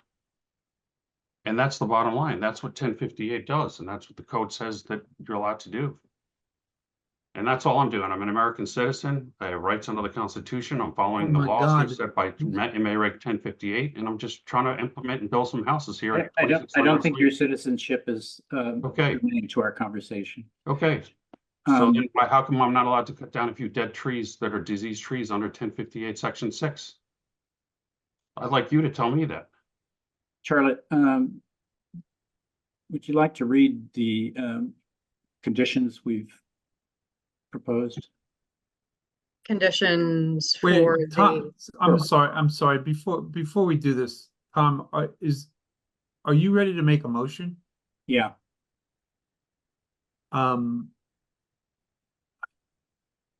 Unless you'd like to make one. No, I don't want to make a motion.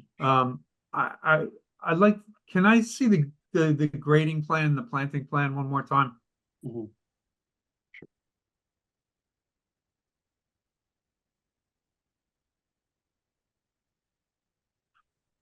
So you've got Canadian hemlock on there. Canadian hemlock is a disease-ridden tree. It really shouldn't be part of this program. The woolly adelgid is going to kill them off very quickly. So I recommend against the Canadian hemlock.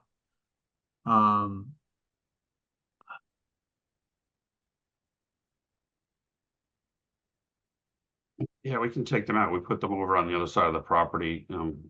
People have had success with those if they treat them yearly. Our thoughts were that the people, as long as you tell the residents that live here to treat them yearly, you should be fine with beetles. Yeah, well, people don't necessarily buy a house and then listen to it. So I would be very concerned about it. Especially when they see the cost of treating their tree every year. Well, that's something we can relatively easily restore, a change, if you will. You know, look at other trees. Charlotte, was the Canadian hemlock on your list of trees? No, it is not. All right, we'll pick one from the list of trees then, and rather than the Canadian hemlock. So I'm not sure why we ended up there. And what's your total number of trees that you're planting and within the riverfront? Within the riverfront is 66.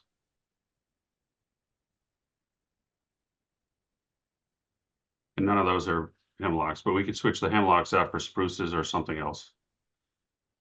We could mix the hemlocks with black spruce or white pines. Yeah,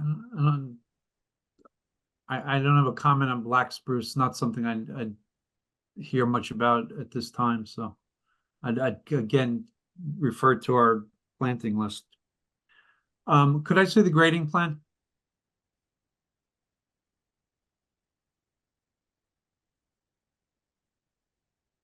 No, it's down here.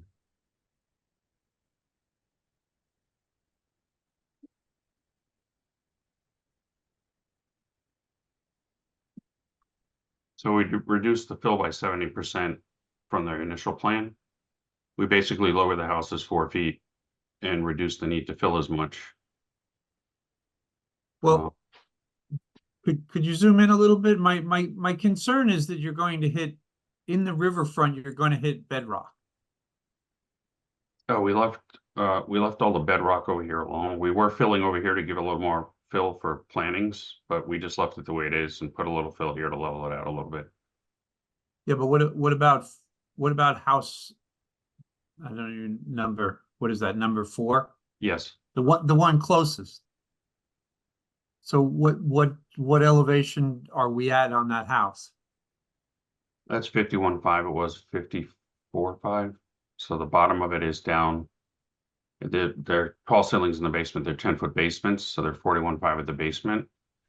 And then we have like a patio that you come out into, and then you walk down 4 steps after the patio to the backyard. And then you're there's a retaining wall wrapped around the back of the house that's up 4 feet higher than the backyard. So basically there's plantings along here. So, we basically did the best we could to try to keep the houses down and reduce the fill. And Jeff Hertz is here more. Jeff is Alton's colleague, and he helped. He basically did the grading here. Jeff, I don't know if you want to make any comments. There is fill in the, so 2 things are happening. One is you're removing ledge, and you're adding fill in the riverfront. Well, a little bit of ledge where the houses are. You're allowed to dig down where the foundations are. We didn't touch any ledge around the foundations. We want to leave all the ledge. Like there's a big outcropping here. We're going to leave that there. And there's ledge right along the side of this house. So we're going to work the ledge into the property. We're going to leave it all out there and just kind of cut into that and put a foundation in and leave all the existing ledge there. This is outside of the riverfront. We're cutting here a little bit and bringing that down. But Behind lot 3, we're pretty much leaving it at grade. And on lot 4, we're filling a little bit.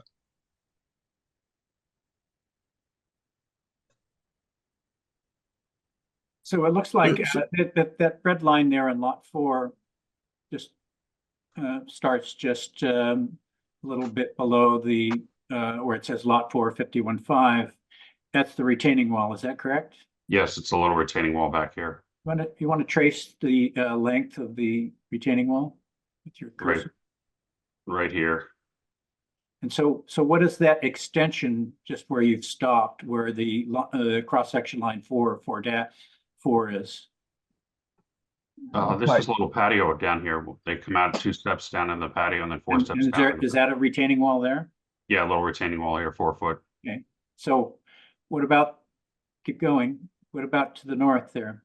These are two retaining walls here, 2 4-foot retaining walls, one here and one up here. Yeah. They tie back into the foundations of the other house. That looks like a fairly significant disturbance to the riverfront. Is it necessary? To keep the grades, to have less fill, yes. Well, a minute ago, you were saying you're just going to cut and fill in the foundation, the footprint of the foundation for the house, but clearly that's not true. I think what he said was getting rid of ledge, ledge in the foundation. And we're filling in the green area, we're filling, so we're not going to be taking on any ledge. Yeah, so that's a lot of fill. It's, it's a lot less than it was, but That's good. Yeah, so the total fill in between the 100 to 200 is 1,200 cubic yards. And the cut is only 121 and the fill is here, so. Basically, this is a steep incline right here, very steep, dangerous. Families move in there, people can get hurt. We're putting 2 retaining walls and we're filling into it a little bit. The buffer zone is kind of pretty close to here, so it's all kind of right on the edge here, and it's a very steep incline. So it's a little bit of fill in this area, but it's not much. The rest is outside of the 200 over here. Yeah, we're not concerned about that. Mhm. It's really, we're trying to reduce the impact within the 200-foot riverfront resource. Yeah, so if you look at that area, we are planting. That's our goal here, is to reduce the impact to the riverfront. So if I can shift to the landscaping plan, you can see that we're filling this whole area with trees. So this whole area is going to be packed. There's a bunch of wild trees, randomly placed trees here to simulate riverfront conditions being put back in this area. So is it okay if I switch planes here? Yeah, sure.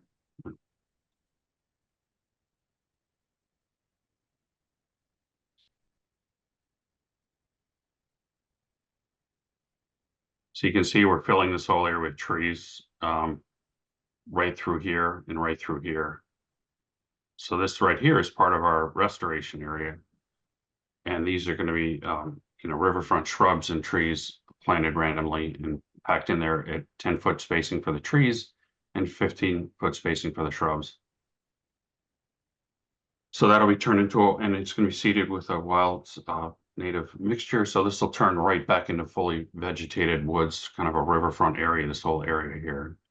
It's this strip right here. So rather than expand the area of disturbance, what did you just build within the disturbed area?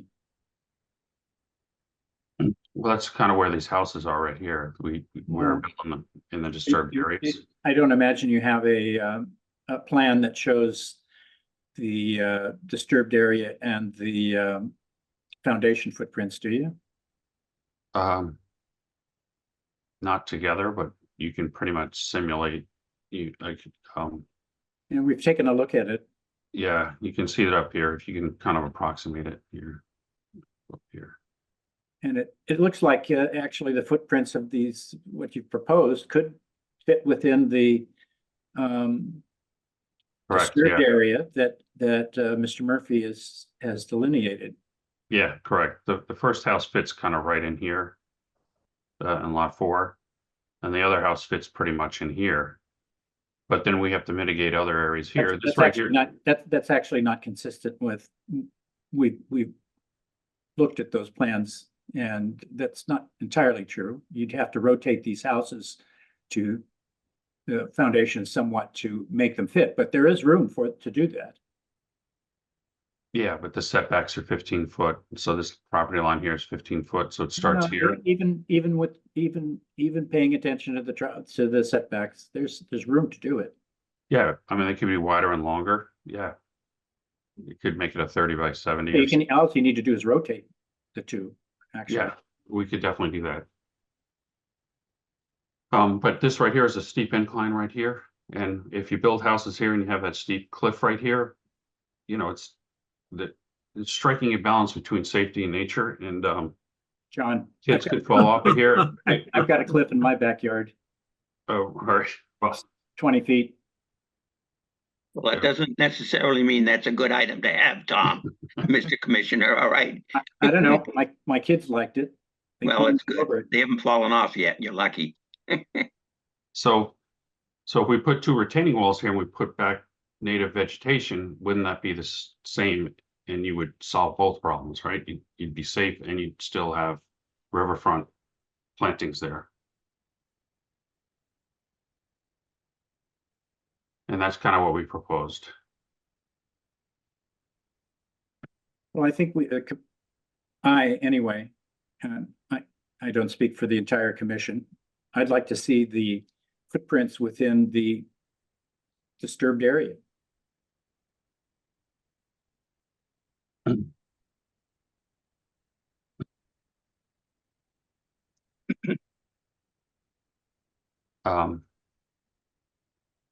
Well, that's John's decision, but we can certainly make a plan that shows that. Whether it actually works out is another question.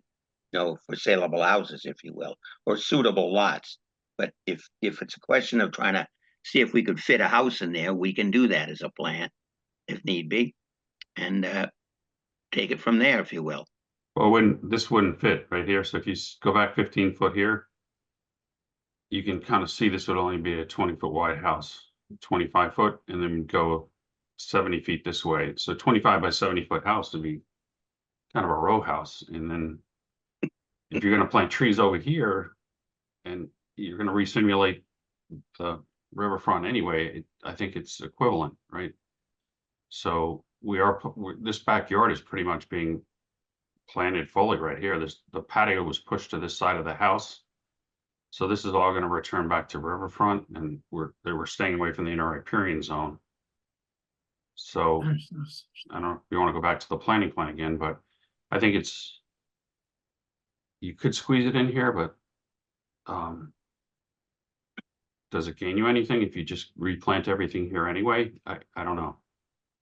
But let's go back to the other. It's also a matter of which makes a more aesthetic neighborhood, shall we say, rather than worrying so much about squeezing houses into places. But, you know, they should be properly located and properly oriented to make them attractive to the owners and attractive to the rest of the other people. So it's not a matter, I mean, just trying to fit something onto a ledge or into a dumping ground area isn't the only criteria for the location and orientation of the houses. Got to look at the bigger picture.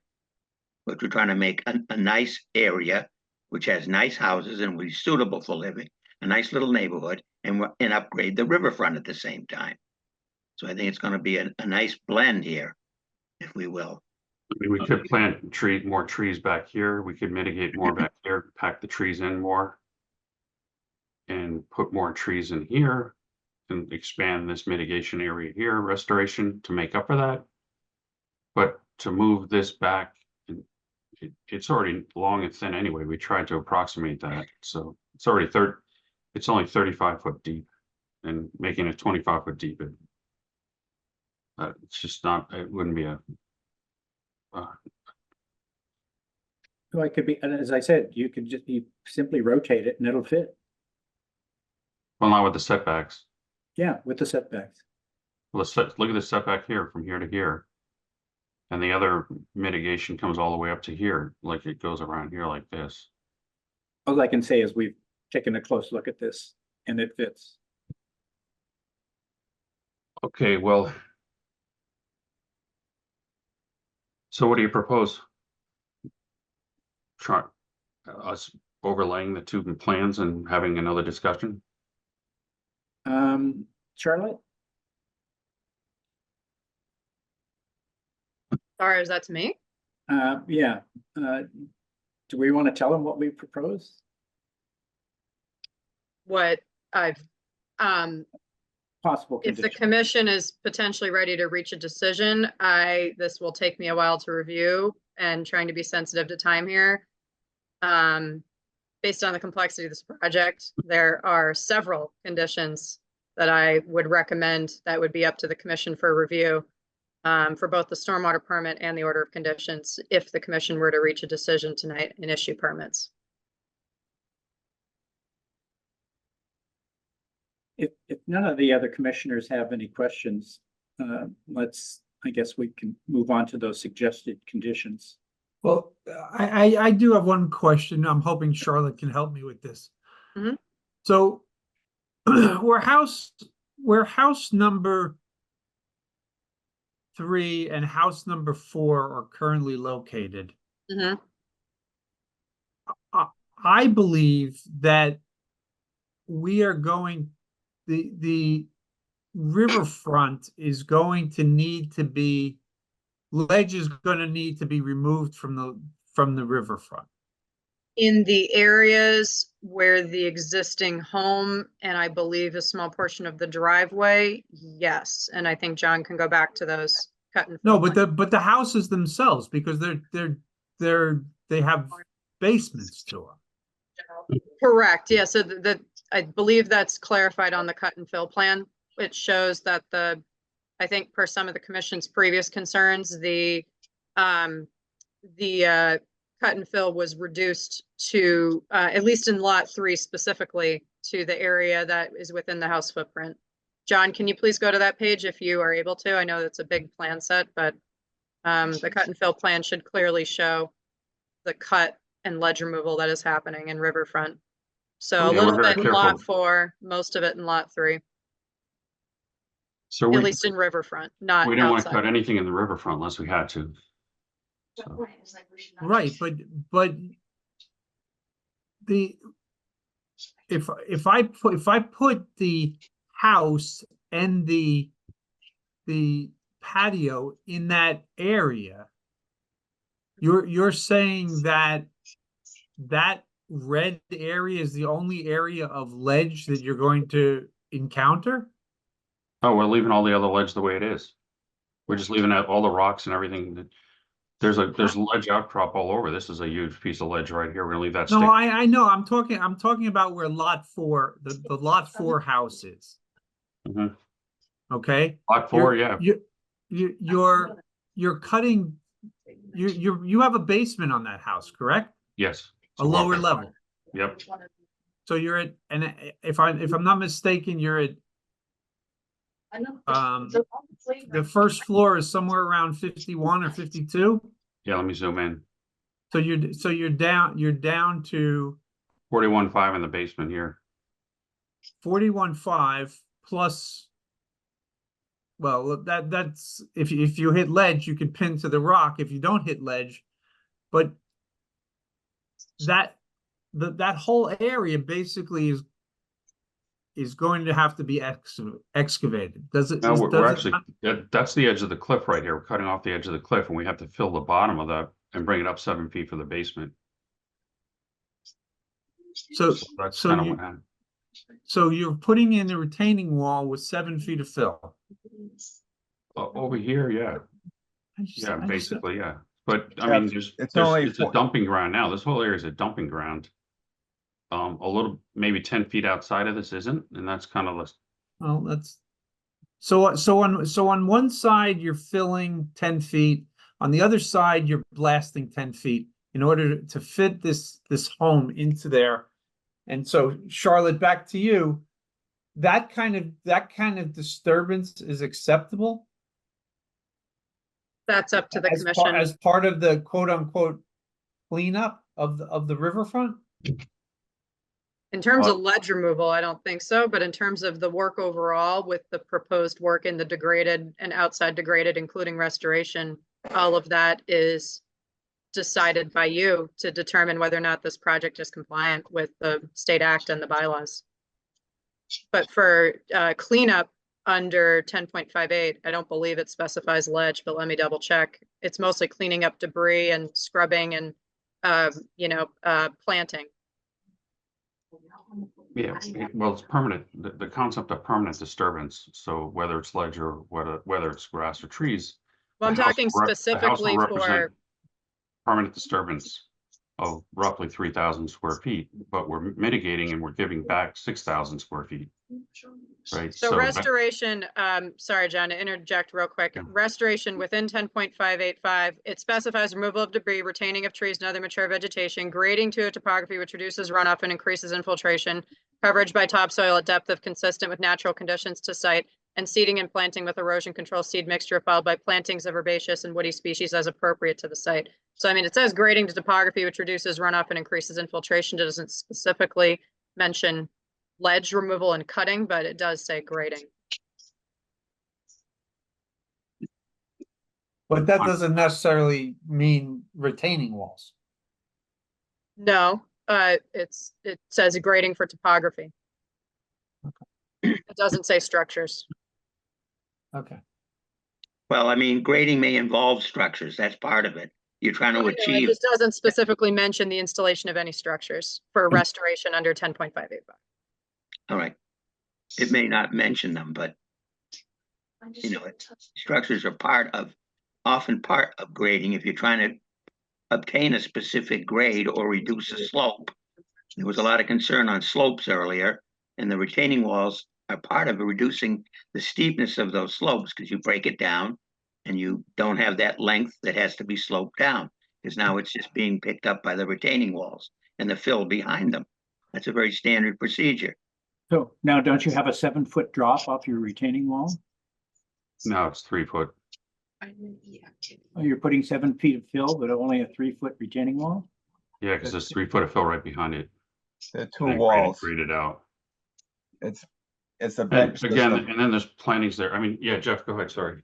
Oh, it's a bench system. None of the walls are over 4 feet.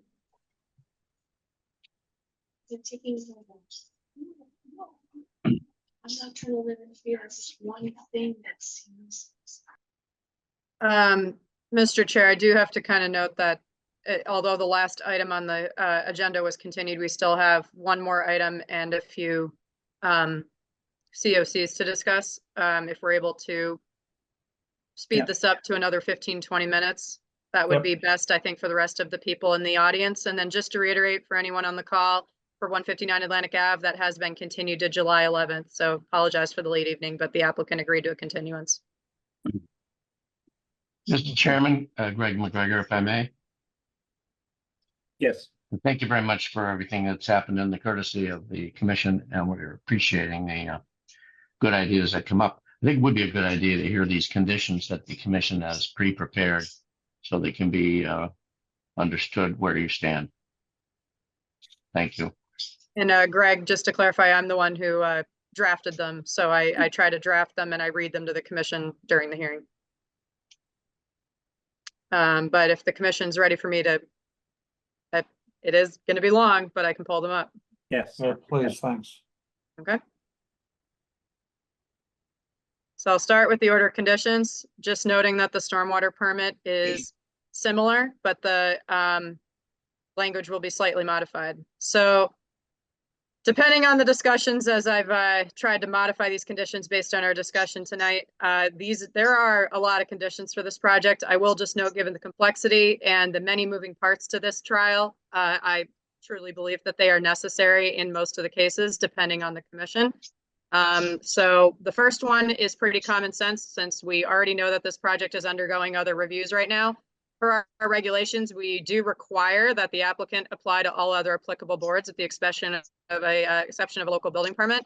I know you're in the process with the common driveway, but just note that we might need other approvals. So given that, the commission, I believe, should consider a condition to kind of consider that, that this order shall be contingent upon the applicant obtaining all the required state local permits from other boards, permitting authorities, no construction work, and by construction work, I will define that later, shall occur until all other applicable permits and approvals have been obtained, including but not limited to the boards you see on the screen. All changes to the plans from cleanup, which I will define, and any other required subsequent or incomplete state boards, reviews, permitting authorities shall be submitted to the commission in writing as part of an amended or a new notice of intent.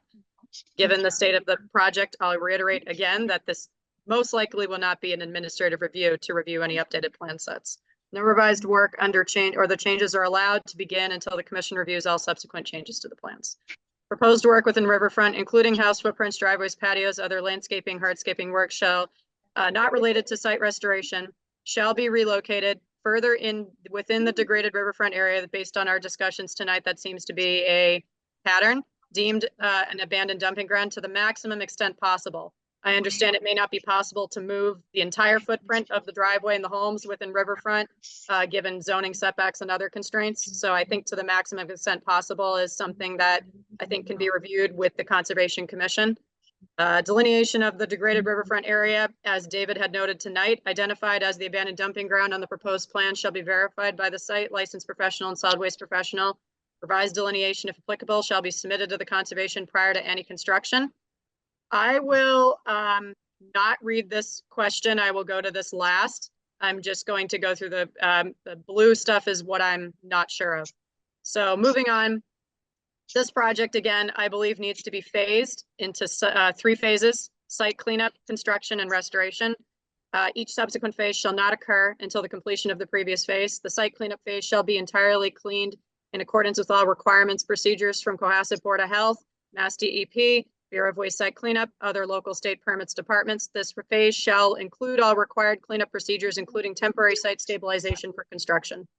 Until that phase is completed, then you go on to site construction. Site construction shall be done in accordance with approved plans and shall not begin until the site cleanup phase is completed until all other permits and permissions have been obtained. That includes a local building permit. Site restoration phase defined the site shall be fully restored and revegetated in accordance with the approved site plans and shall not begin until the site construction phase is completed. I can add a note that that does exclude any temporary or stabilization measures if we have to be thorough here. And then site cleanup, restoration work plan, the work plan that we had talked about at the last meeting. This is more in accordance with the cleanup. I'm putting in a condition that the cleanup, the work plan in accordance with all other departments, as you see written here, and any other local state department shall be submitted to the commission in writing prior to the cleanup being done, just to make sure we all have the same document before this work moves forward. Workup plan shall include the contract information, affiliation of the hired licensed site professional who will conduct the site. Commission agent shall have the right to enter and monitor the steps of the cleanup process. All cleanup site reports shall be submitted to the Conservation Commission in writing as part of this order. I will come back to these blue conditions because I think those are up for debate. If an EPA general construction permit, stormwater prevention pollution plan is required, it seems like you are altering more than an acre, so you may need one. All permitting in the stormwater prevention pollution plan shall be submitted to the Conservation Commission in writing prior to site construction. Just because the erosion control details of the plan may change. That is what we've done for other projects as well. Finalized construction schedule with estimated timeline for all specified work under this order shall be submitted to the commission in writing or to the agent prior to site construction. All work shall be completed in accordance with the schedule. Any delays shall be communicated to the agent in writing with further approval from the commission. We have discussed this as part of the previous permit that was issued outside of the riverfront area, and John had come up with a construction schedule for that, so I think we can do that for this project as well. These are pretty standard conditions that we've issued for other projects. Dewatering on site shall not be allowed without instruction and approval from the agent and until all other necessary permits are obtained, mostly related to a general construction permit if you do need one. Any fill specifications and lab testing reports shall be submitted to and approved by the Conservation Commission and the Board of Health as necessary prior to reviewing of any fill being placed on the site. This would be for fill being brought in to the site. And that is a standard that all fill has to be clean under the order of conditions. So that's already built in. Prior to any fill installed on site, engineer and supervising contractor, I apologize, this is very long, shall meet with the conservation agent to inspect all erosion controls, implement site temporary erosion control measures as necessary to stabilize site, prevention of sedimentation, erosion, leaving the site. No fill shall be commenced until all controls are approved. All sloped areas shall be immediately stabilized with erosion control seed mix after fill is installed, and any necessary additional erosion control barriers shall be installed at the agent's direction. Failure to immediately stabilize sloped areas may result in issuance of stop work order until the site is fully stabilized and reviewed by me. Storm events, checking the, checking the site, just making sure nothing's eroding. That's pretty standard. Requiring restoration work as shown in the plans will be required as part of this permit and the previous permit that has already been issued. So this work would supersede, the previously permitted work outside of Riverfront as shown on the updated revised plans. Any trees proposed to remain shall be marked accordingly within the limit of work. That's another standard condition. Tree protection guards, you've heard that multiple times tonight. That is the pattern that commission is moving in for orders of conditions, that they have to be installed as necessary around trees proposed to remain within the limit of work. All barriers shall be inspected as part of the pre-construction visit. Tree barriers shall be at least 5 feet from the tree drip line. Applicant shall keep a construction site clean, pretty common sense, removing dirt, dust, debris, etc. Dumpster, if it's kept on site, it has to be covered. Not be stored in any wetland resource areas. No portable toilets are allowed within wetland resource areas or buffer zones. No stockpiling, staging of materials and equipment allowed within resource areas or buffer zones. No mechanized equipment within the 50-foot buffer specifically and the inner riparian zone specifically, other than for the site cleanup phase. We acknowledge that you need heavy equipment for the rest of this project. Additional test pits, I'm going to highlight that one. I don't know if you guys need that. Operation and maintenance plan. This was from my initial comments. I can't even remember how many months ago, but John and Alton, I think we agreed to both revising the plan to include, this would be the operation and maintenance plan for the stormwater permit shall be revised to include street cleaning, sweeping instructions. Fertilizers, herbicides are not allowed within any wetland resource areas or buffer zones. That is a part of our regulations. outside all wet resource areas, slow release nitrogen fertilizers should be used to the maximum extent, 2 pounds per 1,000 square feet. This information shall be included. Any required maintenance and inspection details for the proposed rain garden or proposed rain barrels. We had them for the swales, but not for the rain barrels. Site plan should be revised accordingly with any necessary construction maintenance details. That's pretty common sense. I'm sorry, I'm almost done. Restoration planting work within wetland resource areas shall be done by hand. No mechanized equipment is allowed for this work without prior approval from me. We've done that for other projects. Monitoring and completion reports, these are all pretty standard. The completion reports, we have issued them to be received by December 15th, at least for the initial one. Subsequent yearly monitoring reports occurring no later than October 15th of each year. Yearly monitoring reports shall be submitted to the agent no later than December 15th of each following year. The completion report shall include at minimum size, species, location, health status, restoration, plantings, replacement of any species, removal of any invasive species done by hand. Any species substitution shall be approved by the agent before those changes are made. And then this is up to you guys. I will come back to that because that's a whole other discussion. Agent shall be notified prior to any restoration. That's common. This is up to you guys. If you want conservation markers along the inner riparian zone, I think it makes sense based off of some conditions I'll read. So I'll read that later. And then this one I will specifically note is required under not just Wetlands Protection Act, but also our local bylaw. So I will not highlight this one because I think it should be included. And 100-foot wide inner riparian zone of undisturbed vegetation within the 200-foot riverfront area shall extend from annual mean high water along Turkey Hill Run and shall be perpetually protected. No future building or land alteration activities will be allowed in this area. Future alteration other than planting restoration shall be prohibited except as may be required to maintain the area in its restored or mitigated conditions, and this condition shall survive the issuance of a certificate of compliance. All tree plantings, I don't think we need that. But that's TBD with you guys. Prior to the request of a COC, the applicant shall demonstrate the restoration of the 200-foot riverfront area that has been successfully completed for at least however many growing seasons. I'll leave that to the commission. And then I'm sorry, last but not least, the required inspections. This is a little bit heftier than what I would normally put. So we added, this is up to you guys if you want more test pits. I think we've done quite a few, but I'll defer to you. Prior to infiltration, so site cleanup, pre-construction, pre-stormwater installation, pre and post site grading inspections, pre-paving installation. We've done that for other projects that are sensitive within resource areas, pre-retaining wall, if the commission is acceptable to a retaining wall, and then pre-riverfront and landscaping inspections, as well as a final inspection and any additional inspections as needed. Sorry, that took a while, but the blue conditions we can specifically go over, but for everything I just read into the record, if the commission were to issue an order of conditions, does anybody have any questions, comments, concerns about the writing that I read that was not highlighted in blue? And I can go over it again, but would rather not. Well, I'll Commissioners? speak up with the chairman's approval. I'll speak up and say that's excellent writing. Thank you. Also, that is very fast reading. Yep, I tried. and we could understand it perfectly. It's amazing that you are able to adjust, revise, improve, add, subtract, and move parts around of a pending document, even during discussions of the commission. I'm speaking as a person who's been around the block a few times, despite my apparent youth. And my compliments to the author. I have not, John will decide whether he can, quote, live with these, and he'll consult with his team and so forth.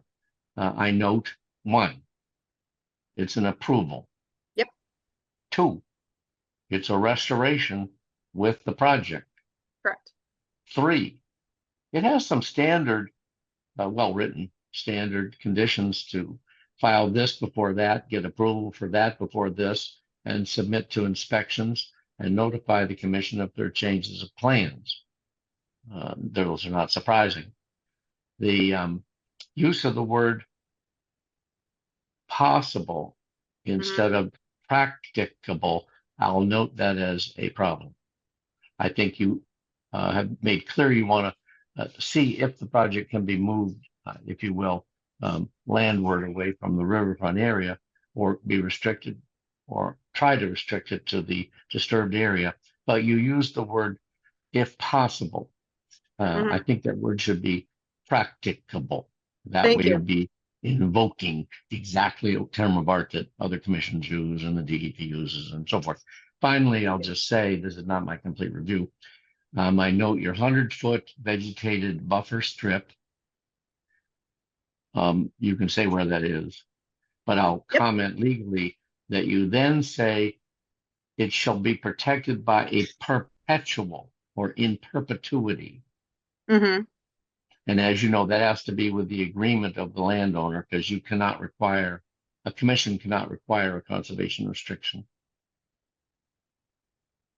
They can ask for it and the applicant can agree, like by accepting the permit or agreeing to it, part of the permit. But any lawyer would say, what kind of perpetual restriction are you talking about? And if it's a CR, as you know, that requires the approval of the select board and the approval of the Secretary of Environmental Affairs, and banks and lenders, other lenders and investors may have a problem with it because, of course, it goes on title. It's recorded. There are other versions, I will just say, there are other versions of well-nigh permanent protections for buffer strips that are used by planning boards in subdivisions. Think of the words equitable servitudes or negative covenants, and those do not need the CR approval and so forth, which can take more than a year. I'm alerting us to that one word of perpetual nature of the no-touch strip. There are other ways to do it than a CR. Thank you very much for letting me talk. Thank you. Yeah, and I'll also defer to our town council as well if they have any additional recommendations on the revision of this condition specifically. I was going by the language in combination in the Wetlands Protection Act and in our regulations. So my only feedback would be if there are any changes to the house footprints, if they're larger. I mean, if we decide to make the houses smaller, is that okay? We don't have to come back for an NOI? I think, Charlotte, I'm going to refer to the Black Horse Lane project, which this seems very similar to, because we don't have real footprints at this point. We don't have real patio layouts. We don't have sidewalks. We don't have, you know. Yeah, The sidewalks and the stairs are there. Everything's there.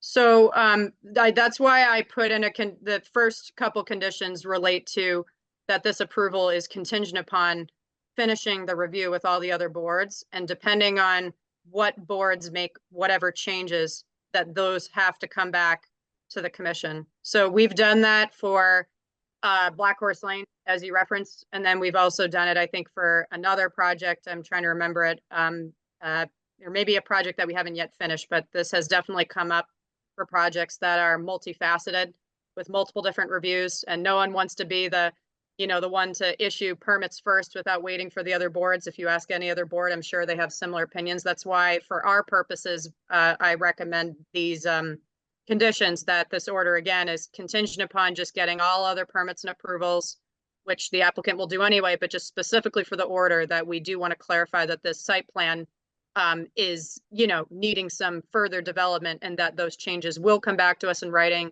That's required per the order. That's required per our regulations. That's also required, as mentioned right here, just kind of hitting the nail on the head multiple times, that the changes do have to come back to us in writing prior to making any other changes to the site. Does a whole new NOI have to be submitted, or is it? I said amended or new. So Okay, I don't think agreed. we can deal with this administratively. That's my personal opinion. If you look at our definition of a minor change in the section 8 of our regulations, most of the changes that we can anticipate, I think, for this project will most likely require an amended or a new notice of intent, depending on the nature of the changes, the limit of work changes, etc. So that's why I wrote amended or new. So that's depending on the changes. Okay. Commissioners, any comments on this before I quickly touch over the highlighted ones? And I'm also just trying to be sensitive of time. I think we should give this maybe another 10-15 minutes, because I would really like to try and hopefully squeeze out the last item on the list. Yeah, that's moving here, Charlotte. Okay, so this is very much overkill from what I already summarized, but given the commission's concerns tonight, there are changes and there are concerns with the work outside of the degraded area. But since the degraded area, based off of our discussions tonight, still needs to be fully delineated and confirmed on the site, and those delineations will be given back to us, I think I can eliminate this whole thing. I know commissioners have some concerns about the retaining wall, so I will leave that as a discussion. But this is pretty much overkill. I think most of what I was breaking down in the plans that commissioners seem to have concerns about, I think can be summarized in these first 3 or 4 conditions to really emphasize that we understand the plans are probably going to slightly change. So this was just listing out the specifics. But if the commission agrees with that, I will eliminate this whole thing. I was just taking notes during the meeting. I can go either or with this one. Moving on to the next one. This is, again, up to the commission. Again, since this project is complicated, every once in a while for projects that have a lot of moving parts, sometimes commissioners have brought on a third-party professional to take a look at the work. I would specifically, if the commission were to do that and if the applicant were to agree to that, I would really personally recommend it mostly to the restoration. Whereas, I think the cleanup is well covered by, David and Alton and their professionals. And David, I'm sorry, you mentioned the licensed site professional last time. I'm forgetting his name. But I think if the commission wanted this, you can add it, and if the applicant agrees. And then if you do add this condition, I would include proposed restoration is contingent upon, and that would be, of course, reviewing any changes as recommended by the third-party wetland scientist based on the plans. And that would include, just some of these and, switching out native species, moving plantings around. The one note that I think we did discuss tonight is to expand the restoration planting area. I think we should put that as a separate condition if we don't go with a third party. You could just make this a separate condition that as part of potentially coming back with either an amended or a new notice of intent, the restoration plan shall be revised to expand the restoration planting area on lot 4 in the northeast area within the 200-foot riverfront on the 100-foot buffer zone. Limit of the expanded restoration work shall be updated on the plans and reviewed and approved by the Conservation Commissioner agent. So this is really the one that I would emphasize. If we did want to expand the restoration area, put it as a condition. I think we're all okay with the rest of this. And then this is up to you guys. Does any commissioners, quick answer right now, does anybody want additional test pits for stormwater? Or can I take this out?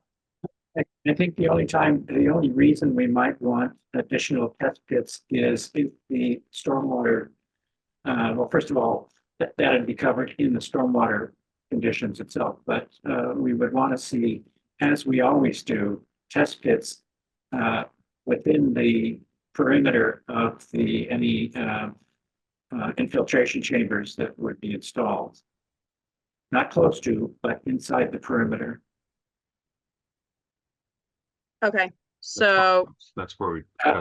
And if they're staying in the same place, then there's no need to do any others. But if as you mentioned several times, that we can expect to see some changes to the plans as Mr. Urban takes this to other boards, then we probably should leave that in there.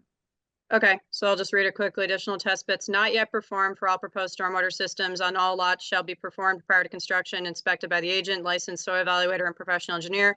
If inadequate soil groundwater conditions are identified, the applicant shall work with their professional engineer to modify site design, location of proposed stormwater management systems in these lots. Any changes shall be submitted in writing to the commission for further review prior to those changes being implemented on site. So that's, again, pretty standard for what's already in here. And then last but not least, these are the restoration conditions that we have done for other projects. I have modified them specifically to this project. So our standard success is 3 full growing seasons. So do we want 100%, 95% within 3 full growing seasons? And I think this is necessary for restoration projects. We've done this before where we really need to see the success of the plantings at least for 2 full growing seasons.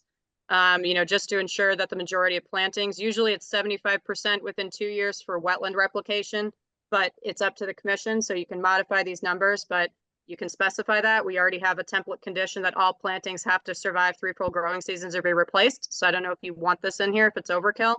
And then this is a whole other conversation. I'd really not like to get into it tonight, but I will just make a note just on basic invasive species removal to be removed by hand at least a couple times a year as designated by the professional wetland scientist, whether it's Alton, the third party, or myself between spring and fall. That is standard for a lot of restoration plans to check the site for invasive growth. And then no mechanical removal or use of herbicides, pesticides, insecticides, fertilizers are allowed. Actually, I should say is allowed within the resource areas buffer zones. That's already just spitting out our regulations. What And then about organic fertilizers? we don't allow any chemicals within any wetland resource area. Like, None. It's Okay. part of our regulations. like you can't put peat moss in there? No. Well, peat moss? when you're Fertilizer, planting it's trees. fertilizer. When you're planting trees, soil and stuff is expected, but in terms of fertilizer, herbicides, chemicals, anything, whether it's Okay. organic or not, is not allowed in wetland resource areas or buffer zones What under our about regs. polytone and that kind of stuff like this? No. I'll defer to the commission. Fertilizer would be considered nitrogen, phosphorus, and potassium, and trace elements. Okay. And then it's up to the commission. This is what we've done for other restoration projects, especially when you're dealing with new construction or redevelopment of a large scale. If you want conservation markers, I would recommend them along the inner riparian zone of the riverfront and the 50-foot buffer to the bordering vegetated wetland. Shall specify beyond the markers to be undisturbed wildlife habitat, no future alterations allowed. So with, any suggestions from Greg and our town council on wording for this, the markers shall be sustainable material, no pressure treated wood, shall be installed by hand with no impervious footings. That's what we've done for other restoration projects. And I think that was the last one. I don't agree with this one unless the commission wants me to keep it. That was an initial thought that I had about just making sure the trees don't get removed after construction by new homeowners. But like Greg said, and I don't know if Alex can weigh in on this, I don't know if we can require that, but given the history with restoring the site, I think it is necessary to try and protect the trees as best we can. So I'll defer to the commission and council on that one. But other than that, I think that was the rest of them. So I guess first things first, quick answer, yes or no, commission, do we want third-party wetlands person, yes or no, to look at the project, or are we okay with just leaving it to the professionals here? Alton?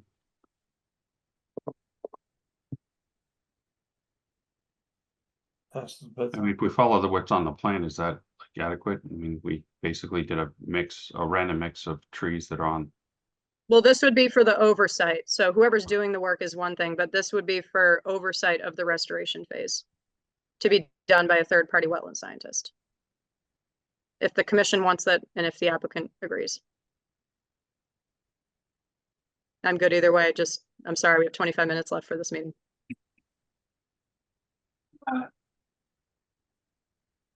I don't think I see the necessity of that. But maybe there should be a way of inserting a third party if during the inspection phase, we think that it's not going right. Since none of us are wetland scientists. I don't know quite how you would phrase that, Charlotte. I'd like to agree with that, Greg McGregor. You could provide that during that phase, the commission reserves the right There you go. to request a blah, blah, blah.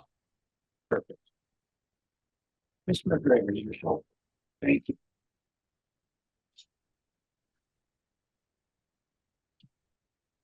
Do you have a list of restoration consultants, by the way, already pre-approved? We have worked with specific professional wetland scientists who've done work in town, who we have used for peer reviews in the past. Okay. And we have 4 we work with all the time. So if this comes up, I'm sure this will be workable. If the commission deigns to want somebody to take an extra look because of something on the plan or on the construction schedule or on the rate of success. By the way, in our recent case, the rate of success highly depends on, guess what, whether you use herbicides. Mm-hmm. Also, the number of seasons you need to wait to see if it's taken depends on whether you start off by using herbicides. It actually depends on how bad the invasives are at the start. Exactly. Yeah, that's what we don't really know on the site right now. Okay, so does everyone agree to this? John, you okay with that? Yes, yeah. Okay, and then this is really just restoration plan should be revised to expand the planting area. Any changes? I'm just gonna say any changes. You know, we don't necessarily have to have them recommended, but they just have to be submitted back to us in writing. I mean, I could eliminate this whole condition except for the first bullet, just because this was reliant on using the third-party reviewer to look at the plans. But if the commission doesn't want that, I can delete B through D and just keep A. Yeah. Try to streamline this as much as possible. Yeah, sorry. Yeah. I mean, we wanted this, right? Yeah. Yeah. Okay.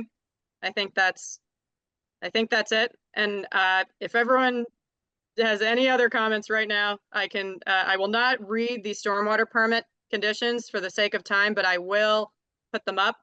And I think I can eliminate this as I explained. Is everyone okay with that? This was related Yes. to, okay.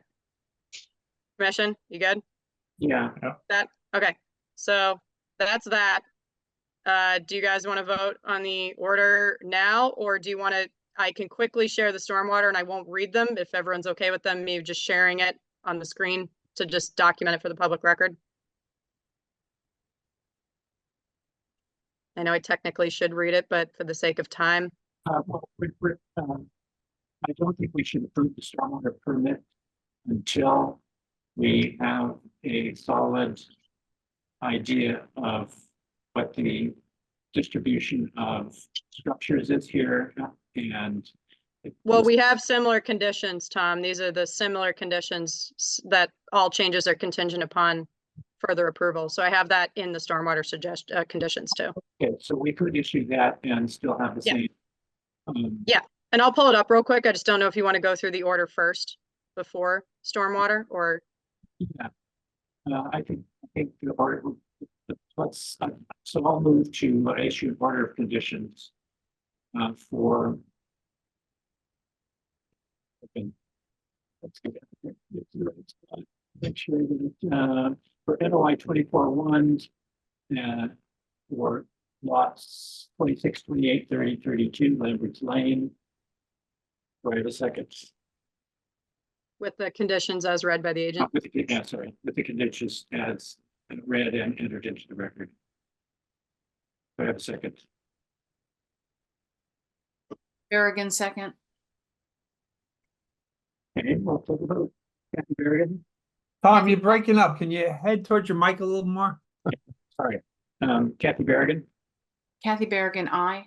Chris McFarland, Mr. McFarland, nay. Chris McIntyre, Chris McIntyre, aye. Valeria Romano,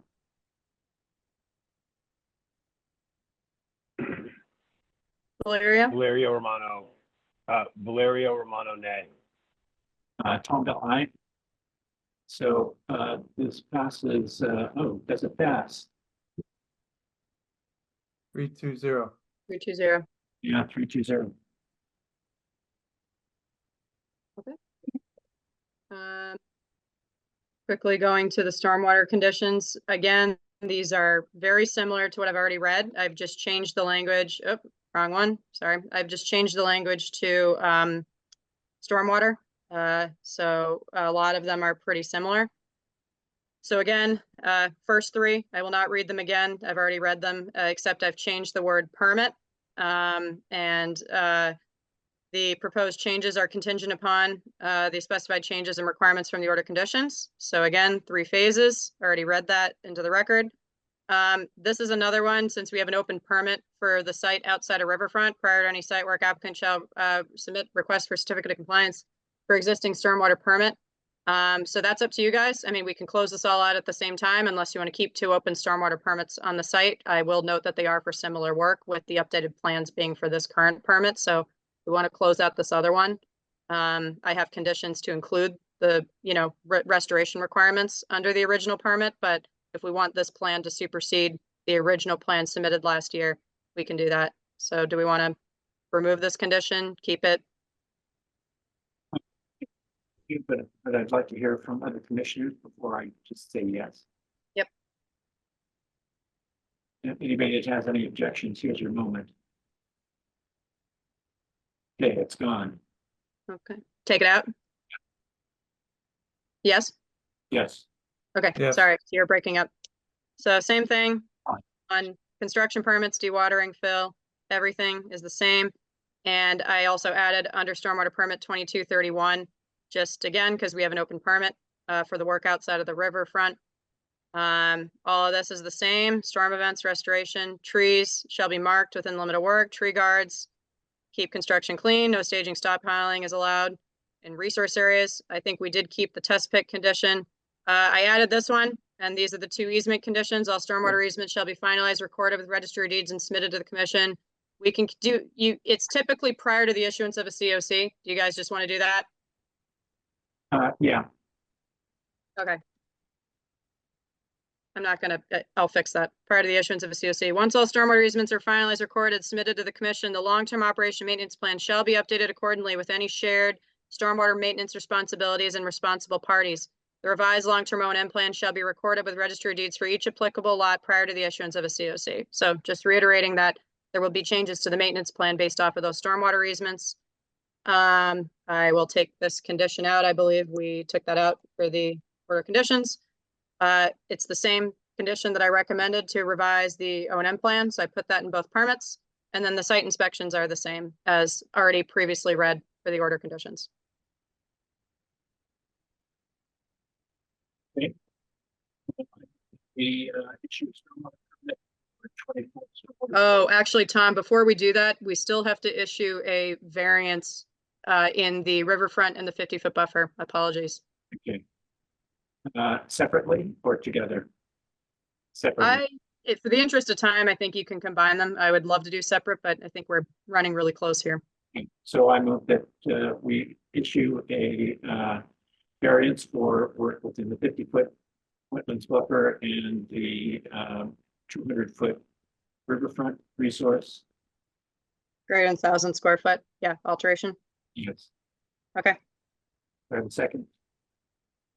Second, Roll call vote. Kathy Berrigan, Kathy Berrigan, aye. Chris McFarland, Chris Farland, aye. Chris McIntyre, Chris McIntyre, aye. Valeria Romano, Larry Romano, aye. Tom Bill, aye. Passes 5-0. Stormwater permit, last but not least.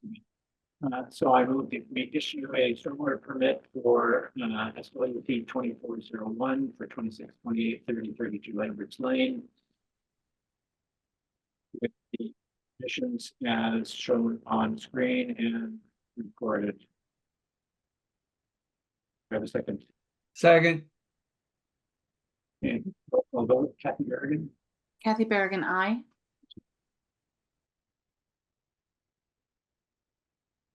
Chris McFarland, Chris McFarland, aye. Chris McIntyre, Chris McIntyre, aye. Romano, Larry Romano, aye. Tom Bell, votes aye. Yeah, motion passes 5-0. And then, oh, sorry, go ahead, Tom. What's that? Oh, you have to close the hearing. Yes.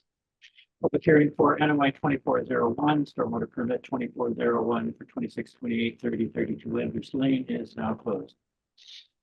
And do you want to Thank keep? you all the- for your, Oh, thank you for your sorry, consideration. Thank you, Greg. Sorry, last thing, the show cause hearing is on the agenda. Do we want to keep it open or closed? I think we're gonna keep that open. Can't hear you, Tom. You gotta jiggle your microphone cable or Yeah, something. on here. Yeah, I think we should keep that one alive for a little bit. Keep it open Yeah, until we see restoration work or? Okay. Everyone good with that? Just keep it open indefinitely until restoration work is decided and planted, or? Cool. now we need to stay quiet. I think if everyone agrees I'm on the sorry, call. Chair. Go ahead, Valerio, sorry.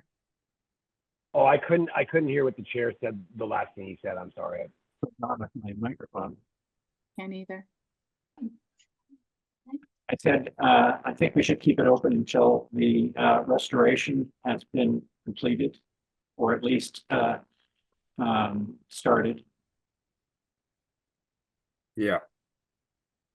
Okay, All right, so we'll just table it to when we start the restoration work, we'll check in. Might have to put it back on an agenda, but everyone okay with that on the call? Yeah. I am. That makes Well, sense. well, John? the applicant team is not good with Yeah, it, I was but you're asking the commission. Just Yeah, being clear. commission, I'm asking everyone, sorry. Well, I mean, my thoughts are you already have an order of conditions that you have to do the plantings, so. I mean, is it the same to keep it open? Because I mean, if anything ever goes wrong for the restorations, you can always open a new show cause hearing. So that is an option to the commission if Okay. the commission isn't feeling the orders being complied with, but it's up to you guys.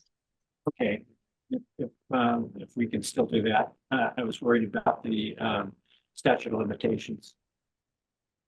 Well, I you have, think speaking on that, if I may, you have, everything's open to you now with the order of conditions, which includes restoration first. And For restorations more last, cleanup was first, sorry. excuse me, I meant before the project. Yep. So you'll be enforcing that. So Yeah. this, the old one, in my opinion, is moot. Yeah. And should not be a sword of Damocles held over with all that old history when you have a new history that's going to be enforced. Alex, does that make sense? If Alex, town council still on the call? I am. Yes, I agree with that. I think that that makes good sense. So I move that we lift the order of the show cause. second, Kathy Berrigan, Kathy Berrigan, aye. Chris McFarland, Chris McFarland, Chris McIntyre, Chris McIntyre, aye. Valeria Romano, Larry Romano, aye. Tom Bell, aye. That motion passes 5-0-0. All righty, thank you, guys. Have a great night. but thank you for Thanks. your patience with the whole process. you got 10 minutes, Tom, for Yeah. Take care. let's do All it. right, I will quickly bring up the applicants for 100 Beach Street, but I think we might just have to have a brief discussion on a possible continuance. I apologize, guys. I really appreciate you sticking on for this long, but I don't know if we can close a permit in less than 10 minutes. So with that, I'll just, I guess, Chris and Caroline, what do you guys think? I would like to try to go forward. We bill for this time and maybe get as far as we can. I think. Okay, make it really quick. Is that okay? This is a Yep. continuance. And I think we Try to gave make- you, I think we're giving you what you want too. So we waited because we've got a really tight proposal. It was what you guys asked for. So let's go for it. If I may share the screen and talk really fast, if you recall, this project was a pool and deck plan. Last meeting, I think in May, we didn't really have issues presented to us with the deck. The issue was with the pool that was 100% in the 50-foot buffer to coastal bank. And we were asked to look at alternatives more robustly. In the process, I think the team agreed, the client agreed to move the pool, that it would work westward of the original location, which was here. That brings the pool completely out of the 100-foot the 50-foot buffer to coastal bank. And it's only partially within the 50 and 100-foot buffer to BVW. Real quickly, I'm going to jump down. We kept the driveway the same. I'm hopeful. We kept the footings the same. If we look at the impervious table, and I did summarize all this in a letter, the work as proposed results in a decrease in impervious within the 50 of 30 square feet and a decrease in impervious between the 50 to 100 of BVW of 110. There is no net increase in impervious in the coastal bank buffer or the BVW buffer anymore. A little bit of the retaining wall from the pool falls within the 50-foot buffer to coastal bank. It's less than 30 square feet, but we are removing 60 square feet of walkway within the coastal bank. And that's a nutshell. Sean, or is Sean still on? I'm still on, but if you're gonna cover it and if we're gonna try to move quickly, you can pretty much see that. And if you want to show the landscape plan to make it. Sure, 1,200 square foot of mitigation plantings are proposed. They've been extended along the range of the pool. This is all pervious patio. Jump in, Sean, if you need to. We left this removal of driveway and pavement as is. So the real change was just in this area. And where's your pool equipment? The pool equipment is in the garage. It's currently Right. within the garage. If they can't do that, based on the garage walls, we offered an alternate location that is included in the impervious areas. So if we don't need that pool pad here, if we can keep it in the garage based on underground piping, which is their preference, you know, the impervious area goes down. Commissioners, do you have questions? What else? I did put in the letter to cut fill analysis. Let's see. I did the retaining. I think I did summarize in a letter the changes. I don't know if that's enough for you to.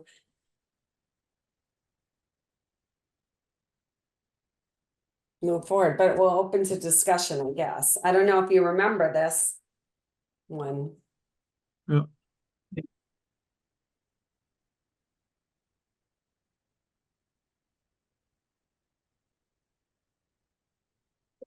Minutes here before. Charlotte, do you have any conditions? Yep, I'll pull them up right now. It's luckily way less than the last hearing. Related to the other projects we've approved for pool drainage. So these conditions may seem familiar. Any pool drainage shall be continued to confined to a truck, shall not be drained onto any land that would drain into the wetland or buffer zone. We did that right across the street at 92 Beach. Pool shall never be drained entirely and shall only be lowered as appropriate to prevent spillover if we think that's needed for the site. Pool shall be drained in accordance with conditions specified in 52. That's our pool BMPs. And then filing inspections, pre-construction, pre-pool installation, pre-landscaping, final. So kind of mirroring almost exactly what we did for 92 Beach Street with the exception of this. This was from 35 Nichols from issues from abutters. I don't think we have that here, but just because we're close to the salt marsh, I don't know if that's feasible for the applicant as well to not drain it entirely if you don't go with a truck. You wouldn't typically drain it entirely anyway, so that makes sense. Okay. I'd also like to note that we, all three of us that are on this hearing for this right now, we're all Americans also. Americans. As if that helps at all. Apparently it does, apparently. I You're voting for. may have instigated that. That's what you're voting for. Thank you. Was that Chris? Was that McFarland? Was that him? Yes, it was. See the look on your face. Ralph Nader. How about that? Okay. I'll make a motion to issue a, what was this? This was an order of conditions. Oh, and a variant. Do we need the variants? Yep, we'll do that next. Okay, make a motion to issue an order of conditions as shown on the screen by Charlotte, along with our general conditions for NOI 24-13 at 100 Beach Street. Second. Okay, we'll have a roll call vote. Kathy Berrigan, Kathy Berrigan, aye. Chris McFarland, Chris McFarland, aye. Chris McIntyre, Chris McIntyre, aye. Valeria Romano, Valeria Romano, aye. Tom Bell votes aye. That motion passes 5-0-0. Thank you. Make motion to issue a variance for work at 100 Beach Street. Look at the 50. Variance in the 50-foot buffer. Yep. Buffer. Into the coastal bank, not to the salt marsh buffer. Better restate that. That was 3 voices on 1 motion. You want me to restate that? Yeah. I make a motion to issue a variance for work within the 50-foot buffer to the Coastal bank. coastal bank. I Second, don't think there was a salt marsh buffer, right, Caroline? No, we're in the 50 to 100 of BVW and the salt marsh is beyond. No, no, that's the short answer. that. Kathy Bergen, Kathy Berrigan, I. Chris McFarland, Chris McFarland, aye. Chris McIntyre, Chris McIntyre, aye. Gloria Romano, Larry Romano, I. Tom Bell votes aye. That motion passes 5-0-0. Thank you very much. We have 2 minutes. Thank you. 13 at 100 Beach Street is now closed. All right, Thank you thank you very guys. much. Appreciate I your appreciate patience. it. And I learned a lot tonight. Yep. Thank you guys. Thank you. Thank you. Long for All right, everybody. have a good night. Good Thanks, night. guys. Thank you. All right, Chris, is this your last meeting? Are you gonna join us on Thursday? No, this is my last meeting. Your last meeting, huh? Yep. Wow. All other items on Wow. the agenda, I'll continue to another date. Continue to July 11th or another date, so no one else is in the audience. Well, thank you, Chris, for all this work. We appreciate everything that you've done for the past 7-8 years. You've been an incredible commissioner, chair, professional to work with. I've appreciated all of your help and guidance and hard questions, not just to me, but to the applicant and multiple applicants and professionals. So we thank you for everything, and we're really going to miss you. Well, thank you. I hope we can all get together sometime this summer and raise a glass or something. Absolutely. Or raise a burger. It sounds like a good idea. I think we I'll- should do that. Yeah, I'll set something up. I may be in the boot, but I'll do it. All right, good. Does my microphone work? Yeah. It's not very good. I don't know. what- Barely. Now it's working, but it wasn't before. Still a little foggy. Yeah. Hey, let's raise a glass. I'll bring some of my award-winning homemade cider. Oh, sounds good. Yeah, made in Cohasset. Yeah. All right. Sounds great. Thank you, Chris. Thanks. It's been a pleasure, All- but let's keep that as a real plan to get together. and do Yeah, that absolutely. safely. For sure. I'll try to set something up for August if that works for you guys. Yeah. Chris, Or when maybe, does your son go to maybe college? even sooner. Who knows? We'll Yeah, I was what gonna we say, can when does do. your son go to college? No, he's not going to college this year. Next year. Oh, next year. Oh, I'm sorry. I thought it was. It's application time. Okay. Yeah. Well, I can set Application something up and for and finances, more importantly. Oh, geez. Well, I can set something up for the end of July if you guys are good with that. I'll figure out a date that works for you guys. Yeah, we'll figure Invite something Eric out. since he's right down the road. End of July through the beginning of August, Okay. All right. All right. I'd love to do something for sure. heading to Canada. Yay. Oh, sounds nice. All right, we'll talk soon then. All right. Sounds Thank good. you guys. Thank you. Chris, Good night. thanks again for Thanks. everything. You bet. Happy Right on. Wednesday, everyone. Okay, Yay. thanks. Bye, guys. Bye. Have a great night. Bye.